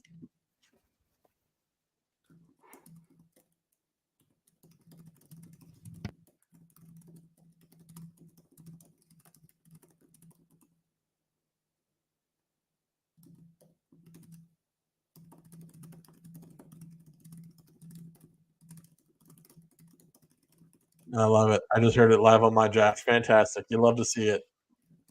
Oh, look at him. Look how happy he is. Oh, he doesn't look happy at all. Oh, he looks. You know, he's locked in. He's zeroed in. He's focused. He's ready for week 1. That's what it is.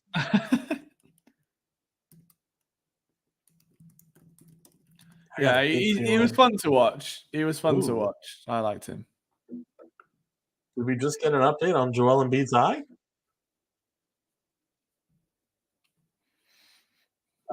Bell's palsy confirmed for Joel Embiid.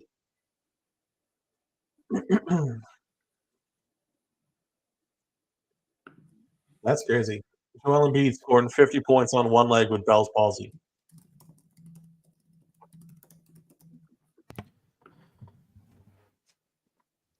So at what point do you guys feel like the Eagles are going to cut bait with James Bradbury? Tomorrow. It's up for Bradbury.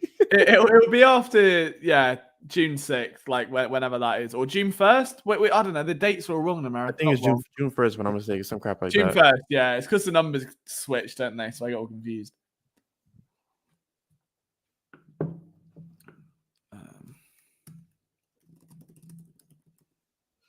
Damn, what a pick.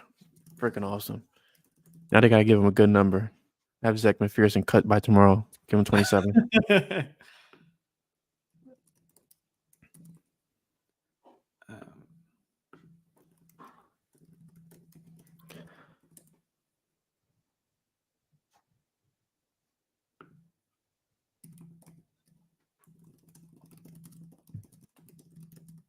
Oh, wow. They compared him to Jair Alexander.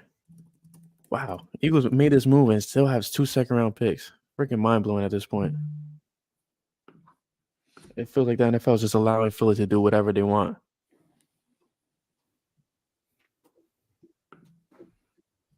His mom seems nice. Oh, my stream's behind. That's why I'm so... Okay, I thought it was just YouTube TV 7. Oh, Senior Bowl, he wore number 7. Number 7 is available right now, right? Because Hassan? You say 27? 7 for Senior Bowl. That's what he wore. Oh, at the Senior Bowl he wore 7? Yeah. Toledo, he wore 27. That's Zach McPherson. I thought he was 27 during the season. He was, yeah. 27 with Toledo, but Senior Bowl, he wore 7. 7 was Reddick. Sam Radford. I guess it's available now. 27 will be because it's Zach McPherson, so that'll probably be available. Yeah, I mean, once they cut him, right?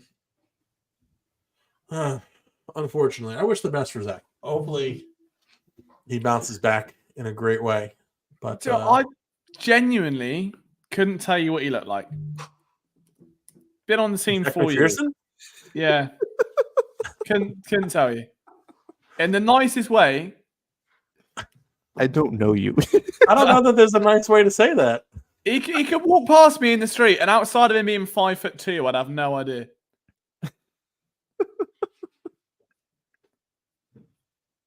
I've got to stop making enemies with Philadelphia Eagles. You really do. You have a growing list. Yeah, I know. Why is Dove Kleiman race? Dove Kleiman posted a photo of Micah Parsons after they drafted Kenyon Mitchell. The Eagles did, and he's not happy. Granted, I don't think Dallas is going corner either way, but that is refreshing to see. That's not a bad sight for Philadelphia. The rich get richer in this case.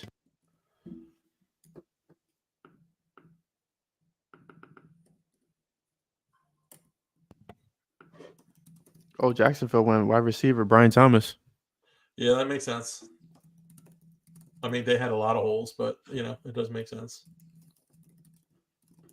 Oh boy, what a rush! What a An night! absolute rush! What was that, Liam? I said, what a night! Yeah. Oh, what a night!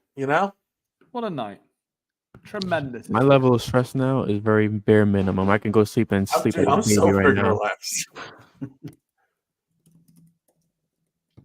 Oh, if I were any more relaxed, I'd be asleep like Eric. Eric was ready to call it a night.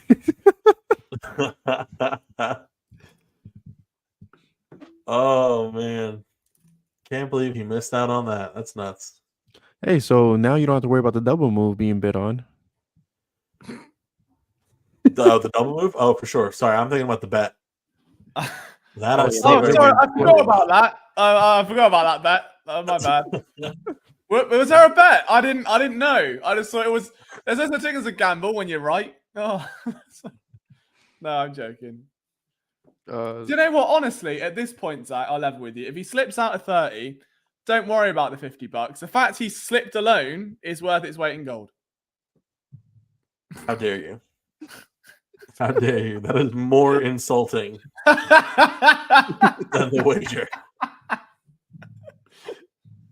Oh, who let us have fun? That's what I want to know. Oh man, There have been some speculation why he'd been wearing sunglasses where there's an issue with his eyes, but it's related to Bell's palsy, which impacts facial muscles on one half of the face. Impetus for the points in a game 3. Yeah, jeez, that's crazy. Oh, scoring 50 points on one leg with Bell's palsy. It's just nuts.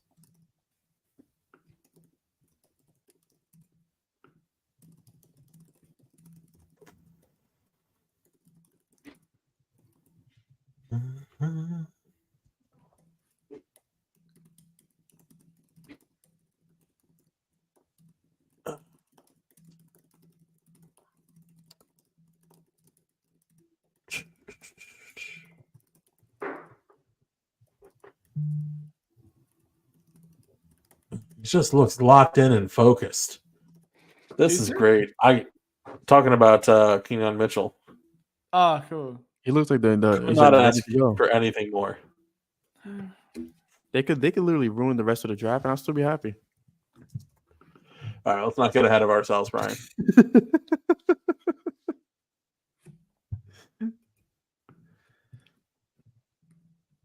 Morgan saying Dallas going Terrion Arnold, but I don't know if they go cornerback with Trayvon and Bland. Trayvon Diggs is useless, so Yeah, but then they extend But money. they don't know that.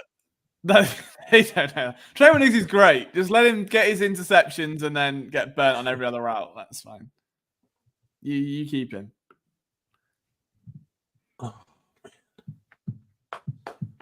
Oh. So excited.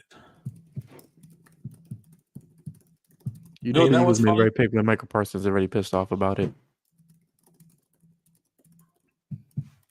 I was doing a little Madden right before the draft.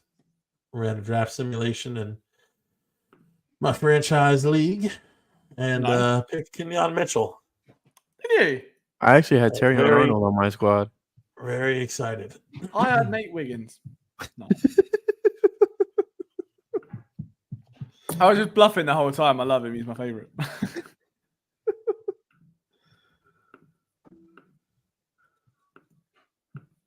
Did you see the breaking news about Joel Embiid? Where have you been when I've been talking about all this? Quinion Mitchell? It's fair enough.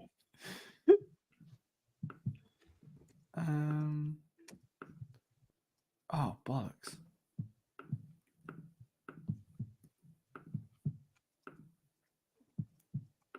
And he still dropped 50 points with going through all that. That's insane. On one leg in Bell's palsy. It's what I've been saying. It's crazy. It's absolutely crazy.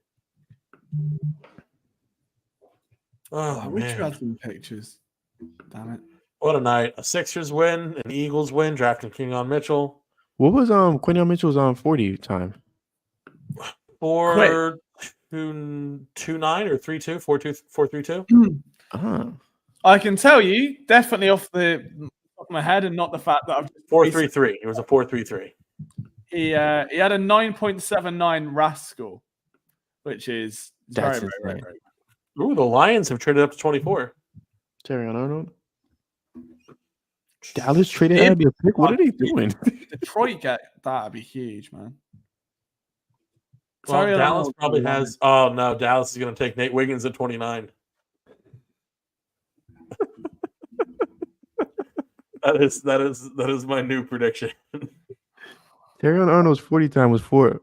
If it gets to 29 and he goes, I'm going to be absolutely devastated. I kind of want him to go at 30, so it's a truce, and we can. I do like that idea of us just exchanging $25 at that point. Yeah.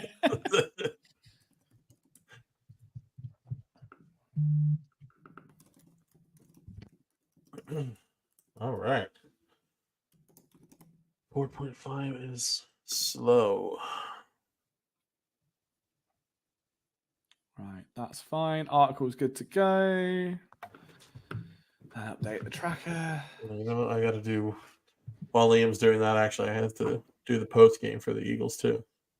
Yeah, sorry for the me staring down, guys. I've just been trying to get this article sorted.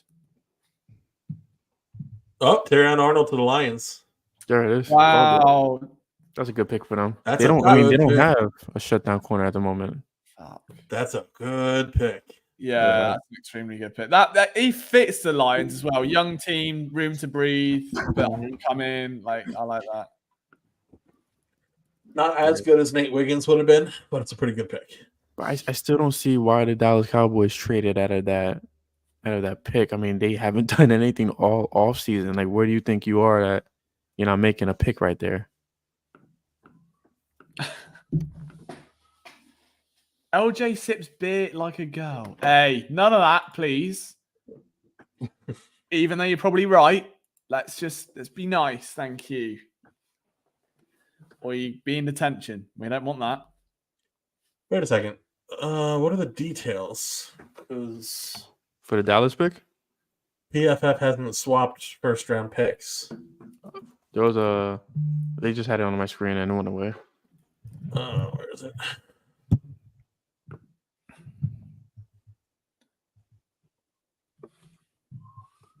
The 24th pick in the 7th rounder from the Cowboys to the Lions for 29th and 73 overall this year. Okay. That honestly is a good trade for Dallas. Yeah. Cowboys gave away 2025 7th rounder on top of that.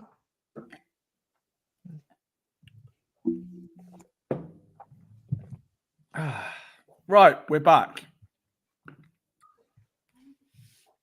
What have I missed? I'll hop off for 2 seconds just so I can get this post game out real quick, and then I'll hop back on.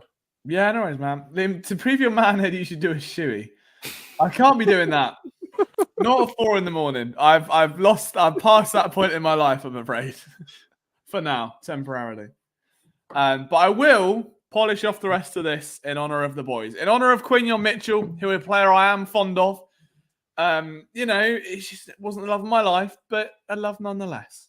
He's faster than Terry. I feel like he's the best of both worlds with Nate Wiggins and Terry Arnold. He's very solid. Like he's. I think the biggest thing from what I remember watching him on tape was his click and close was outrageous. Like it's just bang. Like he's so snappy downhill. And I seem to remember saying, I might be wrong, but that like in Fangio's scheme where there's going to be a lot of off coverage and that sort of thing, that being able to break downhill on a closing route and with his instincts around the ball, he's going to be a menace. So like, I don't know where that favorite word come from tonight, but we're rolling with pairing him with Darius Slay in year one. I mean, they put out a tweet saying that he modeled his game after Darius Slay. He was hoping to finally meet him, and now he's gonna be playing with him. Wow, that's it. So it's coming full circle. Maybe Slay had a little bit of input in this pick. Yeah, he might well have done. He might well have done.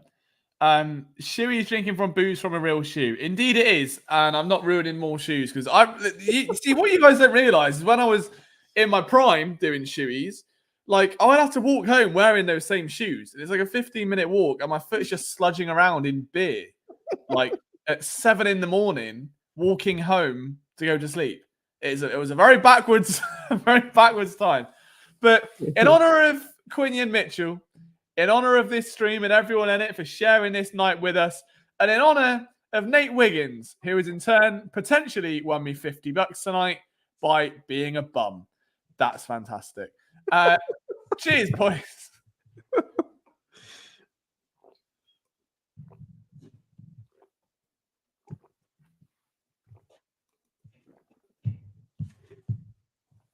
Curious to see who's on the clock right now. So Lions just picked Green Bay is on the clock. That Shuey on live stream was 4 years ago. Wow, that makes me feel old. Time flies. Liam's not a bum geezer.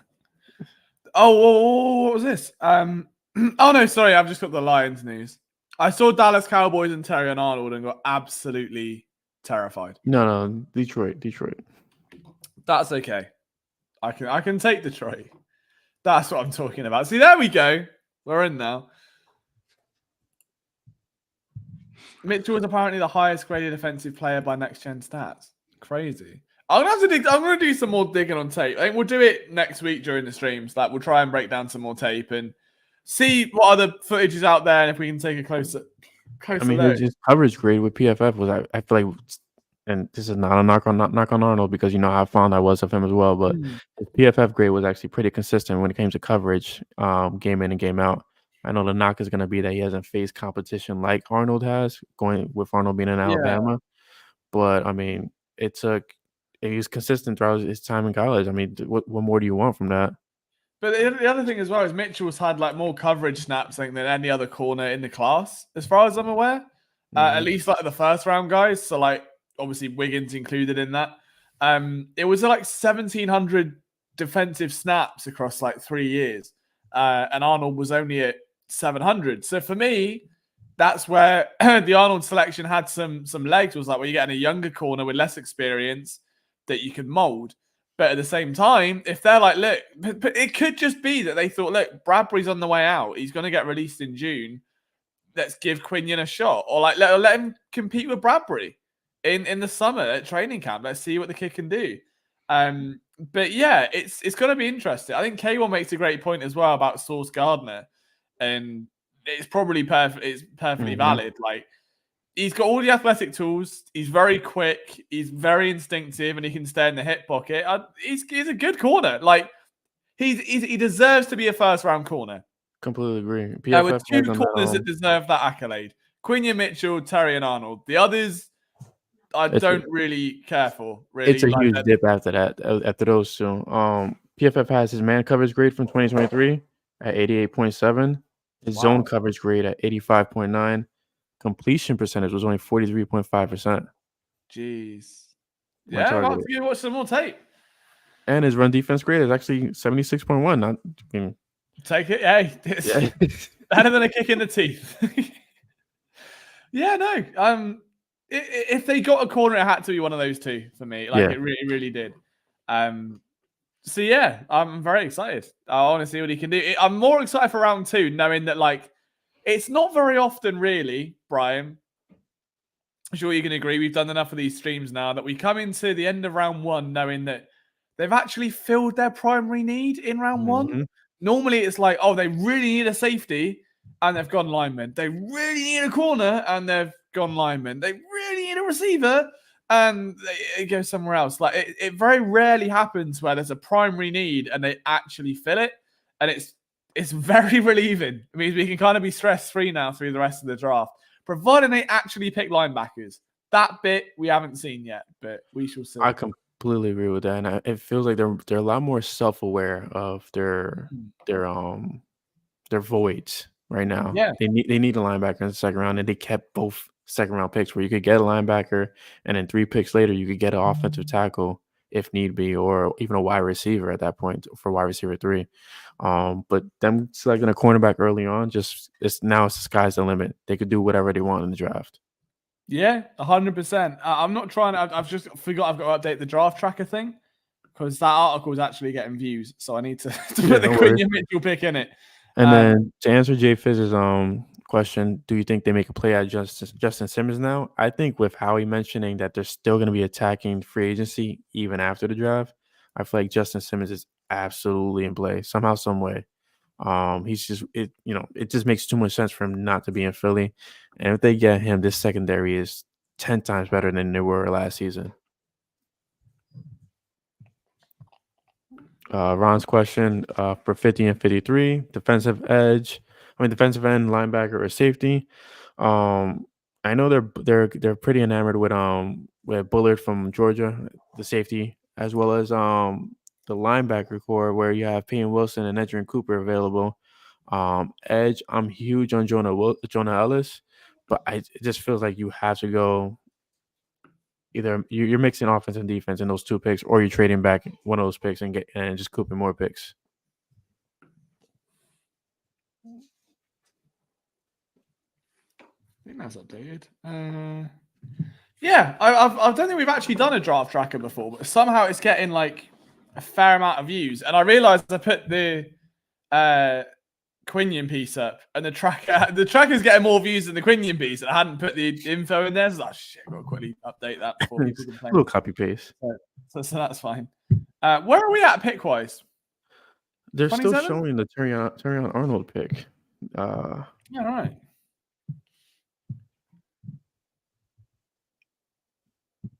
Sorry, I'm just have to load up my stream again. Oh, there he is. Oh, there he is.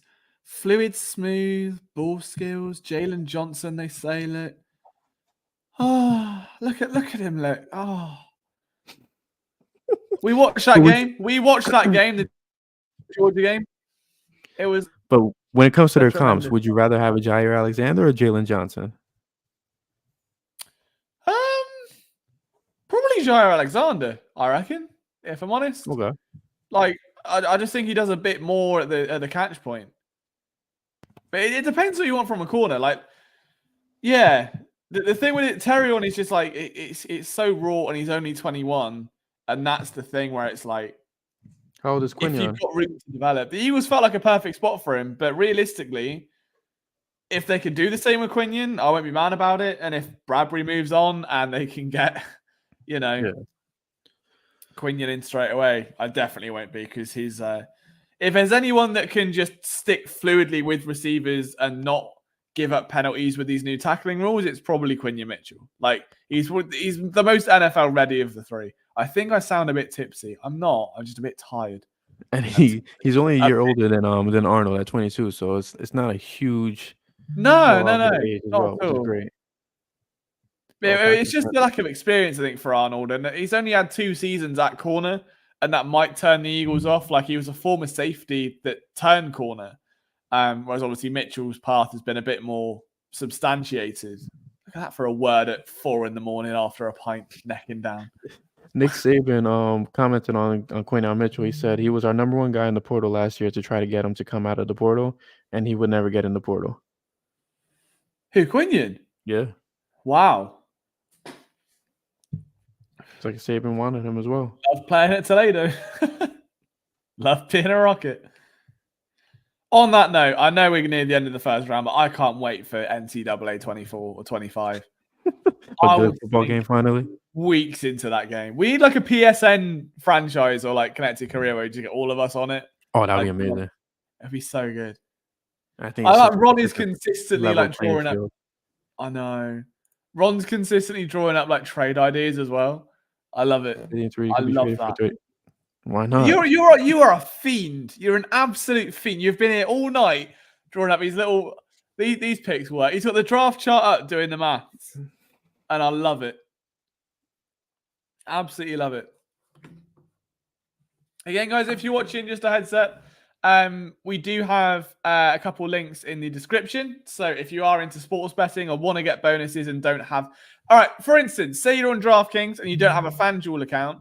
Instead of depositing $5 in DraftKings, sign up to FanDuel with the link down there, and that $5 gets you $200 in bonus bets. So you get $200 for free to bet on whatever you want. So whether it's NFL draft, whether it's NBA playoffs, whether it's the Phillies to win, whatever it may be, you're sorted. So it's just an easy way to get $200 to bet with, which, look, as a bettor myself, I think I exhausted all of my betting sign-up offers when I was like 18, and I massively regret it now that I actually care about gambling rather than just like wasting it a bit. So if you're into that, link down there obviously helps us out as well. I think there's a BetRivers one, which is the other offer where whatever you deposit, they'll match it. So if you deposit 50, you get 50, deposit 10, you get 10, that sort of thing, up to a value of 250. And if you could leave a like on the stream, that'd be lovely. I'm not sure what we're on like total-wise, but I think we're on more likes than there were picks in the first round, which is bloody tremendous to me. So I'll double check. If I spoke too soon, I will cry. 34, just about. We did it. Can we get to 35? Nice. That's a nice number. That's halfway. We can push for 40 then. 36 now. There we go. Push it right at 40 tonight before we get in. Lovely. Thank you so much for all the support. I know we've been on like a really eccentric run of viewers on Twitter as well that have been watching this all night. The YouTube chat has been popping. You guys have been absolutely sensational. Mark's even popped in to say hello. I hope you've had a lovely evening and you're happy with the Quenya Mitchell pick as we are. And we get ready for round 2. We go again tomorrow. Day 2 is going to be, I think, not arguably more exciting, but with two picks available within quick succession, it's a double whammy. Mm-hmm. What's your dream scenario for these? I know we're going to talk a lot about it tomorrow, but what is your dream scenario now, looking into this?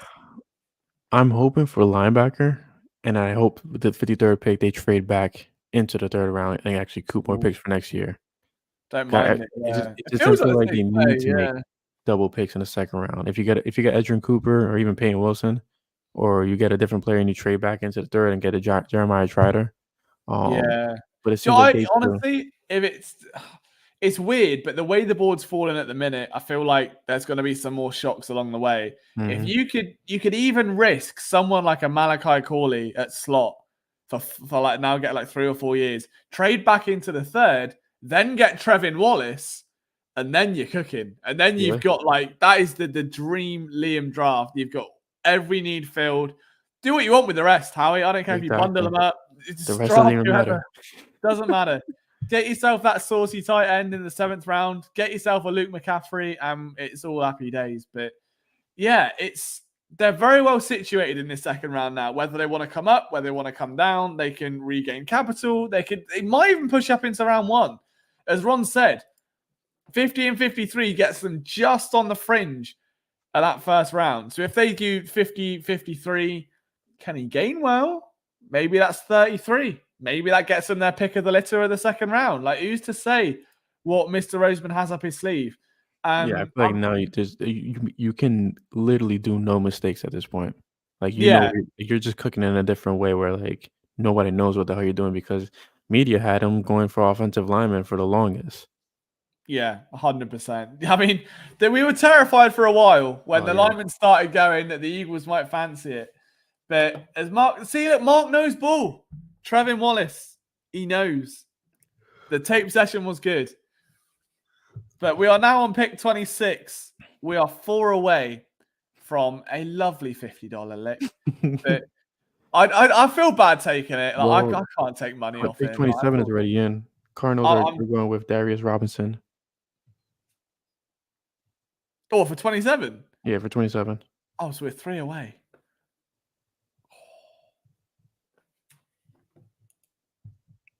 I feel like the same happened with Denzel Mims. Everyone had him as like a bona fide 1st rounder and was obsessed with him. And I was like, just don't see it.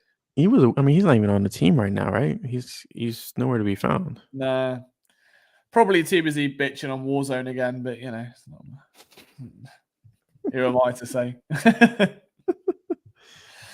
I want defense the next 2 picks, then I don't care. It's really, I don't think I've ever seen a draft in my memory where like it is just free reign. Like it doesn't really matter, and how he can just pick the players he wants, the guys he likes, whether it's Senior Bowl meetings, whether it's players he's had his eye on, and they could bust on all of them. But the fact that they've genuinely filled the primary need with the first pick, rather than going, yeah, we'll get a lineman he'll play in 3 years, like the Andre Dillard pick drew question marks at the time. It made sense, but it drew question marks. Jalen Reagor didn't pan out. It's only been the past few years that they've really started to hone in on this new way of drafting. And to come out of the first round knowing that, all right, Bradbury ain't going to be around forever. Slay's getting older. They both probably are going to be out of a job, not a job, but out of Philadelphia by the end of next season. You've now got a future CB1. Ringo, ideally, would be CB2. Mm-hmm. They're set. Yeah, that's CB position set. Sidney Brown to be healthy, a good safety group, and then you got to build that the defensive line. But what's crazy is if you look at this team now, like without even, I don't know who's coming out next year. Like I'm not that much of a college football buff, but if you were to look at this team, they don't need a quarterback, don't need a running back. Offensive line, potentially, depending on Lane Johnson and if they get some backup this year. Tight end, don't know yet. We'll see. Wide receiver, absolutely not. Defensive line, they'll be fine. Corner, they'll be fine. Safety, they'll be fine. So if there's a first-round linebacker next year, and the linebacker class is a bit stronger, because it's a very weak class this year. Like, again, the cream of the crop is second round. If there are some first-round linebackers, is that the year? Is there the foresight there to go, well, look, we can get by this year. We bring in Devin White, who's experienced. He can hold the fort for a year.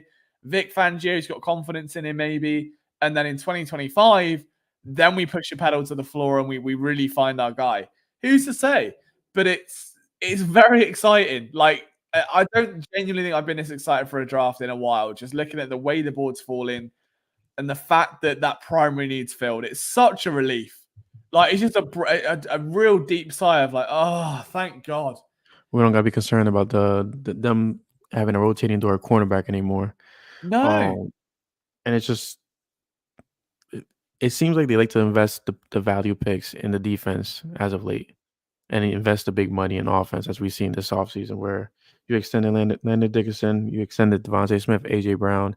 Last year, you extended Jalen Hurts. This year, Jordan Mailata. Like, you're not seeing big money invested in the defense right now, but they're setting themselves up in a way where once that money needs to come in, then they'll start circulating to the defense and then go about a different way in the draft. And if you think about it as well, like it's kind of like we alluded to earlier, but now it's even more so because we said all the big money's on the offense, whether it's offensive line, receiver, Saquon, Jalen Hurts. Defensive line, you got Nolan Smith, Jordan Davis, Jalen Carter, all on rookie deals. Quinion Mitchell is now going to be on a first-round rookie deal with a fifth-year option. If you go linebacker next year, that is another rookie deal with a fifth-year option. You're talking 3 years of rookie deals of players that are first-round picks on a defense. It's like two at each spot nearly almost. Like if they can maybe... You could definitely win a Super Bowl during that time with that kind of formula. It's insane. And then by the time, like as we said earlier, the offensive players begin to get towards the tail end of their deals and the money kicks in and maybe they get traded. Maybe it's an extension. Then the money goes over to pay guys like Carter, like Davis, like Smith.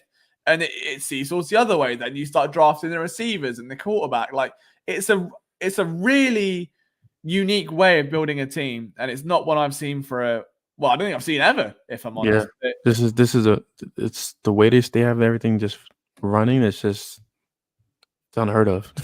Yeah, I'm gonna have to try and put this into a coherent thought process tomorrow in an article or something. But I'll try and wait till the draft finishes for that one. Is there a free agency defensive end you think they go and get? I don't even know who's left, if I'm honest, J-Fizz. I can have a look. The Bills are trading out of the 28th overall pick, but they're not saying to who yet. Trading out? I mean, my guess would be Texans because they were trying to come up, but I might be wrong. Davis needs to show more this year, says Ron. I hope so, but at the same time, I don't think he was that bad. I think it was very much overblown. Like he was solid at what he did. He just wasn't asked to do the stuff that flashes on TV or on tape or the stat sheet. He does the dirty work, and he allows guys like Reddick to do his job. So two things really quick. yeah, I was listening to all of that, and I Chiefs want are to feed off that trading point. Trading up. Houston? Chiefs are trading up with the Bills. Oh, interesting. They could use a corner. They could use a corner. No, they couldn't. After They've they got just got lovely rid of corners. Snead. But this actually ties into my point perfectly. That entire thing that you guys are just talking about the kind of ebb and flow of how you're effectively fielding your offense and your defense. Guess who else approaches the game that way? The Kansas City Chiefs. That's how they've approached it over the past couple of years. And, you saw that switch from providing those offensive weapons to getting younger on offense and having big money on the defense this past year. And once again, they won. So it's a good formula that works for them. And you got some news for us, Brian?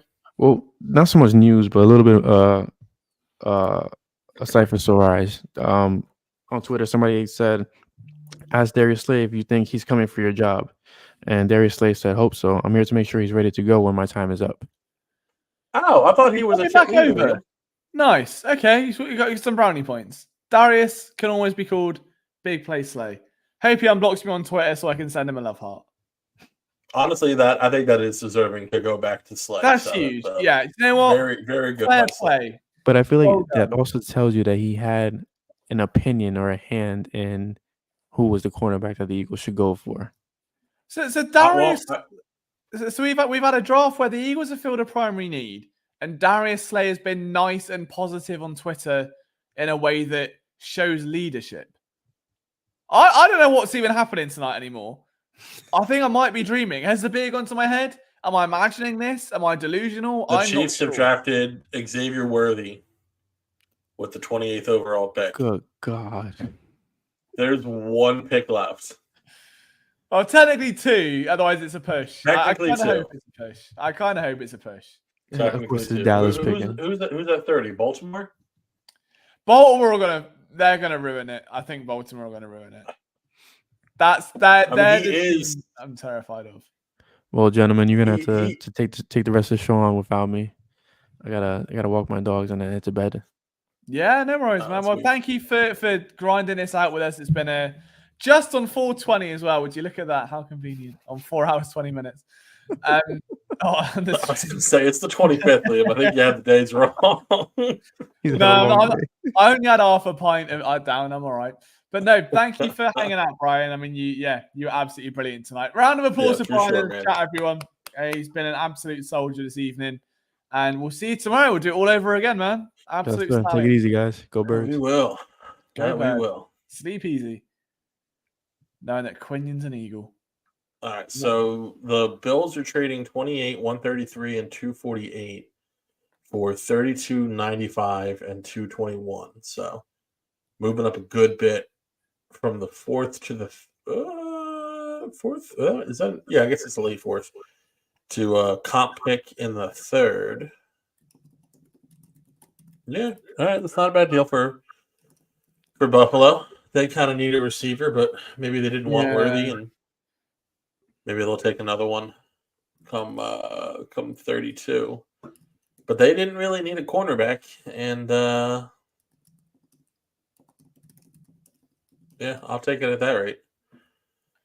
No, it's been. This is getting close, though. Yeah, this is all we're in for now, isn't it? It's just riding this out. And then it's Dallas now at 29, I think. So who's... Yeah. This is not screaming cornerback here. But I don't know how else it would be. I mean, maybe Chop Rock... No, Chop's gone, isn't he? Well, they might go Guyton. Guyton has been taking it, right? Very true, yeah. Is there any of the big linemen left? I mean, what, Mims? Is Mims still there or is Mims gone? No, Mims is gone. Okay.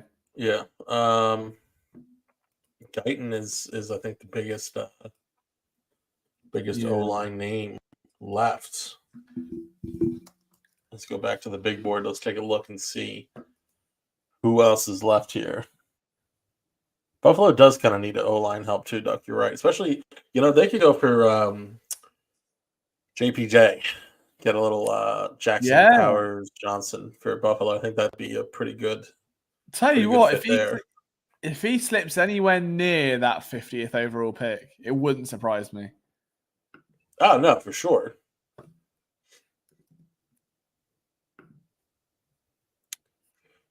So you got JPJ, Cooper DeJean. Cuba did see Kool-Aid that feels like McKinstry. a Dallas pick. He really does feel like a Dallas pick.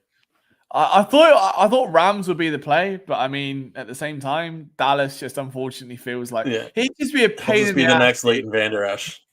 Yeah, it just feels like it'd be everywhere and causing problems. I don't want that.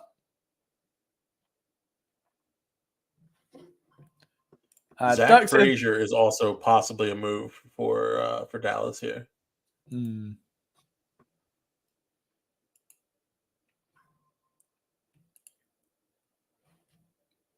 That's very interesting. I just did. I know that there's always real quick. Dallas did select Tyler Guyton. Did they? Yeah, they just took Guyton. Wow. I mean, makes sense. No, I would much rather. It's a really good pick for them, I think. Yeah, I would much rather have. I would considering the amount of people they've lost off that O line, like that Dallas offensive front has been it's been up there with Philly as one of the best in the league over the past decade or so, and a lot of those big players are moving on or getting near the end of their careers. And good pick. Don't mind it at all. And same when who was the center they drafted a few years ago and they traded with the Eagles? What's his name? I've forgotten now. Tyler Biadasz. That's the one. Yeah. Tyler Biadasz. I really wanted him on the Eagles. I remember that draft class. I was like, yeah, get him in. Sucked he went. Where was he out of Wisconsin? Was it? Yeah, think so. Good little player. Saves 100. Boy. Well, here we go. Yeah. Moment of truth. Moment of truth. I'm getting the Cash App ready as we speak. No, dude. No, legit. Don't worry about it. I'm not going to take 50. Listen, I'm not worried about it. I feel bad. I don't want to. For what? I don't want to take $50 off you. Brother, I offered it. Yeah, true. See, I need to stop being nice sometimes. Need to back. This is when it gets taken 30 anyway. The whole thing gets null and voided, and then the night's a write-off. Oh no, my draft stream is finished as well. I can't find. Oh, that's annoying. Damn. Liam, don't you pay him? Why would Liam pay me? Well, I don't know. He could. Is it a figure? No, Liam paying me is off the table. It's now it's either nothing or I pay Liam. What a night for the brand. But in fairness, like I said, I mean, it wasn't that Nate Wiggins slid because he was bad. It's just that there was a 6 quarterback first round, which I don't think anyone would have predicted. Nuts. And this late lineman run is crazy too. Liam, just figure out another bet, go double or nothing. I can roll it to tomorrow. I mean, gamble responsibly. Cooper to Philly, double or nothing. LJ from Band of Brothers, you don't take from these guys. No, look, I don't know. I don't like taking money off people. I do it with golf as well all the time whenever we play with friends. I'm like, yeah, we'll do a wager, and then I'll wait. I'm like, just don't worry about it. Just buy a drink, and I'm all right. Don't like it. So you welch on your bets, but only when you win. Yeah, but I don't mind paying people. It's really weird. Yeah, no, exactly. It's just only when you win you go back on your bet. Yeah, I'm the same with like birthday presents and stuff. Whenever, obviously you got me my little Eagles bottle, and I was all emotional. Oh my god, Zach got me an Eagles bottle, and I was buzzing. Yeah, but I always get exactly the same. I'll get a therapy session dialed in. We'll be all right. I don't think I've seen many. What was that, man? Oh, I was replying to Duck's comment. I was just going to say it's going to be really funny to watch Nate Wiggins go 31 to San Francisco. I know. Yeah. After all that. None of the mocks I've seen have had 6 QBs going. I don't think I've seen any QB or any mocks with QBs more than 4 or 5 going. None more than 5. 4's kind of been the optimal number. It's crazy. Like, let alone that early. Yeah, like, you're right. Was it 6 inside the top 10? Or like top 12? No, it wasn't 6 in the top 10. It was 4 in the top 10, and then let me see here. it was Williams, May, Daniels, 5 in the top 10, 6 in the top 12. It's crazy. Yeah, that's a lot of pressure on those young quarterbacks. That's literally like what, a quarter of the league, almost? Or a fifth of the league? I don't know. My math is terrible. Yeah, it's a little under a fifth of the league. So a fifth of the league are on rookie quarterbacks. So Washington's got one. New York didn't, so that doesn't help us. But I'm trying to think which one. Power page. Yeah, a lot of them are AFC, which doesn't really help things for the Eagles in terms. It does if they all make the playoffs, like, you know, and they all accidentally get a rookie into the championship game. Maybe you get a dodgy Super Bowl matchup out of it. What? Interesting. Somebody called out that Ricky guy saying that he's been working at McDonald's, but he even said this morning, he said, sounds like the Chiefs are still targeting a left tackle. If there's a crazy run on offensive tackles, which we saw, drafting wide receivers is the contingency plan. So he had that perfectly nailed. Wow. That's crazy. Yeah, exactly. Yeah. Right, I'll be 2 secs. I just got to run to the toilet a minute. Oh, man. What a crazy draft. Tyler Smith going to stay at guard for the Cowboys. Oh, so you can have Tyler Guyton, the twin Tylers down in Dallas. Yeah, no, Duck, it's absolutely crazy. Just being able to call that. I mean, granted, you know, like saying the Chiefs need offensive line and wide receiver, like in a vacuum was not that crazy, but it did in fact break down exactly as he said, which is the crazy part. But now they get Xavier Worthy, Tyreek Hill 2.0, or, you know, I guess maybe Tyreek Hill half of one. But that's going to be scary for the Chiefs going forward. Unbelievable. And this 30th pick is taking its good old time to come on in to see whether or not I owe my boss $50 or not. Oh, here we go. We'll see what happens. Came back at exactly the right time. This is it. I really hope it's a push just for the sake of this stream. It would be really funny if it was. Yeah. I mean, who is it on the clock? Baltimore?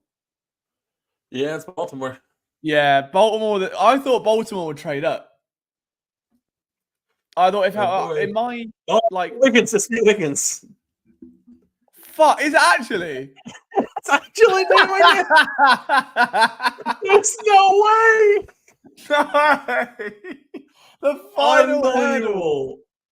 Unreal. So freaking funny. Unreal. No one loses. No one loses tonight. Philadelphia doesn't lose. We don't lose. Oh man, that's crazy. It's weird. Like, legit, I was thinking there would be a run on corner at some point. I thought Terry would go about 14, Quinion would be next, Baltimore would come up and then probably snag Wiggins, and then Kool-Aid's going to drop to like round 3. I did not expect him to be. Yeah, Baltimore have got a steal at 30. If we're being honest, Baltimore do have a steal at 30. That's an unreal pick. Oh, for sure. We need Trotter Jr. Tyler comes in and says we need Trotter Jr. second round. Depends how it falls. I would much rather Cooper or Wilson or Trevin Wallace. Yeah, but depends. I would say if roughly like 40 to 50 of the prospects die mysteriously, then yes, Trotter in the second round would probably make sense. But I love the symbology of bringing in Trotter Jr. And again, in my Madden draft where I did draft Kenyon Mitchell, I did also draft Jeremiah Trotter Jr. However, that happened back at pick 120 because I think there's a chance that he could fall a little bit here. And if they don't go linebacker and if he is there at 120, I honestly wouldn't mind it. There's guys I still like more, but I wouldn't hate it. No, 100%. Like, I will say though that Baltimore just seem to nail every draft. Like every stream we have, we're like, wow, that's a good pick. And even in the 5th round, they somehow pick some random prospect, and it's the only one we're aware of. And we're like, oh, they've picked that guy. Yeah, he's good. I don't know. They seem to get it right every year. The Chargers, big Marlon Humphrey energy from this one. Yeah, 14, 15, absolutely not. At 22, I'd have taken it. 30, it's a bargain. It's an absolute bargain. Like there's no getting around that. Very, very intrigued to see how he does in Baltimore. That's a snug fit for him. It's a physical team, an aggressive defense, cleanest tackler with the new rules. Like he's gonna be fine in Baltimore. He's gonna be absolutely fine. As he knew some school of scouting. You're absolutely right with that. Oh, what a night. Brian's not going to believe that. That it actually pushed. Literally pick 30. Oh, I should have said 25. I should have haggled it down to 27 or something.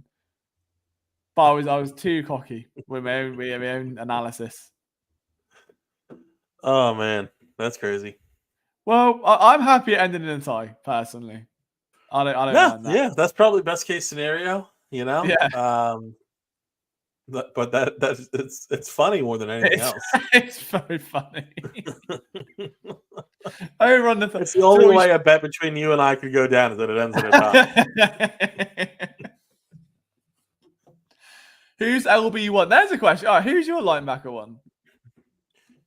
Yeah, I mean, are we talking LB1 in the draft or LB1 on the team right now? Because, I mean, I would think that would be pretty clearly Devin White. But if we're talking about in the draft, Edgerrin Cooper for me is definitely the top dog.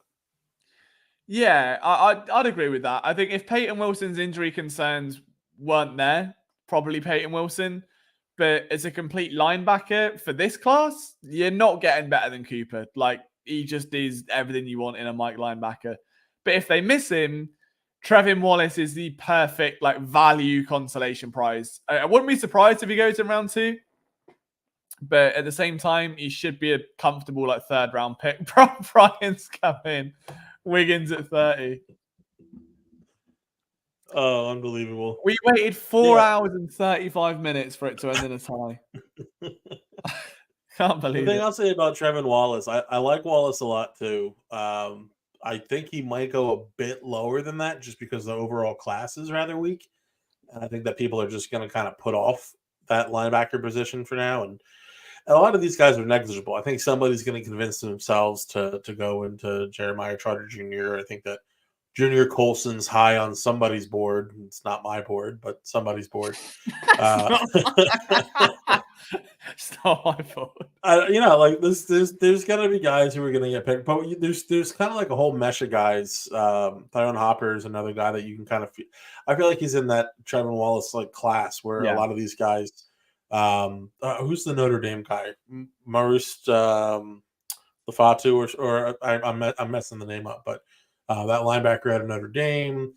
Tyrese Knight out of UTEP is somebody I think that could be a bit of a surprise here, and maybe he slips a little bit closer to that 5th round, maybe around that pick 161 or something. But if Philly doesn't have a linebacker by then, I would take him too. I think if and granted, my brother-in-law doesn't technically work for UTEP. He works at UTEP.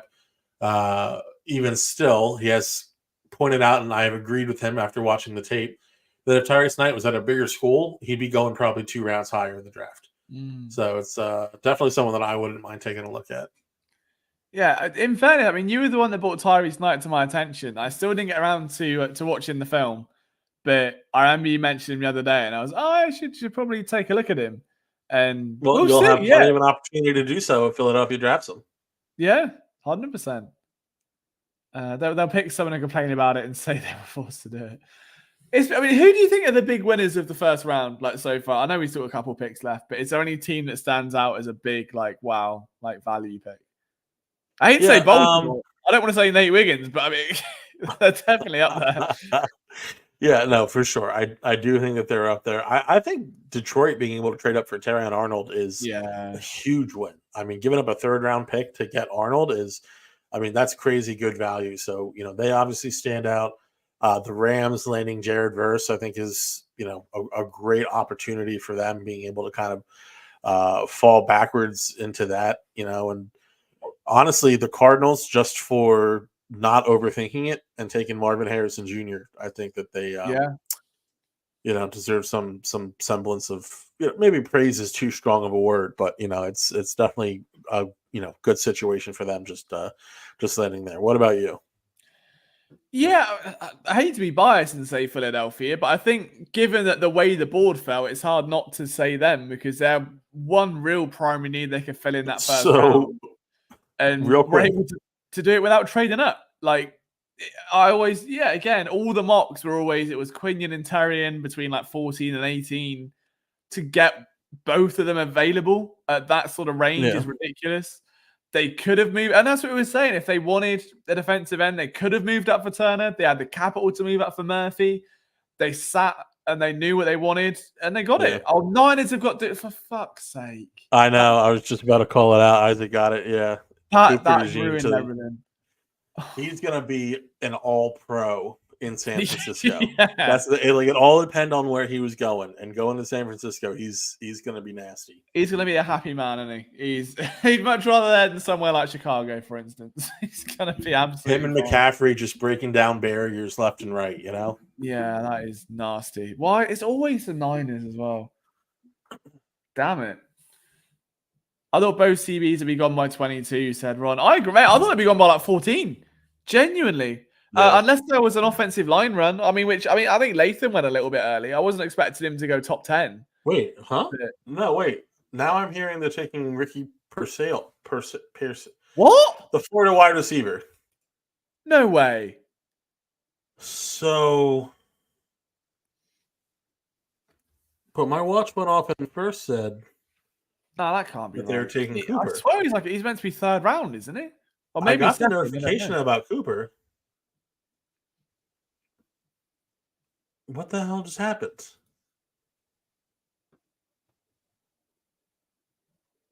What is going on here? Yeah, I need a little ref replay on that one. Doug says he likes DeJean. I knew he was a first rounder and thought he'd end up an Eagle because he thought Arnold and Mitchell would go between. Dove Kleiman overshot his shot, and it wasn't Cooper. Oh, what? So it's actually Ricky Pearson. Looks like it's Ricky. First round. What did I grade it right? So I had him graded at. But in fairness, I had him graded behind Xavier Legette. Did Xavier go already? Yeah, he went to who's another winner, but he went to Kansas City. Ah, right, brilliant. Well, yeah, Ricky Pearson was my tie with Anais Smith as my second highest graded receiver. So I had him at 8.5 on release. I don't really matter, but yeah, 6.5 on the stem. His agility is unbelievable. Like he's so quick with his breaks, but everything is like a hard sell. And watching him in the best way made you appreciate Devontae Smith that much more because he's so subtle with his breaks and he can like just outmaneuver anyone. Ricky Pearson, as soon as that head drops, he's cutting and breaking a certain direction. Hell of a receiver, very fun gadget player. He's going to be absolutely fine there. I feel like that's a bit high though. Like I'd have probably said second, third round. But hey, look, second of all my players that I've drafted highly gone. Terry and Arnold's gone. Quinion's gone. Nate Wiggins is gone. 2 seconds, Liam. Sorry.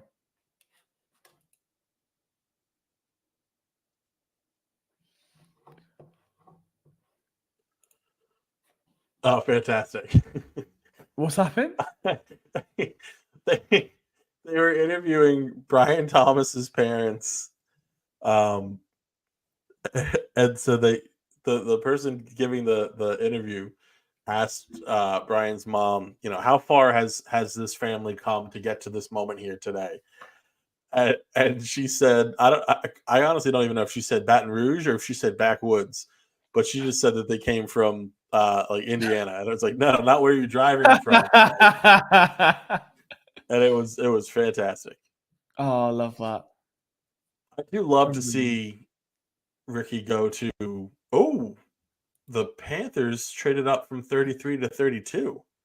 They wanted to get that 5th-year option. I would agree with Ron's comment. Yeah, it's weird. He can sort of play everywhere. A lot of the tape we watched, he played at boundary. But he got projected at safety, which is quite weird. So it'll be interesting I think to see. he's like a bigger body CJ GJ, where instead of maybe that slot free safety, maybe he does a lot more like slot sub linebacker kind of a role. Yeah. I mean, he's solid, especially in that defense. He's going to be very, very good. Unfortunately, Well, but again, he's not in that defense. He did not go to San Francisco. Oh yeah, of course. Never mind. He's not there. Everything's fine. He's in the second round. I mean, maybe he goes here to Carolina. Maybe that's why they traded up. Yeah, Carolina got scared, saw the Dove tweet, and just went all over it. Like, right, not having that. We're getting it. Wow. All right. So the Panthers are taking South Carolina wide receiver Xavier Legette. All right. So Bryce Young gets a weapon. Well, he kind of needs it, to be fair. Yeah, he definitely. LJ needs a second. They got him the O-line in free agency, and now he gets the weapon. It's good. I downed half a pint and feel like my speech was slurring everywhere. So if it has been, I deeply apologize. I'm not the young man I used to be. Struggling over here. No matter how racist that was, it was true. But what was this? What have I missed here? Give facts and safety and nickel river same guy. I think I missed. Oh, I see. Right. Okay. Sorry, I missed the comment. There we go. Right. I got you. Now, here's the thing. White DBs, there is a successful history of. Reed Blankenship is proving that right now. White corners, he's a trailblazer. So we will see what he does when he is drafted. But no, I think Cooper will be a good player again in the right system. So, but officially, Carolina moved pick 33 and 141 for 32 and 200. So, oh wow, I like that for Buffalo. Buffalo's getting a lot of those 4th, 5th round picks this year. That's going to be recouping quite a lot. Yeah, good opportunity in a deep draft. So is this the last pick then? I guess it's 32. That's it. We're done. Oh, we're out. No, that's all 32. But we're going straight through until the second round of March, right? We're just staying on. Non-stop, yeah, straight on. God, then I will need a few more pints because I know I may survive another one. But yeah, I guess that unfortunately brings an end to what has been a roller coaster night, I suppose. Still got 2 more days. We still got 2 more days. Any closing thoughts on tonight's action? Yeah, I just think that you couldn't have drawn up this night any better for the Eagles. Honestly, I mean, being able to get Keon Mitchell is like ideal in the first place, but being able just to sit at 22 and draft him. And it's so funny, I was so confident at the beginning of the night. There's no way the Eagles are staying at 22. Yeah, same.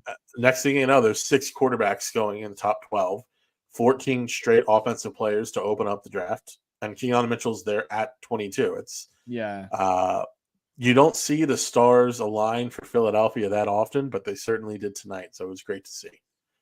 Yeah, no, I think you summed that up absolutely perfectly. Like, it was crazy. Yeah, watching all those quarterbacks go so early. I don't think anyone had that on their bingo card whatsoever. But not only that, but the way the linemen went, like it was just domino after domino, and you'd question it and think maybe they're going to move up. And I guess the composure of Roseman to be patient and not be over aggressive and move up for a guy. Like, it must be tough if you see the board fall in a certain way. You're like, well, one of them's going to go for Terry and one of them's going to go for Quinion, and he stayed patient and it paid ridiculous dividends. So an incredible night for Philadelphia, an incredible night on the stream as well. So just a massive thank you to everyone for hanging out. For us, I mean, for me, I can speak hopefully just for myself, but for everyone. But it's my personal favorite weekend of the year. I love these live streams and always a blast. To Zach for entertaining the Nate Wiggins bet this evening that ended in the perfect tie, and for hanging out. And as well to Brian and Eric, obviously, as well, for joining us and giving their analysis and insight and jokes along the way. A really fun night. We'll be back again tomorrow. I think it's another evening one, isn't it, tomorrow? It's like another... I think it's 7:00. Yeah. Though. And then because that's Saturday an hour earlier for you, so that's good. Yeah, that's all right. And then Saturday is like 11 in the morning, I think, isn't it? It gets a bit earlier. Yeah, that's an early one. That is, tomorrow 7 p.m. Okay. And then Saturday. Do you want to tell me? No, you don't want to tell me. Noon on Saturday. Yeah, okay, close enough. So, not bad. I do. There we go. Yeah, so we'll be here for round 2, and then we'll work out, depending on what the Eagles do, whether we want to pause the stream there, and then we'll do a day 2 recap on Saturday, as well as the day 3 stream. So we'll see how we go. But we'll definitely see you tomorrow for round 2. And just, thank you so much for hanging out. I mean, we've been here nearly 5 hours now, and all of you guys have been sharing this with us. And it's not lost on us that you do want to share, like, the draft. It's such a big weekend for your team, like, it's ushering in a new era of players. You get to see them, like, put on the draft cap. It's a really special moment when you look back to even people like Jalen Hurts, Devontae Smith, guys that you then buy their jerseys of. Your first memory of that player, like, we share that as a community. It means a lot. So just thank you for taking the time to watch it. Go get some rest. We're going to have plenty of analysis on phillysportsnetwork.com in the morning about the pick. Hopefully some press conference quotes, and obviously some previews for some day 2 targets as well. So from myself, from Zach, from Brian and Eric, I'm sure, who are hopefully in the land of Nod, we'll be back on Friday. Yeah, Friday night. Lost the time there. Yeah. Friday night to do it all again. Go Birds, Queens and Eagle. We'll see you tomorrow. Go Birds. Go Birds. You are now tuned into Flipping the Birds, a Philly Sports Network podcast. What's going on, Eagles fans? Welcome all to another episode of Flipping the Birds. And